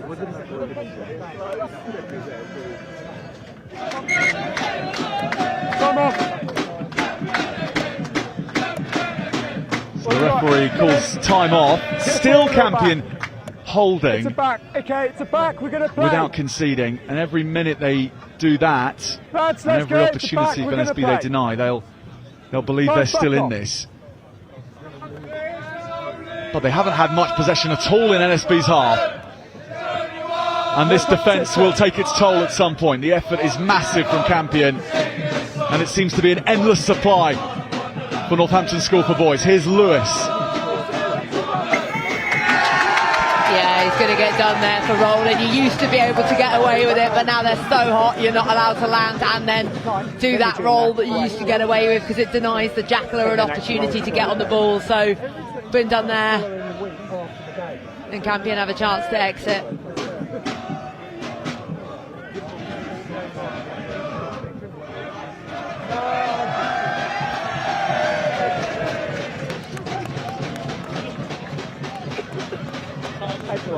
Yeah, sorry, red gone there. Right, that's fine. How much cash you got?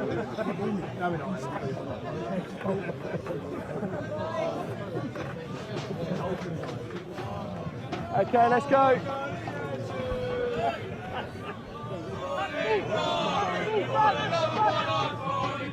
Campion's line out is stolen. Chin flings it to Shields, and they've got extra meters to run at Campion here. Flinged over to the left edge. Definitely went backwards. And the speed is so high. And Campion's defensive line having to fan out because NSB are so well stretched across the pitch here. And yet players like Callum Tarry are going to punch holes no matter what. Stolen by Campion again. Rotimi again. Joe Buscombe, the captain. Langley now in Yarba. Prince in Yarba cuts back in, but it was a forward pass to get it to him.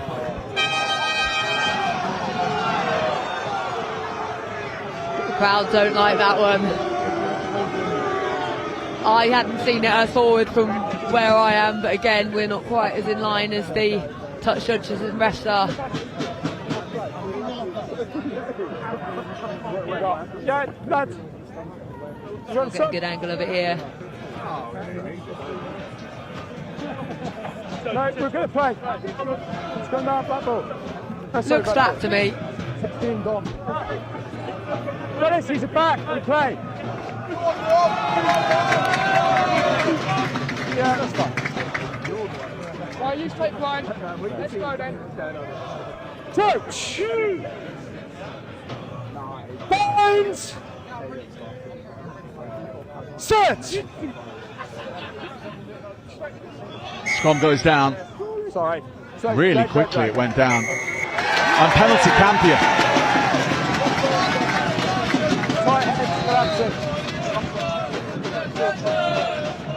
So deemed that Northampton were the one that brought it down. Tight head collapsing.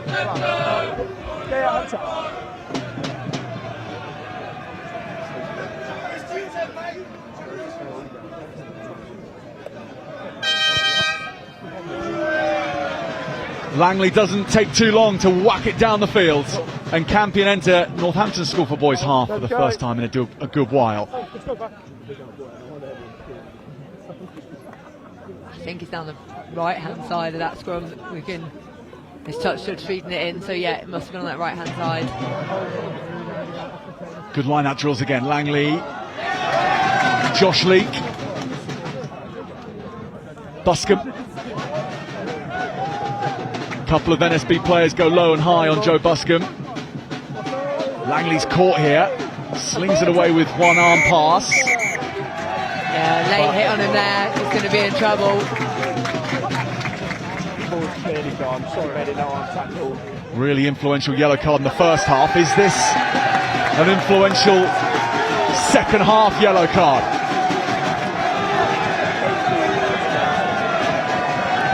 Because look who it's to.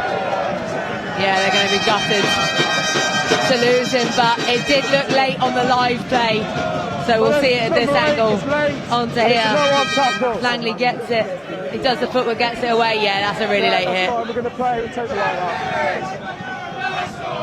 We're going to go. It is Northampton School for Boys' number 8 and captain Jack Lewis who's off for 7 minutes. If Campion Cat are to get back into this, then these next 7 minutes are going to contain how many scores for them? How many do they need to get? Well, you do the math. Yeah, don't put me under pressure like that. Yeah. Is one enough to then give them a chance in the final 10 minutes, do you think? Yeah, okay, yes, I see what you mean. One in the time period, right. Yes, I think a good one now to get in, just to get the confidence and the belief they can do it, because the thing is they have had a lot of attack, they have been really close, and they've just been denied just before the try line, which can be really, make you have your heads go down. So yeah, one here would give that boost and a lift, because they have proven they've got a really great skill set and they're so dangerous in attack. Happy to outsource more maths to you, Kat, but no, it's never, only going to be returns. Never. I used to add up on my hands when we were doing penalties and stuff, so yeah, not me. But looks like Tommy Langley wants to have a go at the post from here.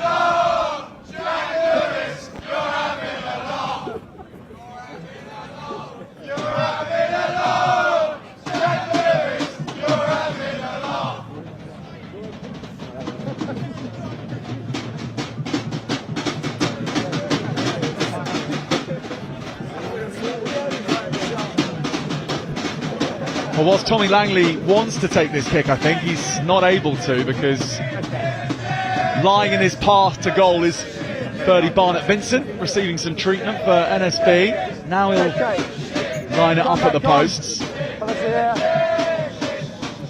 8 reds, no on tackle. So this to bring Campion to within 13 points. Langley has missed it. 22. It stays at 28-12.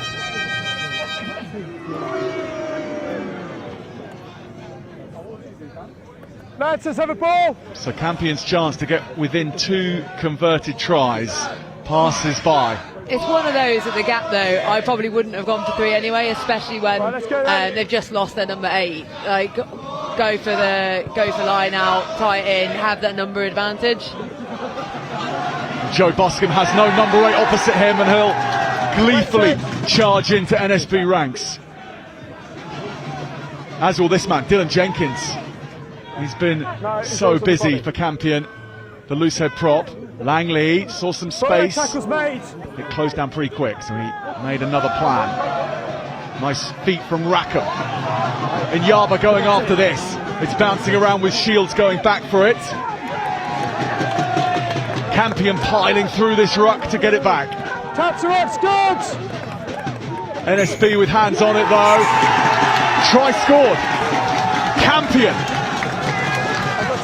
piling through. Amazing defence turned into attack there, that kick. They put the pressure on the receiver and then just numbered into that ruck. And we've got another yellow. So, excuse me, not a try scored. They were close. But no dice, not just yet. They're against 13, however, now, Campion. Try scored here. Campion throw themselves back in the contest. Well, you mentioned how many tries might they need with the 1 yellow card. They've now got 2. So they're playing against 13. This really is now an opportunity for them that they have to take. Dylan Jenkins standing over the ball. He's made many dents today, so this was rather straightforward for him.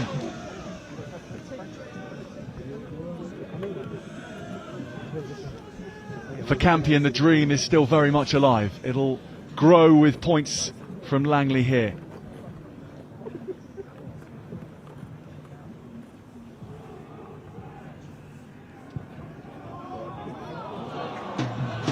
But Langley can't find the mark. 28-17. They are within 11 now. Yeah, Northampton are obviously going as slowly as they can because they want to play down that clock for the yellow cards. The referee might just have a word if they take too long. Well, whether they were reducing the deficit to 9 or whether it stays at 11, it's still 2 scores, so the brief doesn't change dramatically with that miss. 3 more minutes until NSB get a player back. Campion will need your sense to make a little more hay. Jack Lewis, the sin bin player, the number 8 and captain for NSB, is about a metre from the sidelines. This must be torturous for him. Yeah, especially when you see it. If Campion were to get another in the time you're off, you feel very guilty as a player. I mean, you would have to strap him down to the sin bin chair. Yeah, I reckon so. Okay, good to go. He checks the time, Jack Lewis. I've been told it's 3 minutes.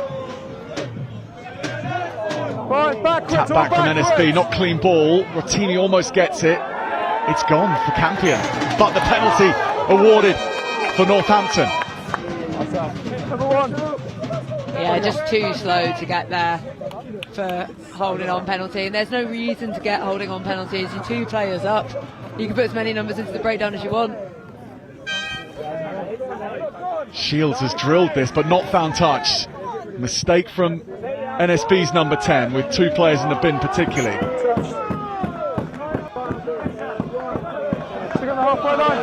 How has he found so many metres on that kick from no angle? Yeah, tight angle like that. Impressive. Almost a steal from Campion, but not quite. Instead, they knock it on. Advantage to Northampton. Will this advantage be played? It is. So Campion can run this back.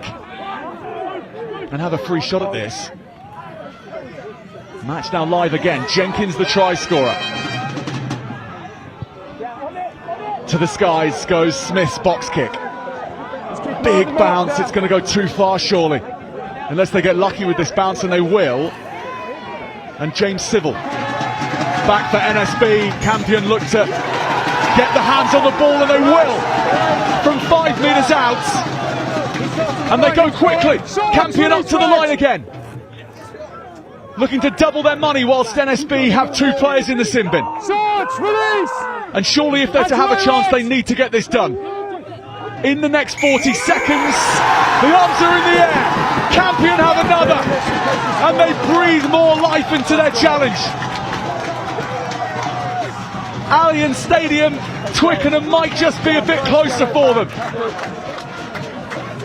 NSB will welcome back their captain, Jack Lewis, right now, and my goodness, they need him.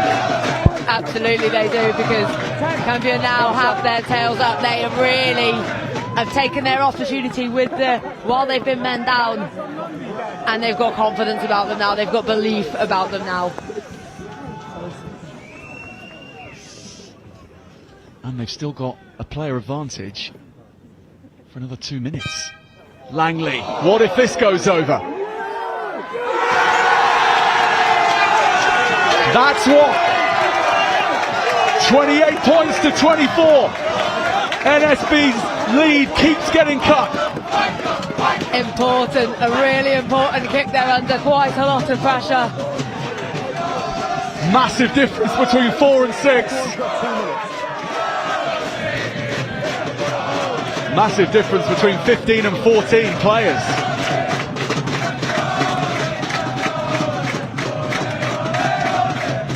So can Finn Shields control things for NSB a little and play this next minute and a half out until they get their inside centre Callum Tarry back? He wants to run. Well, he always wants to run, and he's so good at it. And NSB so good generally at running it, but when the ball is knocked out of their hands like that, it shows they've been rocked. They are being levelled with blow after blow as Campion rise. I think Northampton need to not panic.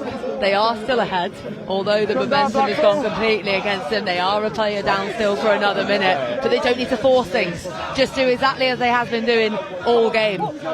Controlled, composure on the ball. They'll get there.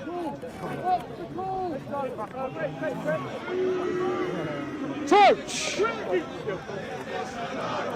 Points! You don't get to Allianz Stadium without true stress tests of your mettle, and this is it for both. Free kick NSB. Now surely they can welcome back their 15th player without Campion getting their hands on the ball. Shields looks to go to touch here.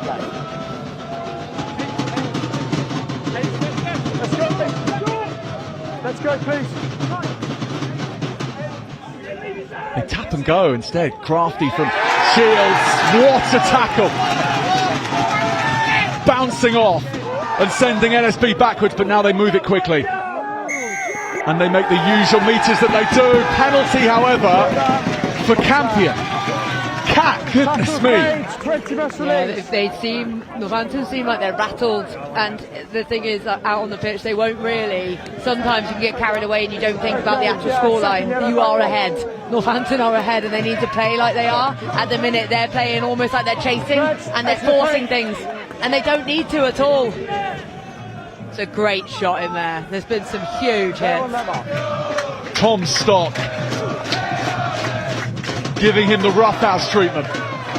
Campion and Langley. And then playing it out to Dan Freeman. Penalty NSB, their turn to grow a couple of inches.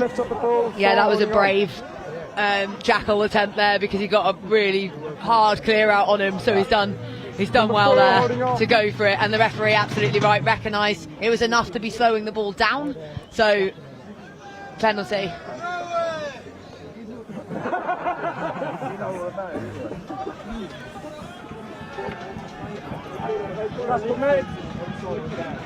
The first of two semi-finals in the under-18 Continental Tyres Schools Cup semi-finals weekend. We've still got Epsom against Whitgift to come to see who also makes it to Allan Stadium on the 19th of March. This is the first. This is two state schools squaring off and underlining the credentials of just how deep English rugby is being developed across the independent and state sectors. It's a remarkable advert for the game here.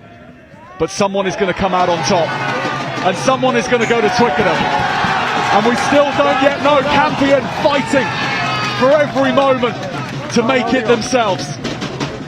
The jackals that are happening so quickly over the ball. Both sides now need to just put more numbers in and get them in quicker to guarantee their own ball. Langley kicks long again.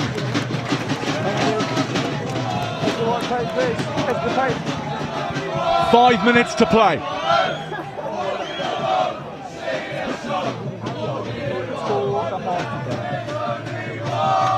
Charles Rotimi's line out is again a good one. Smith, smooth as ever to Langley.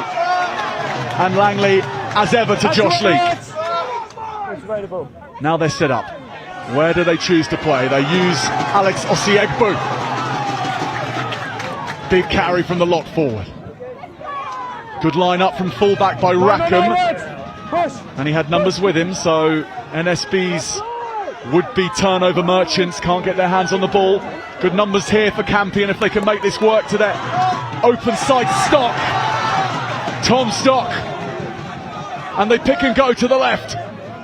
No, 15! You clearly step off. And it slows down now. And NSB keep their eyes on Campion players, especially Joe Luscombe. Langley, scorer of a wonderful try in the first half. Rotimi with another impactful moment. Langley, Jenkins drives the legs again. To the right, to Langley. And then to Rob Hennessy. I've seen not all that much of Rob Hennessy in this contest, but he makes yards then. Step back from Dan Freeman. 16, high tackle. Osiegbu, legs completely taken away from him. Nothing he could do there. Kept hold of the ball. Smith goes himself to scrum half. Nothing coming. Back but we'll come back here for a high tackle.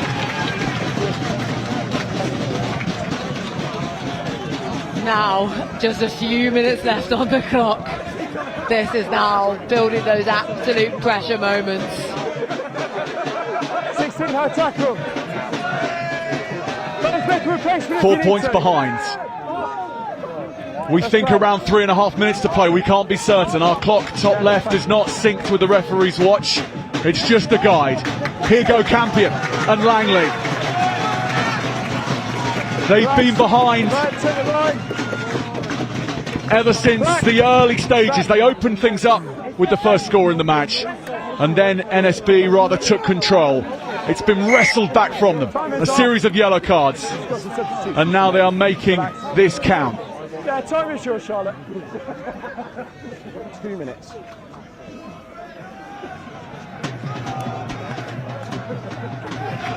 NSB aiming to get back to Allan Stadium for the first time since 2013. Campion trying to get back there for the first time since 2001.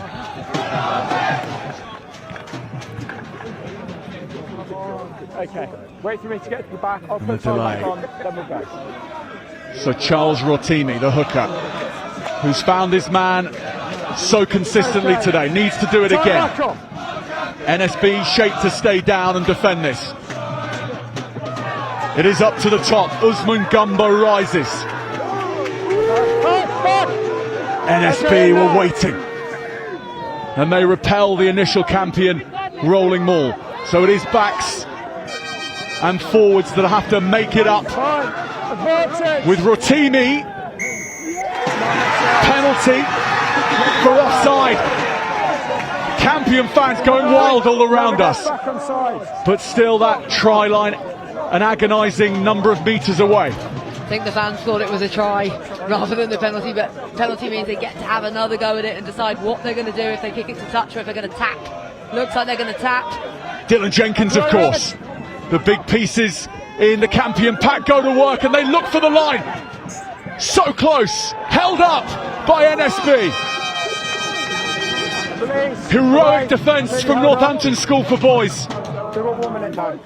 Dive in for the line. Got 1 minute. Oh no, for them, held up's the worst scenario. If you're short, at least you get to just keep going, but being held up, obviously you now lose the possession, but they will receive one, probably last kick-off, one last attack. Yeah, we don't quite know about that time frame and what's left, but Campion have to make every moment count. Rackham, lovely feet. He heads in field and then spins. They're locked out of the 22 for now. It'll have to be something wondrous from here for Campion School if they are to get back to Allianz Stadium. NSB in the driving seat. Big hit on Tom Stock. The arms in the air from the referee. NSB have closed out Campion.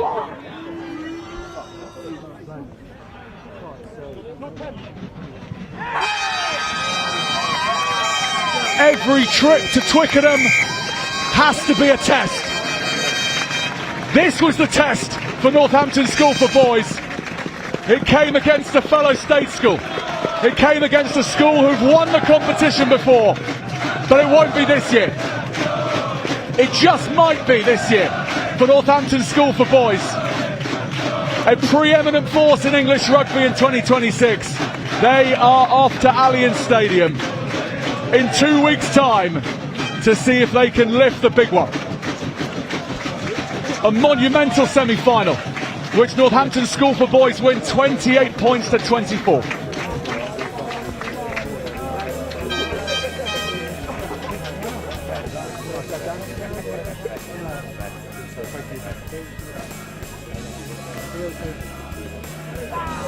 I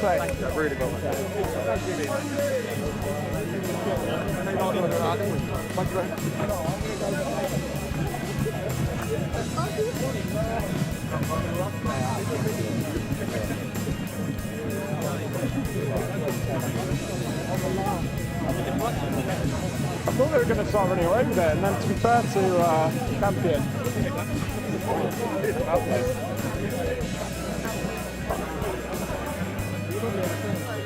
And then they never see please to see it.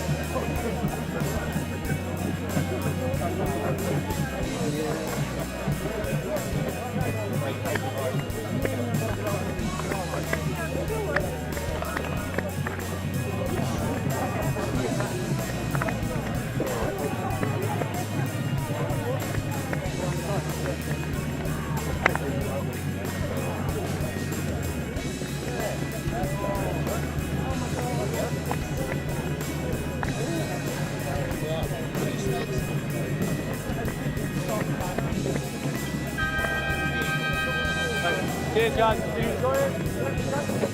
Yeah, no, interesting.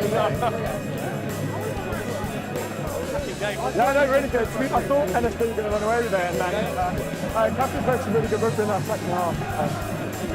Like 10 minutes. I know, it was like, I'm going to have to make a decision. A lot of people aren't going to be happy with, but I suppose that's what it is. Yeah. No one commenting on it, this is isn't that right? No, these are some games that you really enjoy. It's like, you know, you're really in it, and the responsibility. Yeah. Thank you very much. Yeah, really appreciate it. Thanks.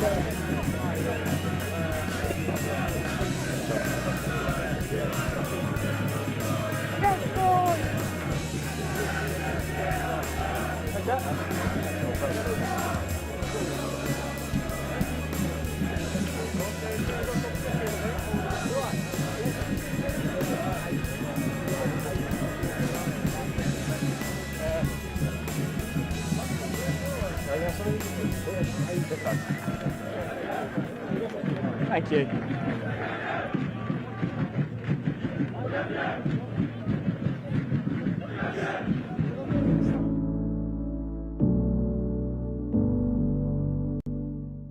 When I was 6 or 7 years old, I was diagnosed with juvenile idiopathic arthritis, which was literally just a case of went to bed one night, woke up the next night and couldn't get out of bed. So it was a bit of a shock to the system, shock to my family. Being so young, you're probably just naive to it all, whereas they probably took the hit a bit more, and having to take time out, mum and dad going up to Newcastle all the time to go to the RVI and stuff like that was probably longer for them than it was for me. I was missing school, so I was all right with it. Got a meal deal on the way home, didn't I? So, to be honest with you, I can't really answer how they responded to it. I guess it was more the shock factor of just going to bed and waking up the next day with this disease. As I say, when you're 6 or 7, you can't remember them times, but one image I do have is we went to Portugal on holiday and I literally had to get carried from one of the beds on the side of the pool to get thrown in the water just to be able to get in the pool. And then growing up, it was just a case of steroid injections and stuff like that to calm it all down. And fortunately enough, I had a great team at the RVI up in Newcastle who thoroughly got behind me. And well, even from, as I say, the age of 6 or 7, I demanded that I wanted to play rugby, and they fully got on board with that. And yeah, went from spending 5 nights in the hospital to try and calm it all down to then being all good and being able to be back in playing rugby during school, playing for my club. I had a slight blip when I was 14, which was when they're trying to wean me off my medication. Yeah, I realised that probably isn't the route to take, and probably something that I'm gonna have to stick with the medication for the foreseeable future, and which I'm still on till today. Yeah, it's got these implications and it affects me in different ways, but as a 22-year-old, you probably shouldn't feel sometimes how I feel, but I don't know if that's just me playing the martyr. But yeah, as I say, I'm still here and playing the game, so touch wood, everything's all good at the minute. It was a tough period in my life, but as I say, I was probably too young to remember it all, and it's all seems so far gone now, so yeah, we look forward.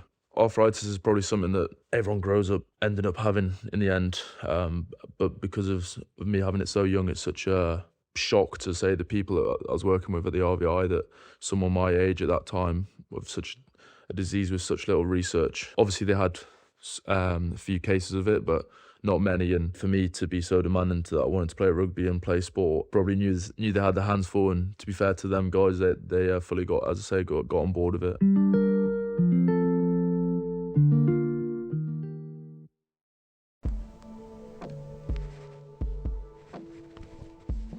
I think it's important to have women visible at all levels, because for the saying, if you can't see it, you can't be it. As a woman, if you go to a club and there's no other women there, there's no girls there, you're not going to feel like it's a place for you. That's definitely how I felt when I was growing up.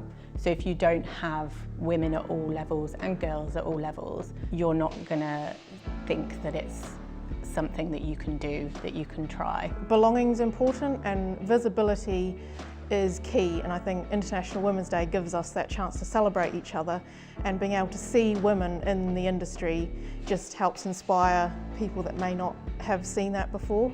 I don't tend to see people as man or woman, I just see people as what they're capable of and who they are, and I think that's really important. Like, if you look at International Women's Day, it is about celebrating the success of women. There is so much work that goes on 365 days of the year. To celebrate it on one day is great. It's that work that takes place on the other 364 days that really helps with the advancement of equality. It's obviously changed hugely in 20 years, if not in 40 years, from when I first got involved.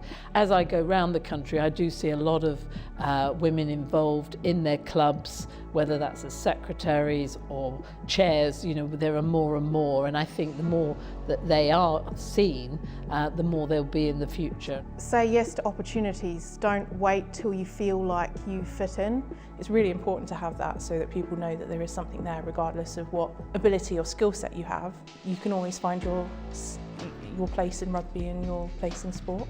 Yeah, just follow your passion and go and do it. And I feel that this kind of celebration, talking about why it's so important, it really does make a difference. And if it gets just one girl thinking, oh yeah, I could go and play rugby, or I could go and work in rugby, then that's a good thing. So let's just do more of it.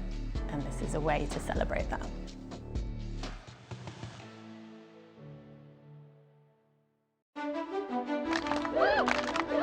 Hi, I'm Teresa Mahoney, and I'm the president of Scunthorpe RFC. Rugby actually, I know it sounds daft, but it means everything. I grew up watching my dad play rugby. I loved the game from a young age. I dreamt of playing. I didn't think it was something that would happen. But when it was mentioned that there was possible that there was going to form a women's team here, I jumped on as soon as I could. I threw everything into it and really wanted to be good at it as well. I've had ups and big downs, but rugby has always been central to that. And you know, even when I was in a really sad place, I came rugby training. I didn't get involved because I wasn't up for that, but I do remember smiling a couple of times during the session and thinking, do you know what, I'm going to be okay, I'm going to be all right. And that's because of the women around you that support you and just we encourage everybody, and it's just, yeah, it means everything. Teresa is a real pioneer for the women's section and the girls section at Scunthorpe. She massively undersells herself and what she's done for our club, from helping to start the women's section where we had our 30th anniversary last year. She has really probably done every role that there is in the club, but she's well thought of. She puts a lot of effort in behind the scenes. She supports all the teams right through the mini juniors, the girls section and the seniors right up to the men. So it wasn't really any surprise that she got selected to be president. It's a huge honour for our club to be the first women's president, and you know, like she says, she's a true icon really for women in the local area. She's certainly setting a precedent for the club on what women can do, and the fact that she's broken all the stereotypes and smashing it, still playing to now and being president for us. What she's done for the women's section is unbelievable. What she's done for the girls section, and now we're starting to see the fruits of her labour from the girls, and they're starting to come through to the women's. Kudos to Scunthorpe and the committee who have had the foresight to place Teresa as president, which is the top honour of the club really, you know, and kudos to them. We hear that everywhere that there's a Blazer Brigade and the old pale and stale and everything like that. Well, Teresa totally breaks that mould, and long may it continue. Obviously being president of Scunthorpe is a huge privilege and honour, and I would never have thought that I would have been asked, because I'm not a follower of, you know, I'm not a yes sir, no sir. Never have been, obviously, otherwise I wouldn't have played women's rugby 30 years ago. And it is a huge privilege, and I am the first woman to be president of the club. I won't be the last. I'm a player first, I'm a rugby player that just happens to be female, and the club's nearly 100 years old in itself, so to be the first female president is a huge privilege. I hope to do the club proud. The coach was like, we definitely had a few more beers on the train out. Yeah, I keep going. They can't see a long time to go yet. They got good clarity.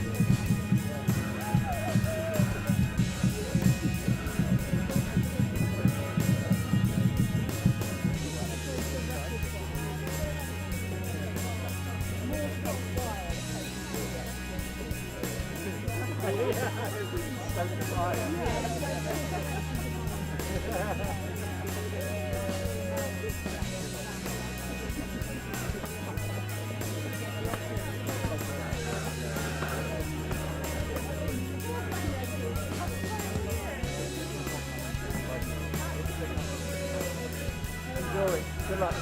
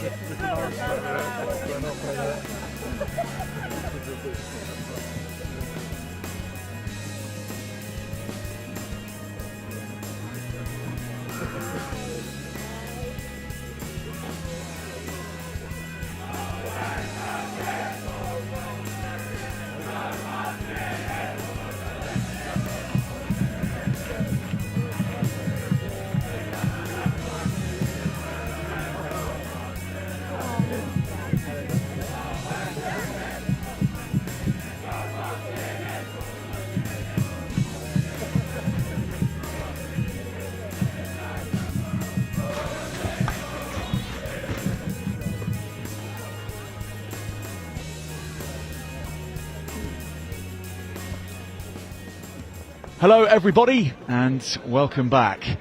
The Continental Tyres Schools Cup under 18 semi-final between Epsom College and Whitgift School is a few minutes now from kick-off at Aylesbury Rugby Club. We will find out who will face Northampton School for Boys in the final at Allan Stadium, Twickenham, in 2 weeks' time. This is how the Epsom College team lining up. And from 15 to 1, they go Flynn Roberts, Freddie Carty, the captain Luke Springate at 13, Jackson Garner, Benji Lee on the left wing. The halfbacks are Luca Conway-Sparks and Arthur Garfield. In the front row, Bryce Whiteley, Alex Michael and William Lutertz. In the second row, Hugo Hanley and Jack Bessick, who returns after a hand injury. Paddy Wright, Alex Brewer and Kit Fleming in the back row.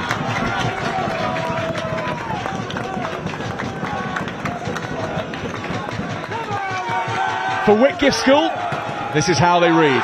15 to 1, Faris Abingdon, Orlando Moore, Jack Harper, Andrea Parodi, Ben Williams Everett in the outside back, Samuel Marshall and Ned Beattie, the halfbacks. In the front row, Zayn Ali, Freddie Overand, James Naruzi Ashafani in the front row. Marcus Grisdale and Connor McMurray in the second row.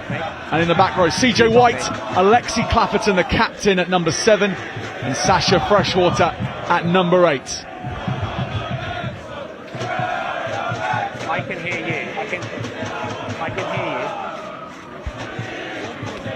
you. Well, Whitgift last won the Schools Cup in 2019 when they beat Warwick in the final.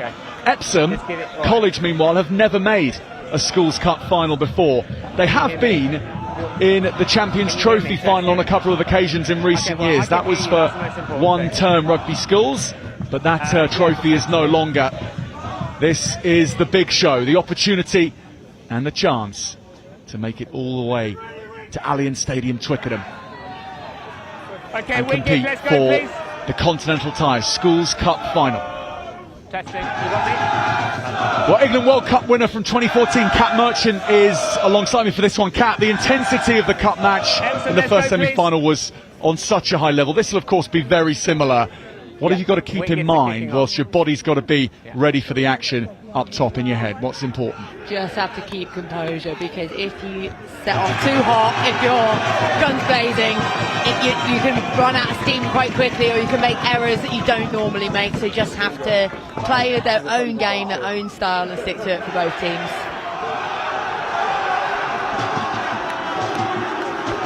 So there go Whitgift, getting themselves ready for the off, as are we, and we hope you're sitting comfortably as well wherever you are around the world.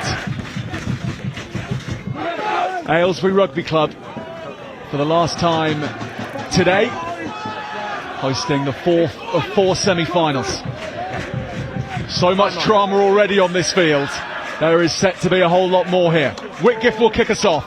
They're in the predominantly blue jerseys, Epsom in the blue and white stripes.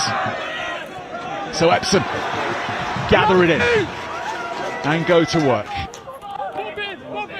35 minutes a half, and it'll be fast from the off. Leave him. Take him back in. Epsom College's scrum half Arthur Garfield gets that into the air. Whitgift's fullback Faris Abington takes it down. Straightening of the line, and Whitgift looking to play quickly here. The hooker into the action in overhand, and the ball is speedily sped along Beattie, but comes out, and Epsom go herring up the field. And Epsom looking for the bouncing ball. It was Luke Springate, the captain, that led the charge.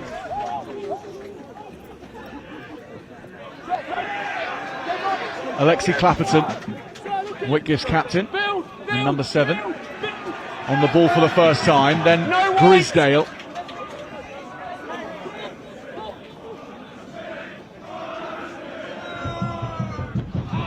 Scrum half Ned Beattie's box kick is really well judged, almost taken by Orlando Moore.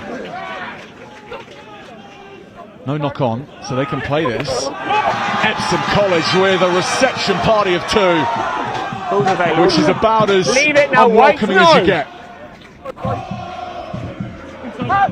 Back to the blind side.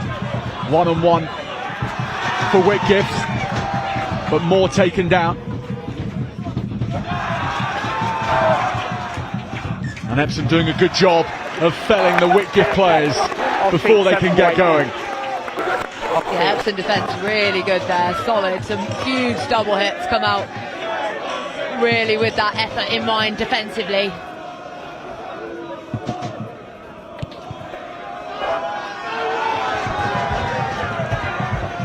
So Whitgift's number 10, Samuel Marshall, kicks the touch, and we'll get an examination of the Whitgift line-out for the first time in the semi-final.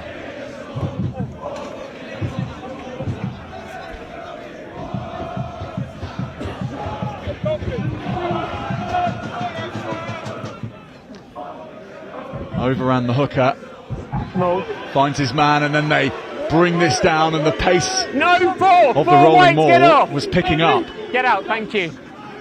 Epsom have managed to stifle it a bit, but they peel through, and this is only a 5-man rolling Moore, but Whitgift have made the most of that. Although Epsom will take the ball back off them. Yeah, it initially was moving really well, but then just got a bit messy, a bit confused with who was hitting where, and then forced a knock on in there.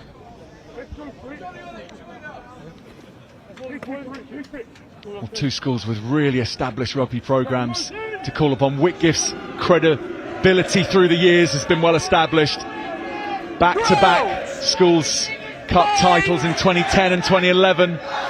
When Elliot Daly was playing for the Marlin Yards, they produced Danny Cipriani as well. The list goes on. Epsom College with not quite as many alumni of that calibre, but certainly impressing themselves in the way they produce rugby players. And to name just a few, Tom Liner, Bryn Bradley, Lucas Schmid have all come through in recent years, as has their coach, Paul Burke of Harlequins. He's been at the helm now for a decade, coming back to the school that he used to play for. Back in 1991, that's when he was a player in these parts. Lovely line-out from Epsom. That's not quite as slick, but they'll have a run-up at least. Big carry, and the charge from Jack Bessick. That's monstrous from the second row. Here goes the 8s. Sasha Kit Fleming.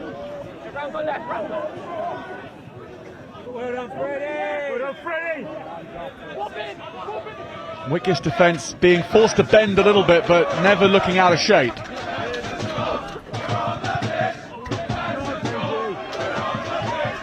Really difficult kick to take, but it's watched well. And Whitgift will restart on the halfway line. Opportunity here, the space really opened up.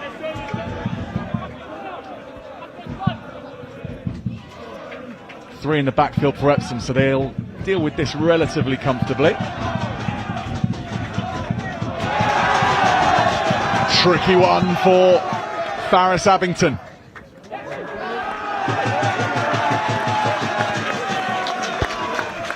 Yeah, that was a really nice spiral kick there from Epsom.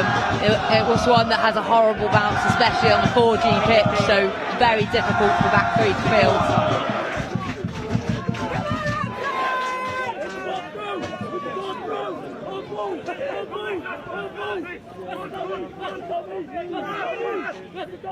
Epsom's line-out stutters, but they get it back anyway. Conway Sparks, the fly half for Epsom, getting it back here, but not cleanly. Now the fullback, Flynn Roberts, he's hit really hard by his opposite man, Abington. So I've got a penalty against Blue.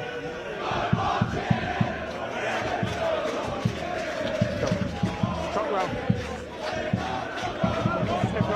White, full white. Here's your mark. Well, both sides confused for a moment about who was going to get the penalty here. We'll have a look. The referee said penalty against Blue, I thought, so that's why a bit of confusion there. Yeah, there is a kick clash of sorts, isn't there?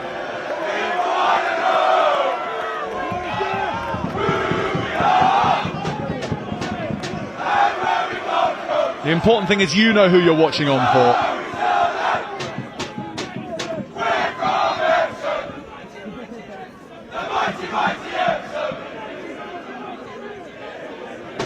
Off the top go Whitgift, fizzed into the midfield. The stepping feet of Parodi. Grisdale Penalty advantage, not rolling. sets it up nicely. Jack Harper, Epsom have spoiled this. Springate was looking to do that, but they're all offside. Or not rolling away, excuse me. There we go again, we've not got the ref mic, it's coming in and out, so we can't quite hear, but not rolling away there is the thing that's given. So yeah, brushing up on our signals today.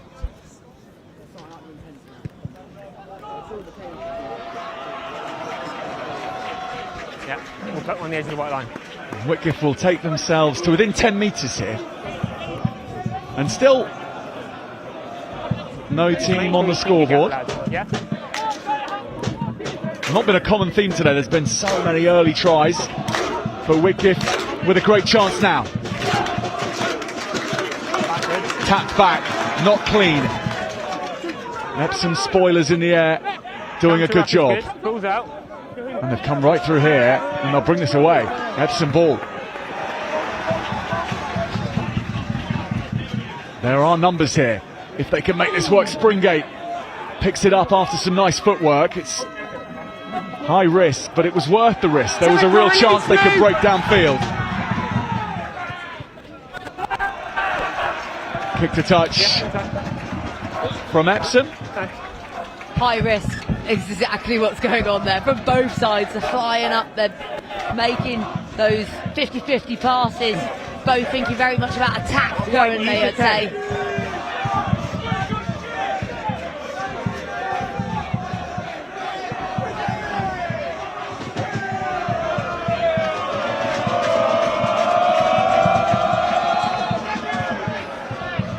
Overruns throw is a good one, so into the midfield, and Parodi to Harper, and then Beattie, and brings in Ali, and Ali is hit back. Both sets of defences have come really ready to knock chunks out of each other, but this is ambitious, and Abington gets it off the floor. Samuel Marshall. Open space created for the first time, and there's more of it here for Orlando Moore. He offloads, Abington is into touch.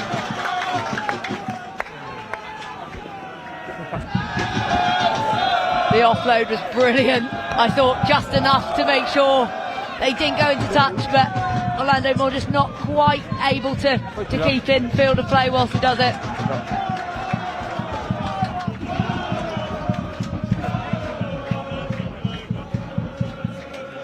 So we've got a break on here for an injury to Epsom College, who are having to make changes straight away. Yeah, we'll wait for Joe Fitzgerald is coming on. Excuse me, Jake Swinho is on for Epsom. That's all right. Still down.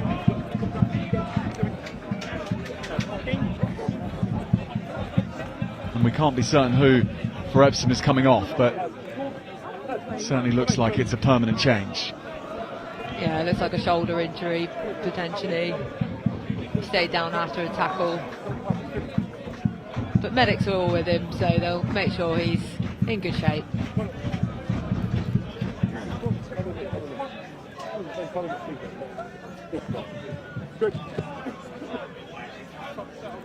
And Kat, such is the stage that these two teams are on. They're going to be pushing themselves to play harder and more physically than they have all season. And things are going to go bang at some point, and it's... Yeah, definitely, and especially if you're not used to playing in front of big crowds necessarily, when you are, that can really buoy you up as well.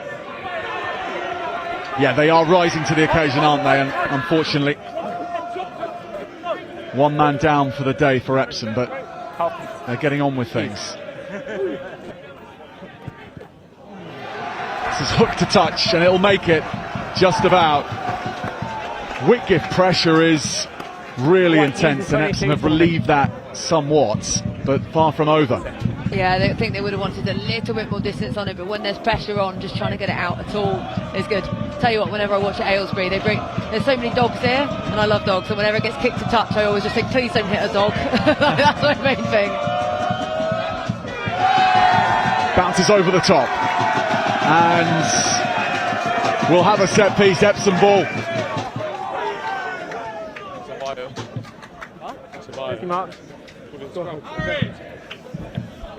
Cat, as well as dogs around the stadium, we found out where our ice cream van is. It was in view just over there. Yeah. That's where they're all coming from. Yes, okay, I've been perplexed by the amount of ice creams. You can see that one clearly not straight line out there, which is why we've now got the scrum. But yeah, it's far too cold for ice creams, I maintain that. It's a crazy weather for that, but young man's game. Ice creams in this weather. Yeah, okay, thank you. Right, both of you get more credible bind and scrummage at a height you can maintain. Here's your mark, let's rebind again. Otherwise, it is perfect conditions for running rugby. Oh, perfect conditions out there on the pitch, definitely. Bind! Set! So Garfield feeds the ball. Conway Sparks chips over. There's good numbers here. Big slice of it from Abington. Took the risk. It's going to land in CJ White's hands, but he was offside, ahead of the ball. It's the problem when you're at the back. If you then, when you kick it forward, you're going to have players in front of you who are going to instinctively go for it. I'm not sure I've particularly seen a volley bomb like that before. Normally they try and catch it first, or they maybe let it hit the floor and grubber it. But yeah, it's causing all sorts of problems there. Volley bomb. Volley bomb, yeah. On the full as well. Epsom have made their way out of their half though. And right up to Whitgift 22, it's a very good nudge.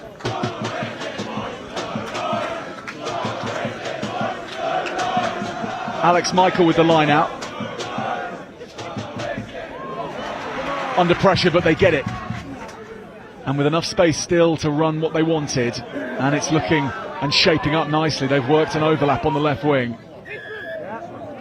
But they crossed Benji Lee as he cut back, going behind a teammate.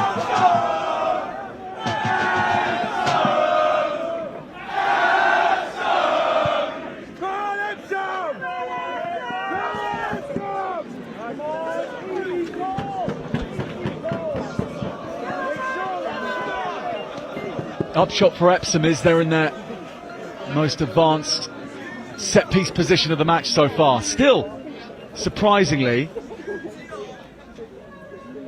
0-0 in this contest.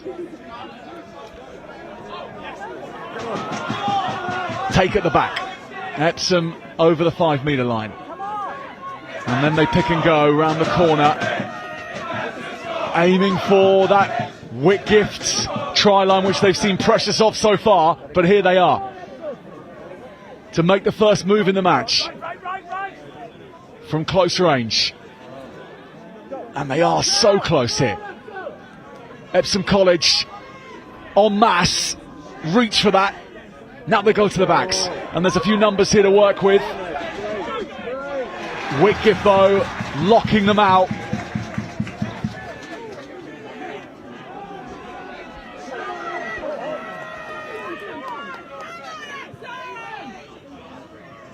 And here they come at speed this time. Whitgift are there, but for how much longer can they hold on, because Epsom are looking dangerous. Superb defence. They keep on coming, but there's numbers equally standing in the way. Epsom try again. Now they go low. Maybe underneath is the way. Few more numbers, a few more bodies, one more time will surely do it. It needs the backs, it needs a short line! And Epsom get there. And Epsom do make the first move in the match. They tried route one, and then they realised they weren't going to get there. There was a risk of getting held up, so they moved it to the middle of the pitch, to their backs. Great straightening line as well to get the score. Forwards done a lot of that hard work, picking and going, getting close, but it's when they release it out wide and that beautiful out to inline, so difficult to defend against when it's cutting straight against the drift.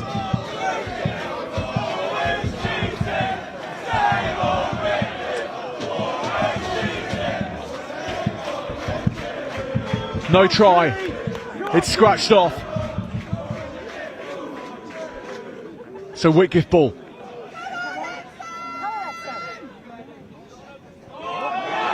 Pops up, Epsom will get there. They'll score in the end. It does fall for them, and they're there to capture it. The first try in the semi-final. So originally it must have been forward, that pass potentially, which is why they came for the scrum. But then that costly knock-on there for Whitgift's goal. And Epsom just absolutely reacted. A gift of a try really for them.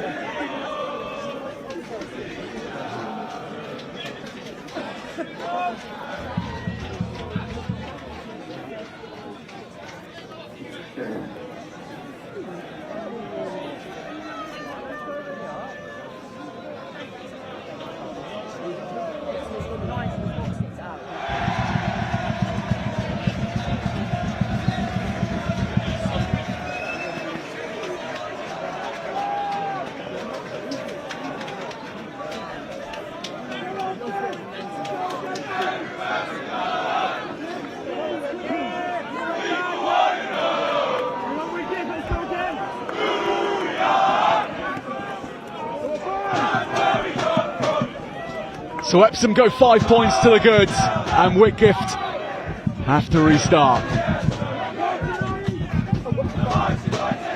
No blue!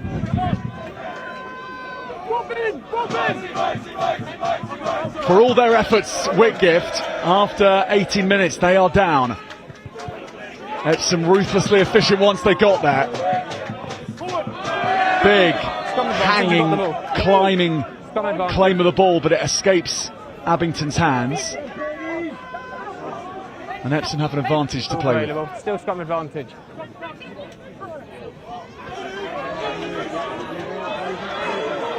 Lovely lines here, up from full-back. Flynn Roberts coming into the line, and this is forceful from Handley.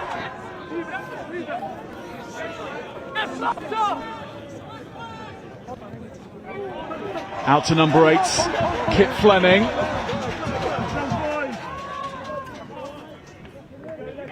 And then the scrum half, Garfield, goes off by himself. Not far away from a few mates though, so he passes it on. And definitely more confident about the Epsom attack now. More variety too. Garfield willing to go, although he knocks it on. I thought I didn't pin like this.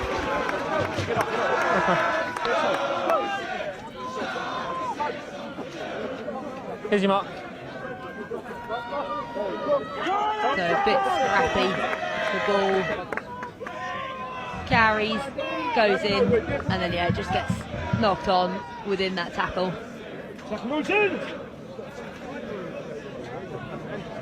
Yeah. Pull us in. Crouch! Pull us in. Bind! Set! Hold the shove. Whitgift ball. And that set piece is holding up very nicely for the Croydon school. Interception here. Away goes Springate. Springate looks around and nobody's there. He runs in on the post. The captain strikes for Epsom College. Really cleverly read. We've seen a few of these across the semi-finals today, and they can really catch a team off guard. So it's the line speed that comes up, but you've got to read these well, because otherwise you shoot out the line and actually you put your own team in danger of, because you've created a dog leg. But actually absolutely beautifully read, and then great gas to finish it off as well.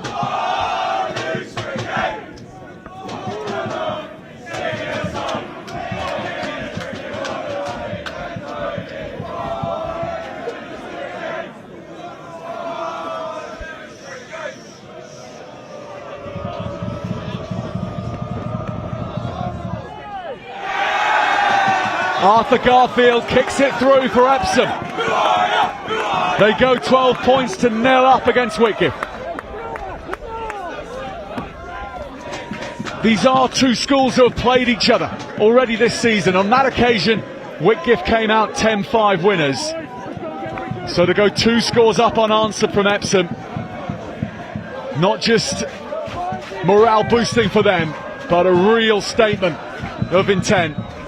Whitgift need to respond, and quickly. It's just a penalty. It's just a penalty. It's contact in the air. 5 blue. Contact in the air, 5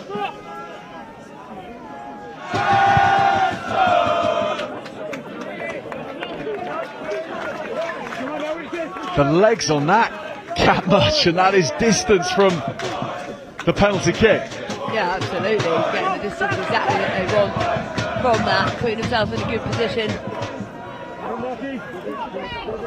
Really good line out from Epsom. No 2!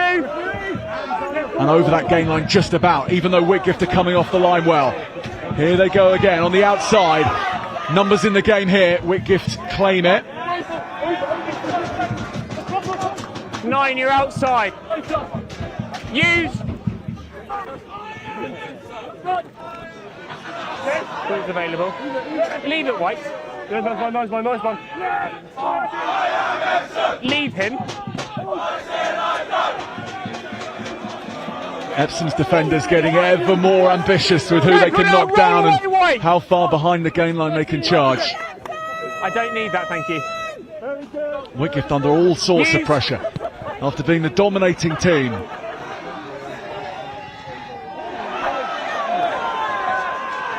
That again. Kick pass here. If it bounces nicely for Epsom, they could have caused all manner of havoc, and the squabbles afterwards between Whitgift and Epsom.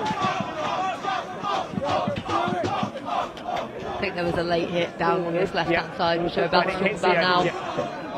Cool. It's off. Not now. Off you go. Offside.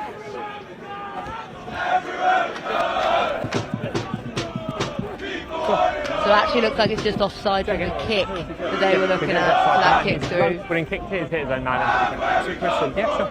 Yeah, for the squad. Yeah. Sure. You know what they said, get on. Yeah, I didn't. For me, the ruck had already come on the agenda. Am I allowed to coach? Yeah, just do it on your feet. Yeah, okay, thanks, sir.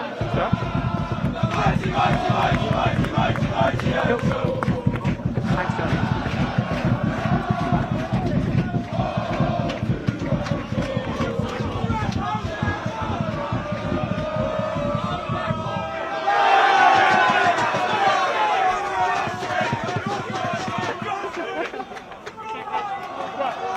So Whitgift with not many metres on the kick, but just looking to get their hands on the ball again. and to control matters.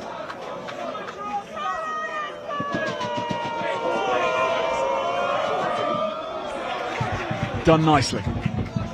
Away from Beattie.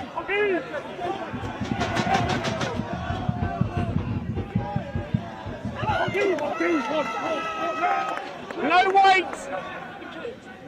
Snapping back to the blind side where they've realigned nicely. Whitgift having to flick it out the back to keep the play alive. Epsom pouring through when they get the chance. Carry from Whitgift's Hugo Handley. He's legal. And again back to the blind side, and again more numbers, and this is more promising. Epsom's defence stretched a little on the floor. They tried to win it back. No, don't play it, thank you.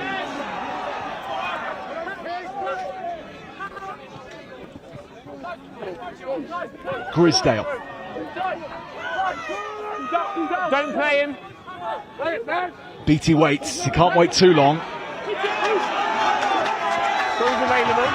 Still just about Whitgift's. What a contest at the Ruck Cap. Yeah, throwing lots of numbers in there, putting lots and lots of pressure onto Whitgift's ball.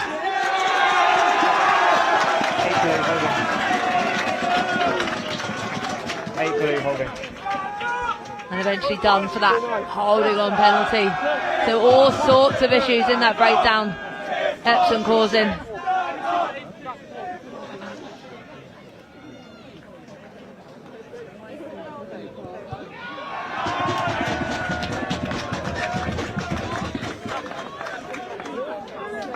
Flynn Roberts from fullback with their kick to touch here. This is how Epsom won it back, just a little isolated and away from his support. And it was Epsom's loosehead prop, Bryce Whitley, who snaffled it back, won the penalty. Yeah, he got his hands on it nice and early. Obvious good body position as well.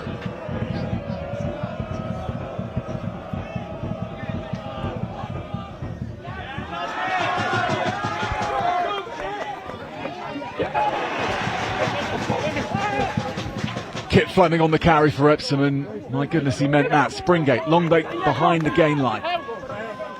And Whitgift shot him down this time.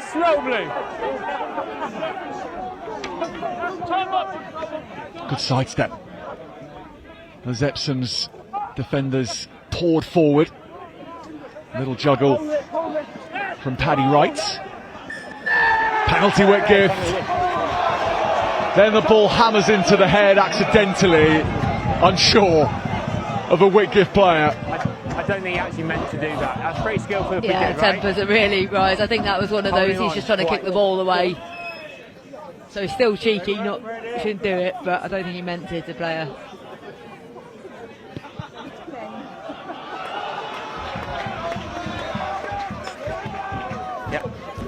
Samuel Marshall wastes no time, takes Whitgift into Epsom's 22.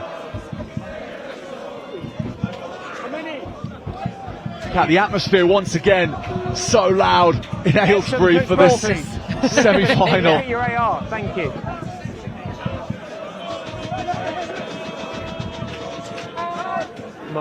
Playing nicely. Whitgift's blind side, CJ White's the man to go to, and they're moving through this really well. Epsom have given away 10 metres on this, and still Whitgift look for it. Now the backs go. Andrea Parodi. Ball's there to be taken from either side. Whitgift arrived just that quicker to ensure it's there. It's Freddie Overhand. Good counter from Epsom. They are right on it today. Well done. It's going to be your penalty. I just need to speak to this. At the Ruck, they're competing for everything. Captain and full. Yeah, and captain. Time's off. So, I've got you offside, and then I've got you diving into the Ruck through the side. We're in the 22. No. Enough of me. You have to be really careful around your discipline around this area. Is that clear? Otherwise, you might find someone going off. Speak to your team. Sorry. So there we go, so been warned, 2 penalties in the 22, just need to have a word because next person could go. Epsom, use the white line. Use the Half an hour on the clock for Whitgift. Still looking for their first points.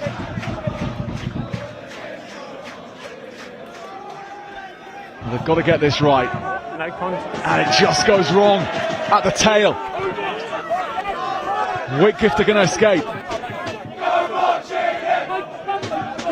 Excuse me, Epsom with the get out here. Should they choose to get it out?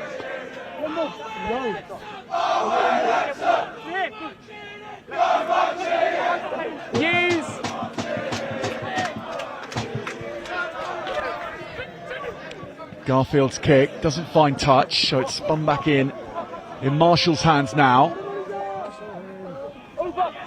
Marshall met by Epsom, but he does well to present it.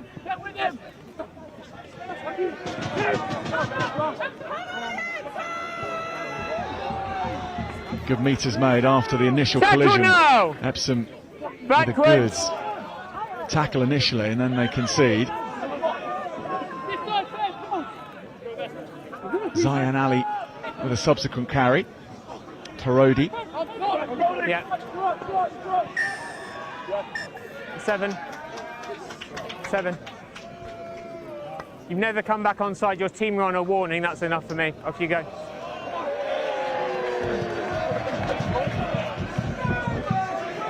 There was a warning, and that warning was not heeded.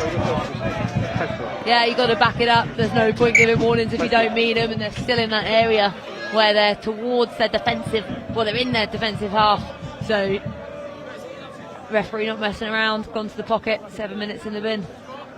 I've got them going off at 4:15 to go. 7 minutes, like always.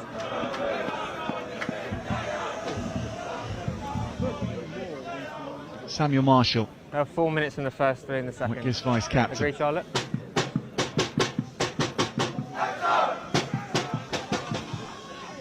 That's right, perfect. Yeah.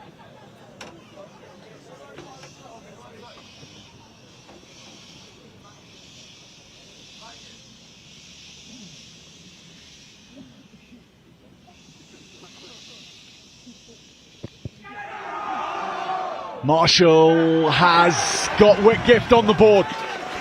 Good kick from range from the fly half. Yeah, really nice to get his team on the board as well, important. And then now we saw what happened in the semi-final before this one. Yellow cards can make a huge difference in the turnaround. So can they now, Whitgift, take an opportunity in these next just under 6 minutes? Okay, time's off. Oh, we got it. 7 minutes for a yellow card. 3 minutes. At under-18s rugby.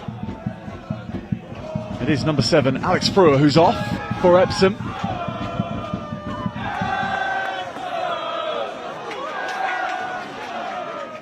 Whitgift, Sasha Freshwater, spotting a few soft shoulders to run into, and he made good yards. Lovely pass here from Marshall. No, wait!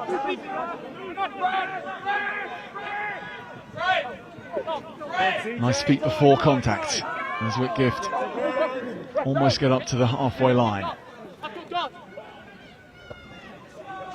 Marshall quick to move it into midfield, and there's so many numbers here. They're lining up with great organisation. Whitgift, spring and go from Harper. Now a penalty to Whitgift though. Yeah, the first roll was great, wasn't held, you get back up. Second one was held, so you can't do that.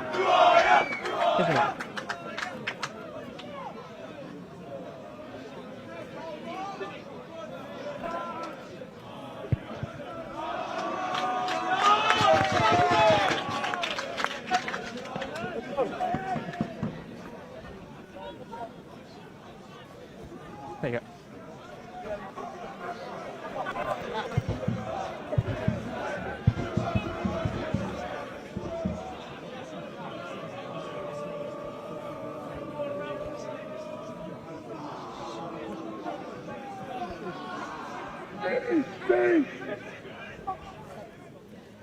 Alex Michaels' throw to the back is a good one.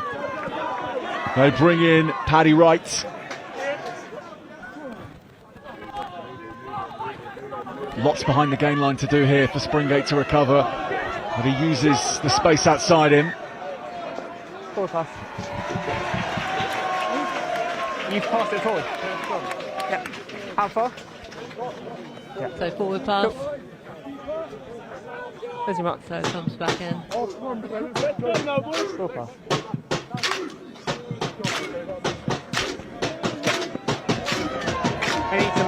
Closing in on this 35-minute mark. The clock not synced with the referee's watch, so it's guide. No.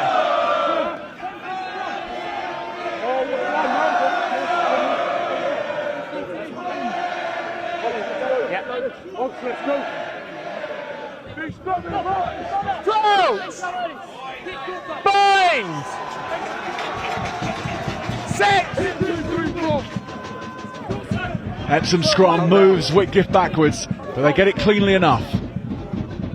Right on the gain line, the ball is switched from Parodi to Harper, and Epsom have read that one well. Marshall with another big pass out to the left wing. This one works out nicely. Whitgift breaking free. Support on the inside. Epsom hand was there, so surely Whitgift can play, but the referee spotted a knock on instead, and that will be the first half concluded between Epsom College and Whitgift School in the semi-final. Epsom leading the charge in the effort to join Northampton School for Boys at Allianz Stadium, Twickenham for the final. Still plenty out there for Whitgift School to take comfort in, though. They have shown a range of their attacking weapons. They need to show a little bit more in the second half. 12-3 to Epsom.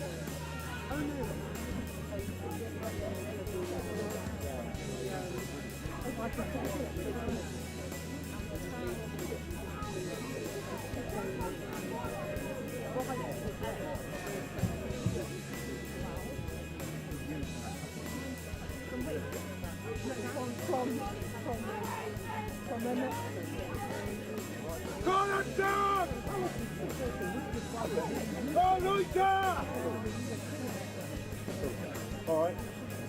Keep watching. Good.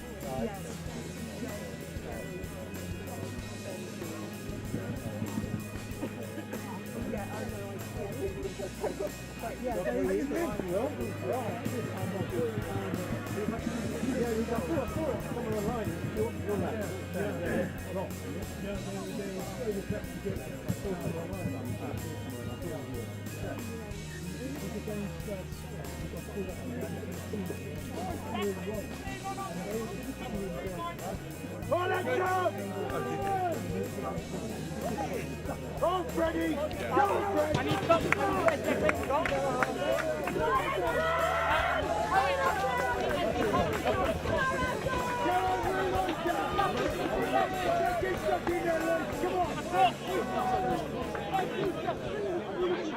Yeah, no problem. So Epsom College will start the second half with 14 players, just for a minute or two. But their lead is a good one after 35 minutes of toil. 12 points to 3. Whitgift and their coach Chris Wilkins having had a little bit of time to work out how to play against this very aggressive Epsom defence. Down the left-hand wing and into contact was Williams-Everett. That pass is not going to bounce kindly. It does for Epsom instead, and they have big Jack Bessick to count on there. Another straightening line. There's Handley. Back on Whitgift's side. 17 blue have to release.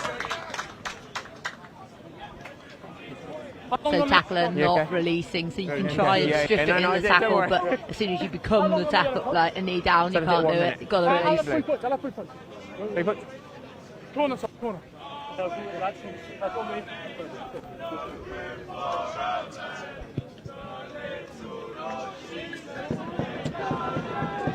So knocked into touch by Epsom's Flynn Roberts, who certainly seems to be struggling with an injury, the Epsom fullback, but he's staying on for now.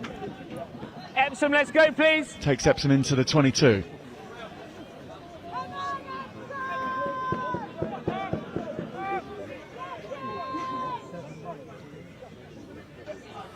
To the front they go, and the forwards gather round in Lutert's hands. And now Axiom gets it at the back. Whitgift coming through this, but giving a penalty away. So Epsom will play this and try to grind as many metres as possible. No, let go. Ball's available. Garfield. Short pass to Springate, close to the gain line. He just about keeps hold of it, the captain. Coming round the corner was Lutert. We'll come back. And Whitgift got to grips with him, but we'll come back for the advantage anyway. On the 5, yeah? Thank you. 16 blue to the side. Back on. He's already on. On the 5. On the 5. I love that. Yeah. When can he come back on? He's already on. Yeah. Whitgift, take the 5. So please. the edge closer, Epsom. And Whitgift really needing to withstand this start to the second half from Epsom College. But they're only 5 metres away. But the line out goes wrong. Whitgift get it back. Big breathe given to Whitgift. Thank you. Yeah, you're outside.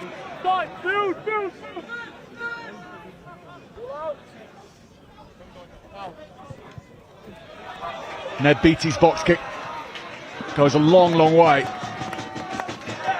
But he wasn't inside his 22. Yeah. Just outside it. Yeah, Yeah, just those little compounding errors just don't help when you're already down.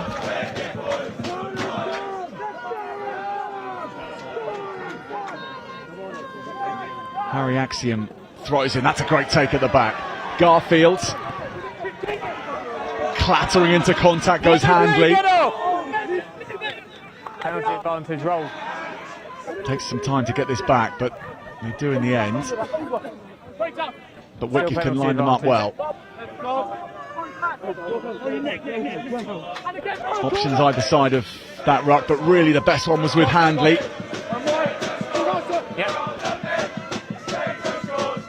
It's still No penalty dents advantage. of any considerable proportion being made. But they had the referee's hand as well. And Epsom are getting the better of the referee's whistle right now.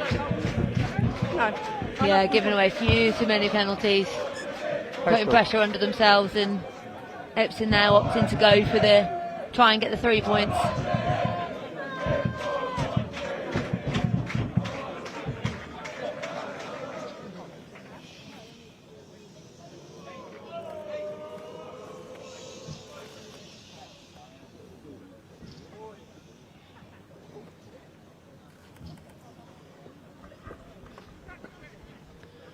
Epsom to try and cancel out Whitgift's penalty at the end of the first half. Garfield strokes it confidently through, and he does just that. Epsom 15, Whitgift School 3.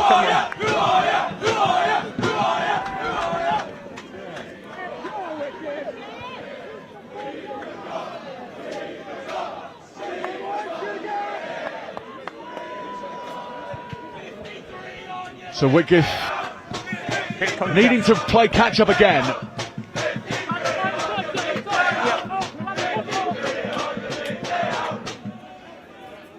Hold it there.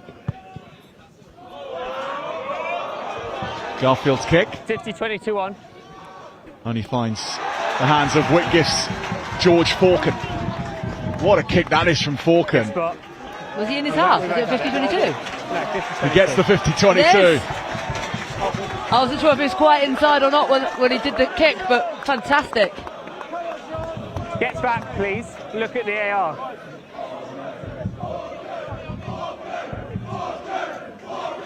Whitgift, let's go, please.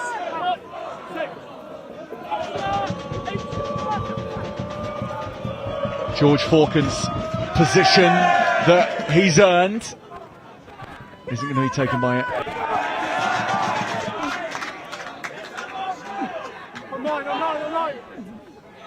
Whitgift spring it back to the left. Overhand. Use. Now this is Williams Everett. Release White. No. Nice pass. Lovely line cut by Clapperton. Oh no, White, drop your feet. Thank you. The open side and captain on the charge for Whitgift, and this is off Marshall's boots. Claimed brilliantly on the right wing. Orlando Moore has support as well. Flowed movement from Whitgift School.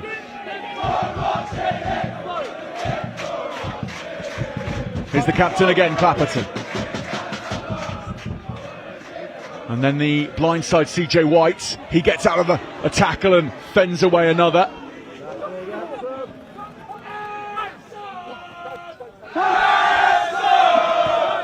Overhand again. No, not a bit. Don't play the ball.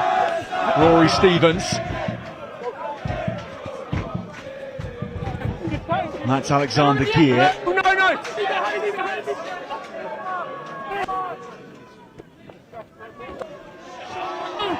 Zayn Ali finding a bit of space as well. No, White. Oh, thank you. This is persistent. And Whitgift's really precise at ruck time as well. Given how good Epsom on the floor are, they are making sure of their ball every time. Marshall's going around the outside in just one hand, and then he keeps going. Marshall, brilliant run from the fly half. Available.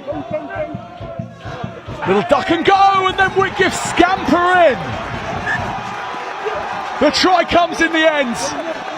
Wave after wave of Whitgift was too much for Epsom College. Yeah, all came from that crossfield kick really, and the break that they made off of it, and then they just kept their composure. They're good at attacking wide. They've got a wrap-around play, good fend off here. Keeps moving forward. Risky, you'd say, with that ball in one hand outstretched like that, but does really well to keep hold.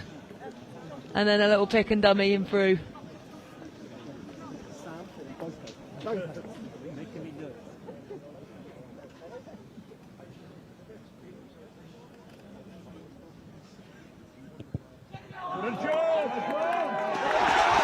Conversion is good as well. Whitgift throw themselves back into the contest. 15 points to 10. They trail Epsom. Yeah, big important closing that gap and realising how important those 3 points they took earlier were. So now within a score.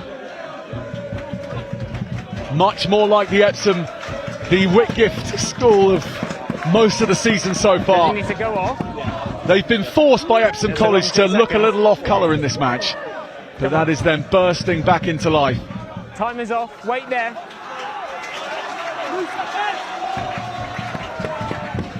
And that carry from Samuel Marshall, that was something most impressive from the fly half. Whitgift claim it. Tackle release, wait! Ball's available, don't put him in. Takes it down. Rory Stevens.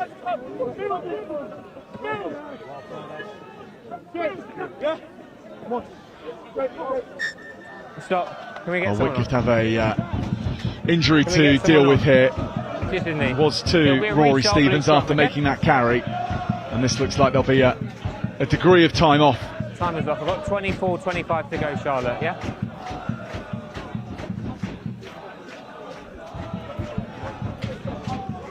$24-25 to go.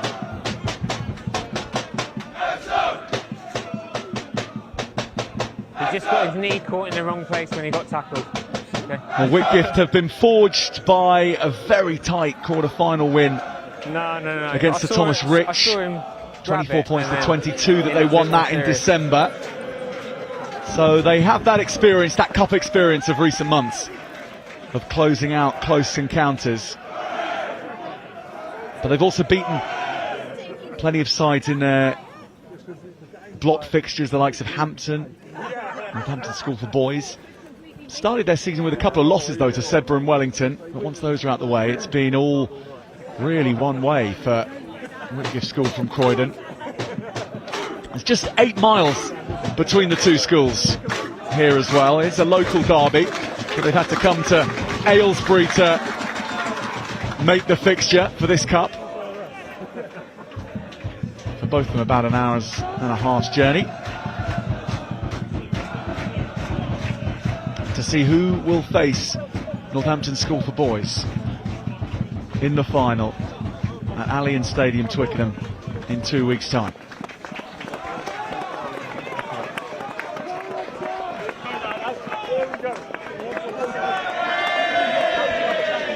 The cup run has been a more of a logistical challenge for Epsom because as a one-term rugby school they've had to book in extra fixtures to keep themselves ready for this semi-final. Time back on. So it's more of an unusual thing for them to be competing in heavyweight matches at this point in the season than it is for Whitgift, who have those 2 terms. Yeah, all things that you don't really think about outside of school rugby. So when you're looking at Prem, everyone's pretty even in terms of minutes played and everything like that. Whereas, yeah, that's a big difference. But they've looked fresh, haven't they, Epsom? They've looked at right on tempo for this. Clearly they've spent the time wisely. Well, that's gone to ground. The knock-on.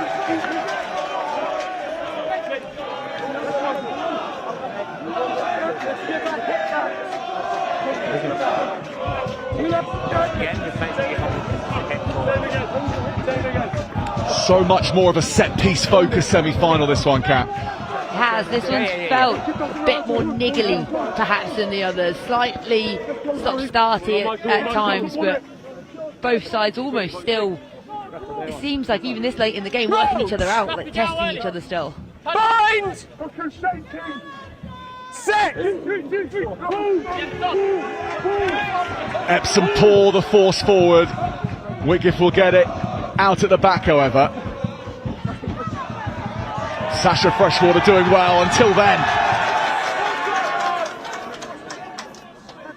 There's such thing as a reverse sixth gear, that was it. He was going backwards quickly.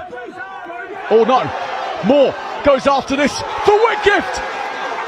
Orlando!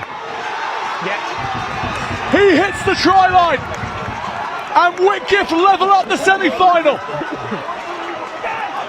What a finish there from Orlando Moore.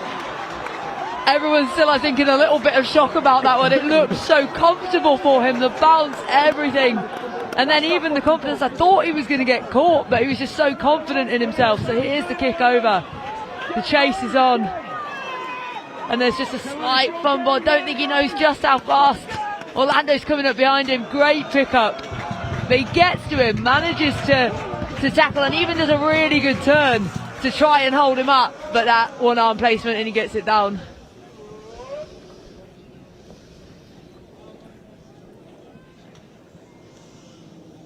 George Falcon to give Whitgift the lead. It hangs in the air, but then the arms are raised from the linesman. Falcon forges Whitgift in front.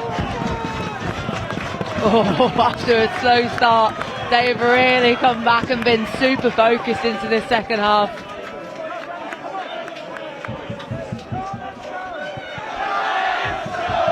So Epsom behind, their mettle is now going to be tested.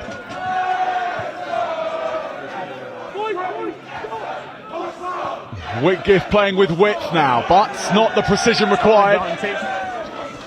Release Lou, tackle. Good chance for Epsom to hit straight back.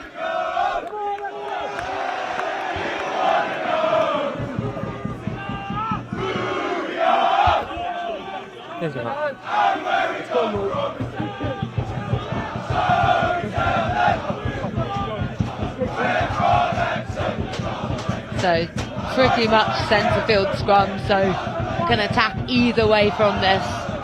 Interesting to see what they'll do. They split the pitch. Bind! Set!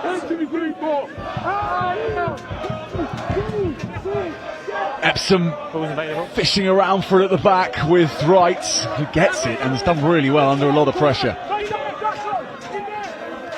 Epsom under duress with the Whitgift defence. They've given it to Whitgift in the first half, that type of pressure, and they're receiving it now. Can they play their way through it? The back's shaping up nicely. This is knocked out and to the side, charged down, didn't land for anybody.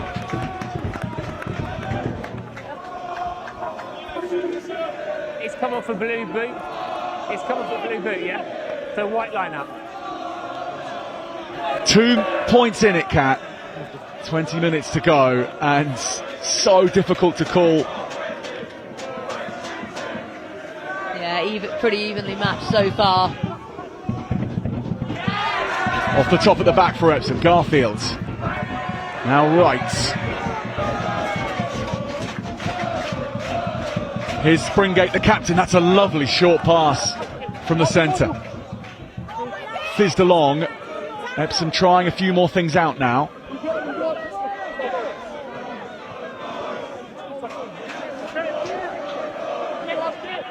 Around the ruck, Whitgift seems so tight in defence.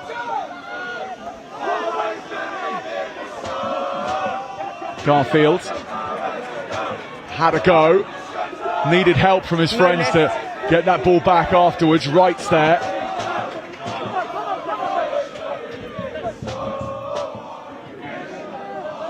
Alex Frewer, who's spent time in the Sinbin in this match, somehow turning and worming his way forward for his team.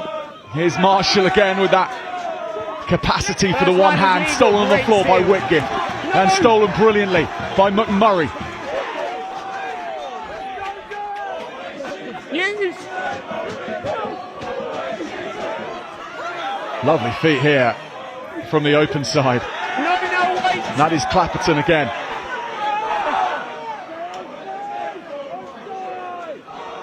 Here's Norrie, scrum half who scored Whitgift's try. Her first one.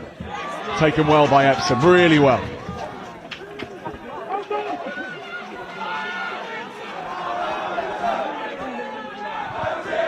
Through it.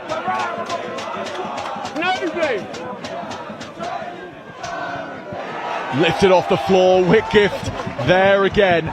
They're reading Epsom so well.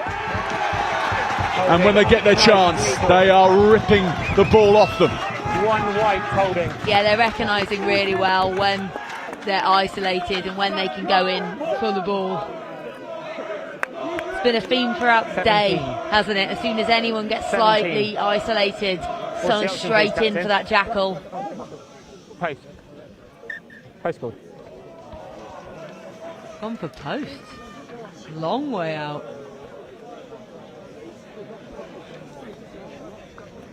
Just shy of the halfway. It's a big old kick.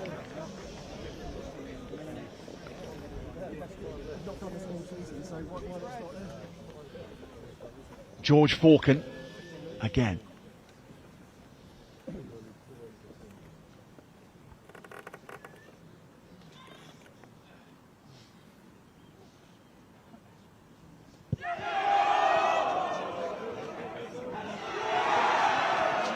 No problem with distance, was there? But it was to the side of the posts. Yeah, distance had even more on it, but just slightly to the right there.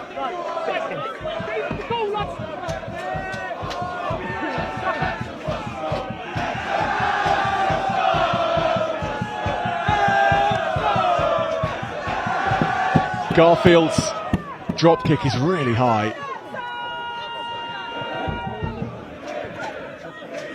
So Josh Norroy at scrum half. And they've kept their depth really nicely. So now they can have a go at Epsom in the wider channels. No, leave it! No chance for Epsom on the floor there. Big chance in defence here, lined up. Hugo Hanley on the hunt. Penalty Whitgift, however. Yeah, off feet. There's been a few actually where they've gone to go for the jackal, but they've not been supporting their body weight, so they've gone off feet.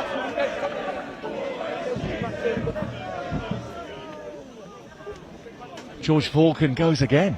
Post call. Well, he's through. Just at least tell me when you're going to do it, all right? He's got the distance. He's got the you might come on quicker and I can turn around. Apologies, sir. All right. Go for the post.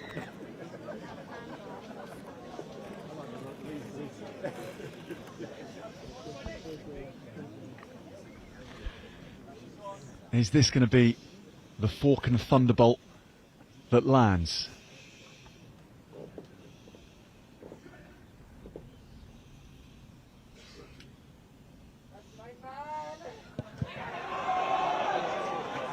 It's got legs. It's got an enormous amount of distance. George Falcon hits it through. And Whitgift go 5 points clear. I love that confidence as well. Missed one from a similar position, if anything slightly easier because it was more towards the centre, but backed himself with the confidence to go for it and absolutely nailed it.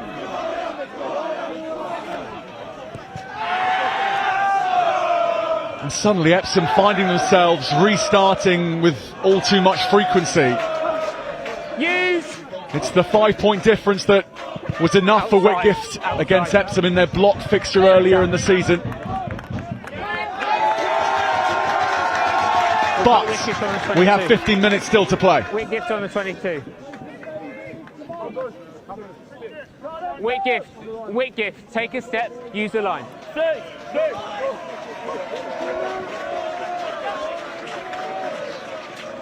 And Epsom have the ball.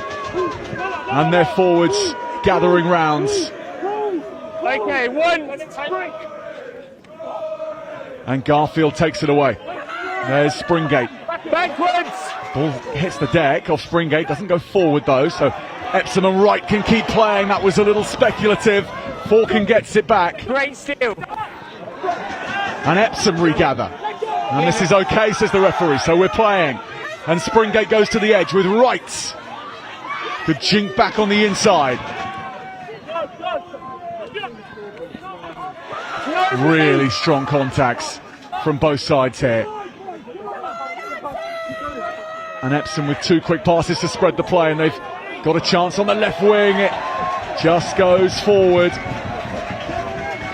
Yeah, Epsom really trying to stretch that defence out, but just accuracy not quite as good as it was as we saw in the first half, where they capitalised on Whitgift's errors. But that one's a difficult one to take. When it's behind you and you're running full pelt, they're a winger's nightmare.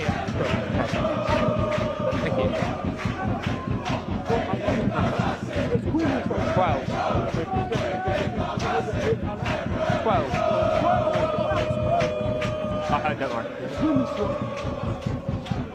Don't worry. Oh my cool lad. Set!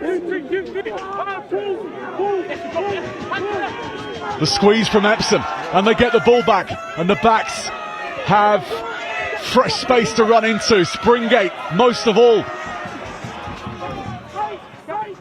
Garfield, there on the spot to keep the play alive. So too, Paddy Wright. There's Handley again.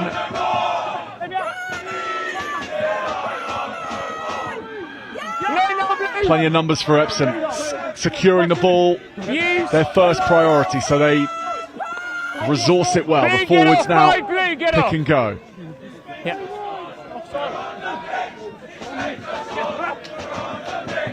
And they make a few yards each time here, 5 metres away. With the advantage now too. And there's enough speed to this ruck ball for them to keep going if they want. And the forwards and Wright waiting for their moment. He keeps his feet there, Paddy Wright. Not quite. Let him go. Lifted to the open side. Alex Frewer. He's not back. Now the backs can see what they can do. But after that single piece of play, the forwards take it back off them. They want to do this themselves.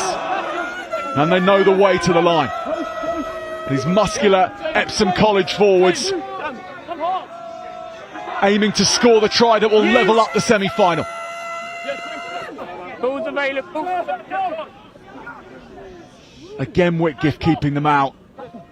Keeping the line clean for now. But Epsom are there. Garfield says it is time for the backs. Springate, big pass over to the left-hand wing. Just one player to beat on the edge, and they dive in to make it all square. Epsom's Freddie Carty touching down. Beautiful pass from Springate there out wide, absolutely timed to perfection. Just beat all of the defence with the pass. So that link round play, look at the distance on that. That's got to be 30 metres. Cuts all the defence out. Yeah. Time is up. Great to see. 20 points each now. Yeah, I just entering the last 10 minutes. It's completely my fault. I'm so sorry. Sorry, mate. Okay.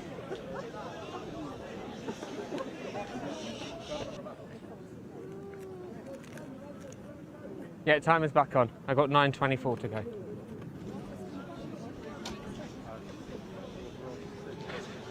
Arthur Garfield aiming to take Epsom into the lead.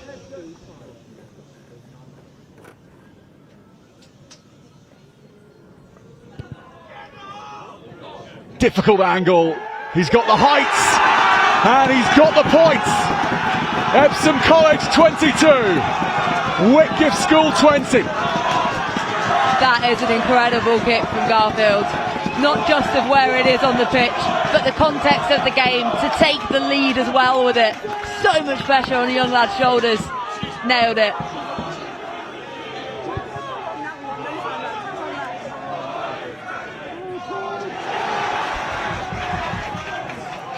Whitgift off that restart, needing a response, and they put that deep into Epsom College's 22, or rather Epsom College's half, even reaching the 22.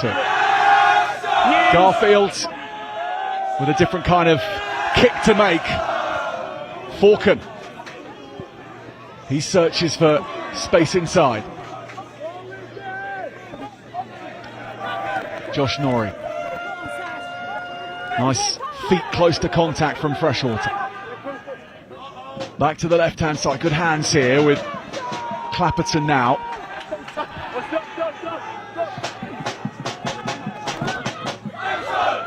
Zayn Ali decides that sticking with the ball was his best option there, the loose head. Marshall, hard run from Freshwater. Really quick ruck speed here for Whitgift. Epsom getting to grips with them there, but not quite on the floor. Marshall again in Williams Everett's hands. Clapperton to Ali. Tackle release! Zayn Ali having the ball ripped off him there, but he had it stripped illegally once he'd gone to the floor.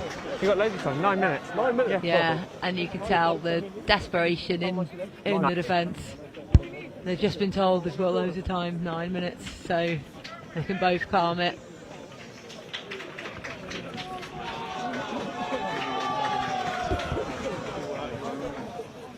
Of course, he's going for points, of course. Yeah. Charlotte, what have you got? Yeah, perfect. Yeah, we'll go for it.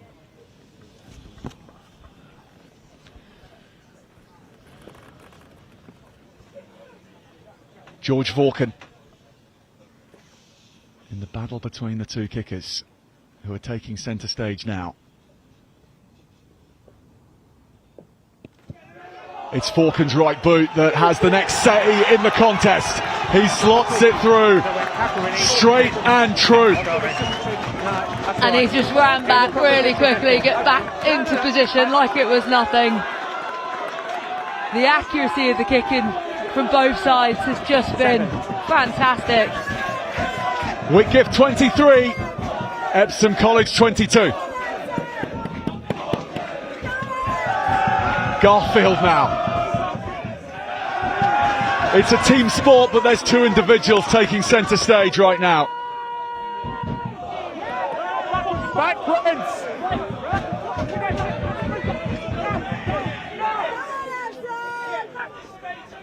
This man here's one of them, Garfield.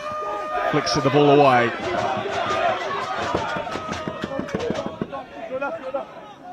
Springgates fights away the first and the second, has a go at the third. On the pitch now is Lou Turts for Epsom. And that's Swinhoe, who's pulling a few strings now. Up to the 22 they go. Springate stays out in the backs whilst Garfield brings him forwards. Now it's those outside him. Here's Epsom's number 8, Kit Fleming. Really busy feet from Charlie Lappin. Swinhoe moves it along to Lou Turts. And those who have bided their time waiting for their chance on the bench now coming to the fore for Epsom College. Springate, he's been there from the start! And he breaks Whitgift hearts! Again! Luke Springate, with 5 minutes to go, has maybe, just maybe, wrapped up this contest for Epsom College. He was a try assist in the try just before this one with his beautiful pass out wide, and in this one showing what he can do as well with his running skills. He dummies it this time. Great handoff and power running through. He's had a stormer today. I accept it as my fault. Yeah, that's fine. You've still got to kick it.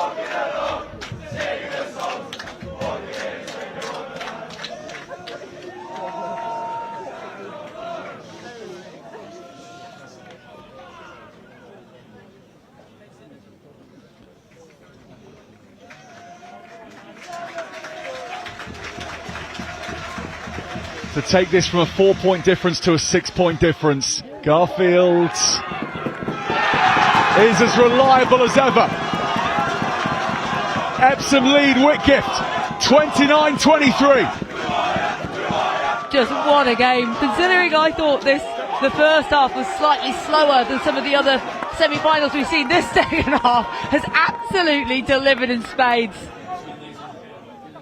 The quality lasting right through the end in every facet of every part of this match. Now, George Faulkon, maybe he has something to say in the way this match ends up.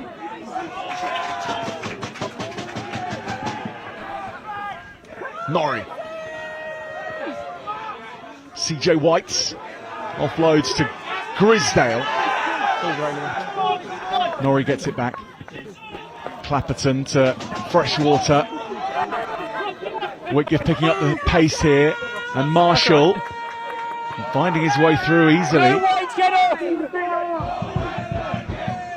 Norrie, White back on the inside. Ben Williams-Everett was the supporting runner. Clapperton squeezes through half a hole. Plenty of numbers there willing to take it on. And there is just about time for Whitgift. 6 points behind. If they are to score a try, any preference would be to make it near the posts for George Faulkon to try and have a go at the extras, but Epsom have turned it over. And Epsom clear their lines, and that's a decent nudge. Pressure relieving, but pressure not over just yet. 1.5 to go. The score is right. It's another edge of your seat finish to the semi-finals in the Continental Tyres Schools Cup. NSB, who are already in the final, they had to hold on against Campion School. And Epsom College are trying to do the same here. But it's Whitgift ball. And they've got possession back. And Clapperton plays it nicely to Freshwater. Ball's available. Josh Norrie. Grisdale again. He's been monumental for Whitgift today. They had the lead 12-3 at half-time, Whitgift. No, they were down, excuse me, at half-time. They've come all the way back into this after Epsom's excellent first half to be leading. Now they're down again, but far from it being over. They have the weapons to turn this around yet again. No, wait for, get off.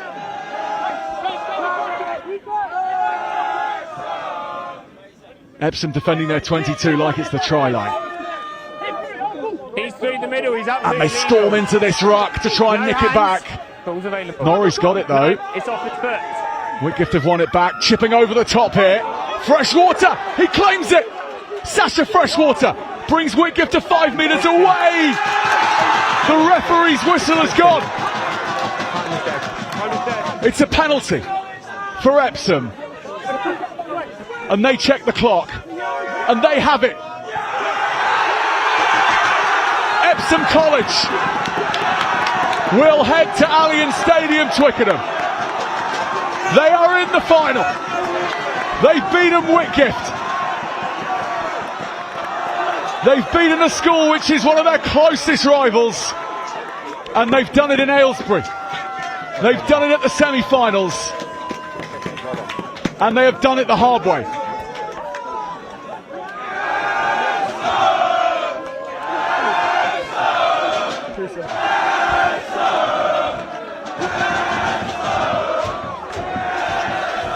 They've got 2 weeks until the big dance at Allan Stadium, Twickenham. Epsom College win the semi-final 29 points to 23 against Whitgift School.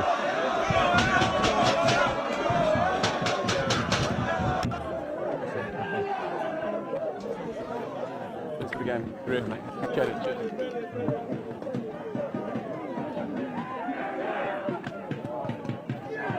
All right, well played.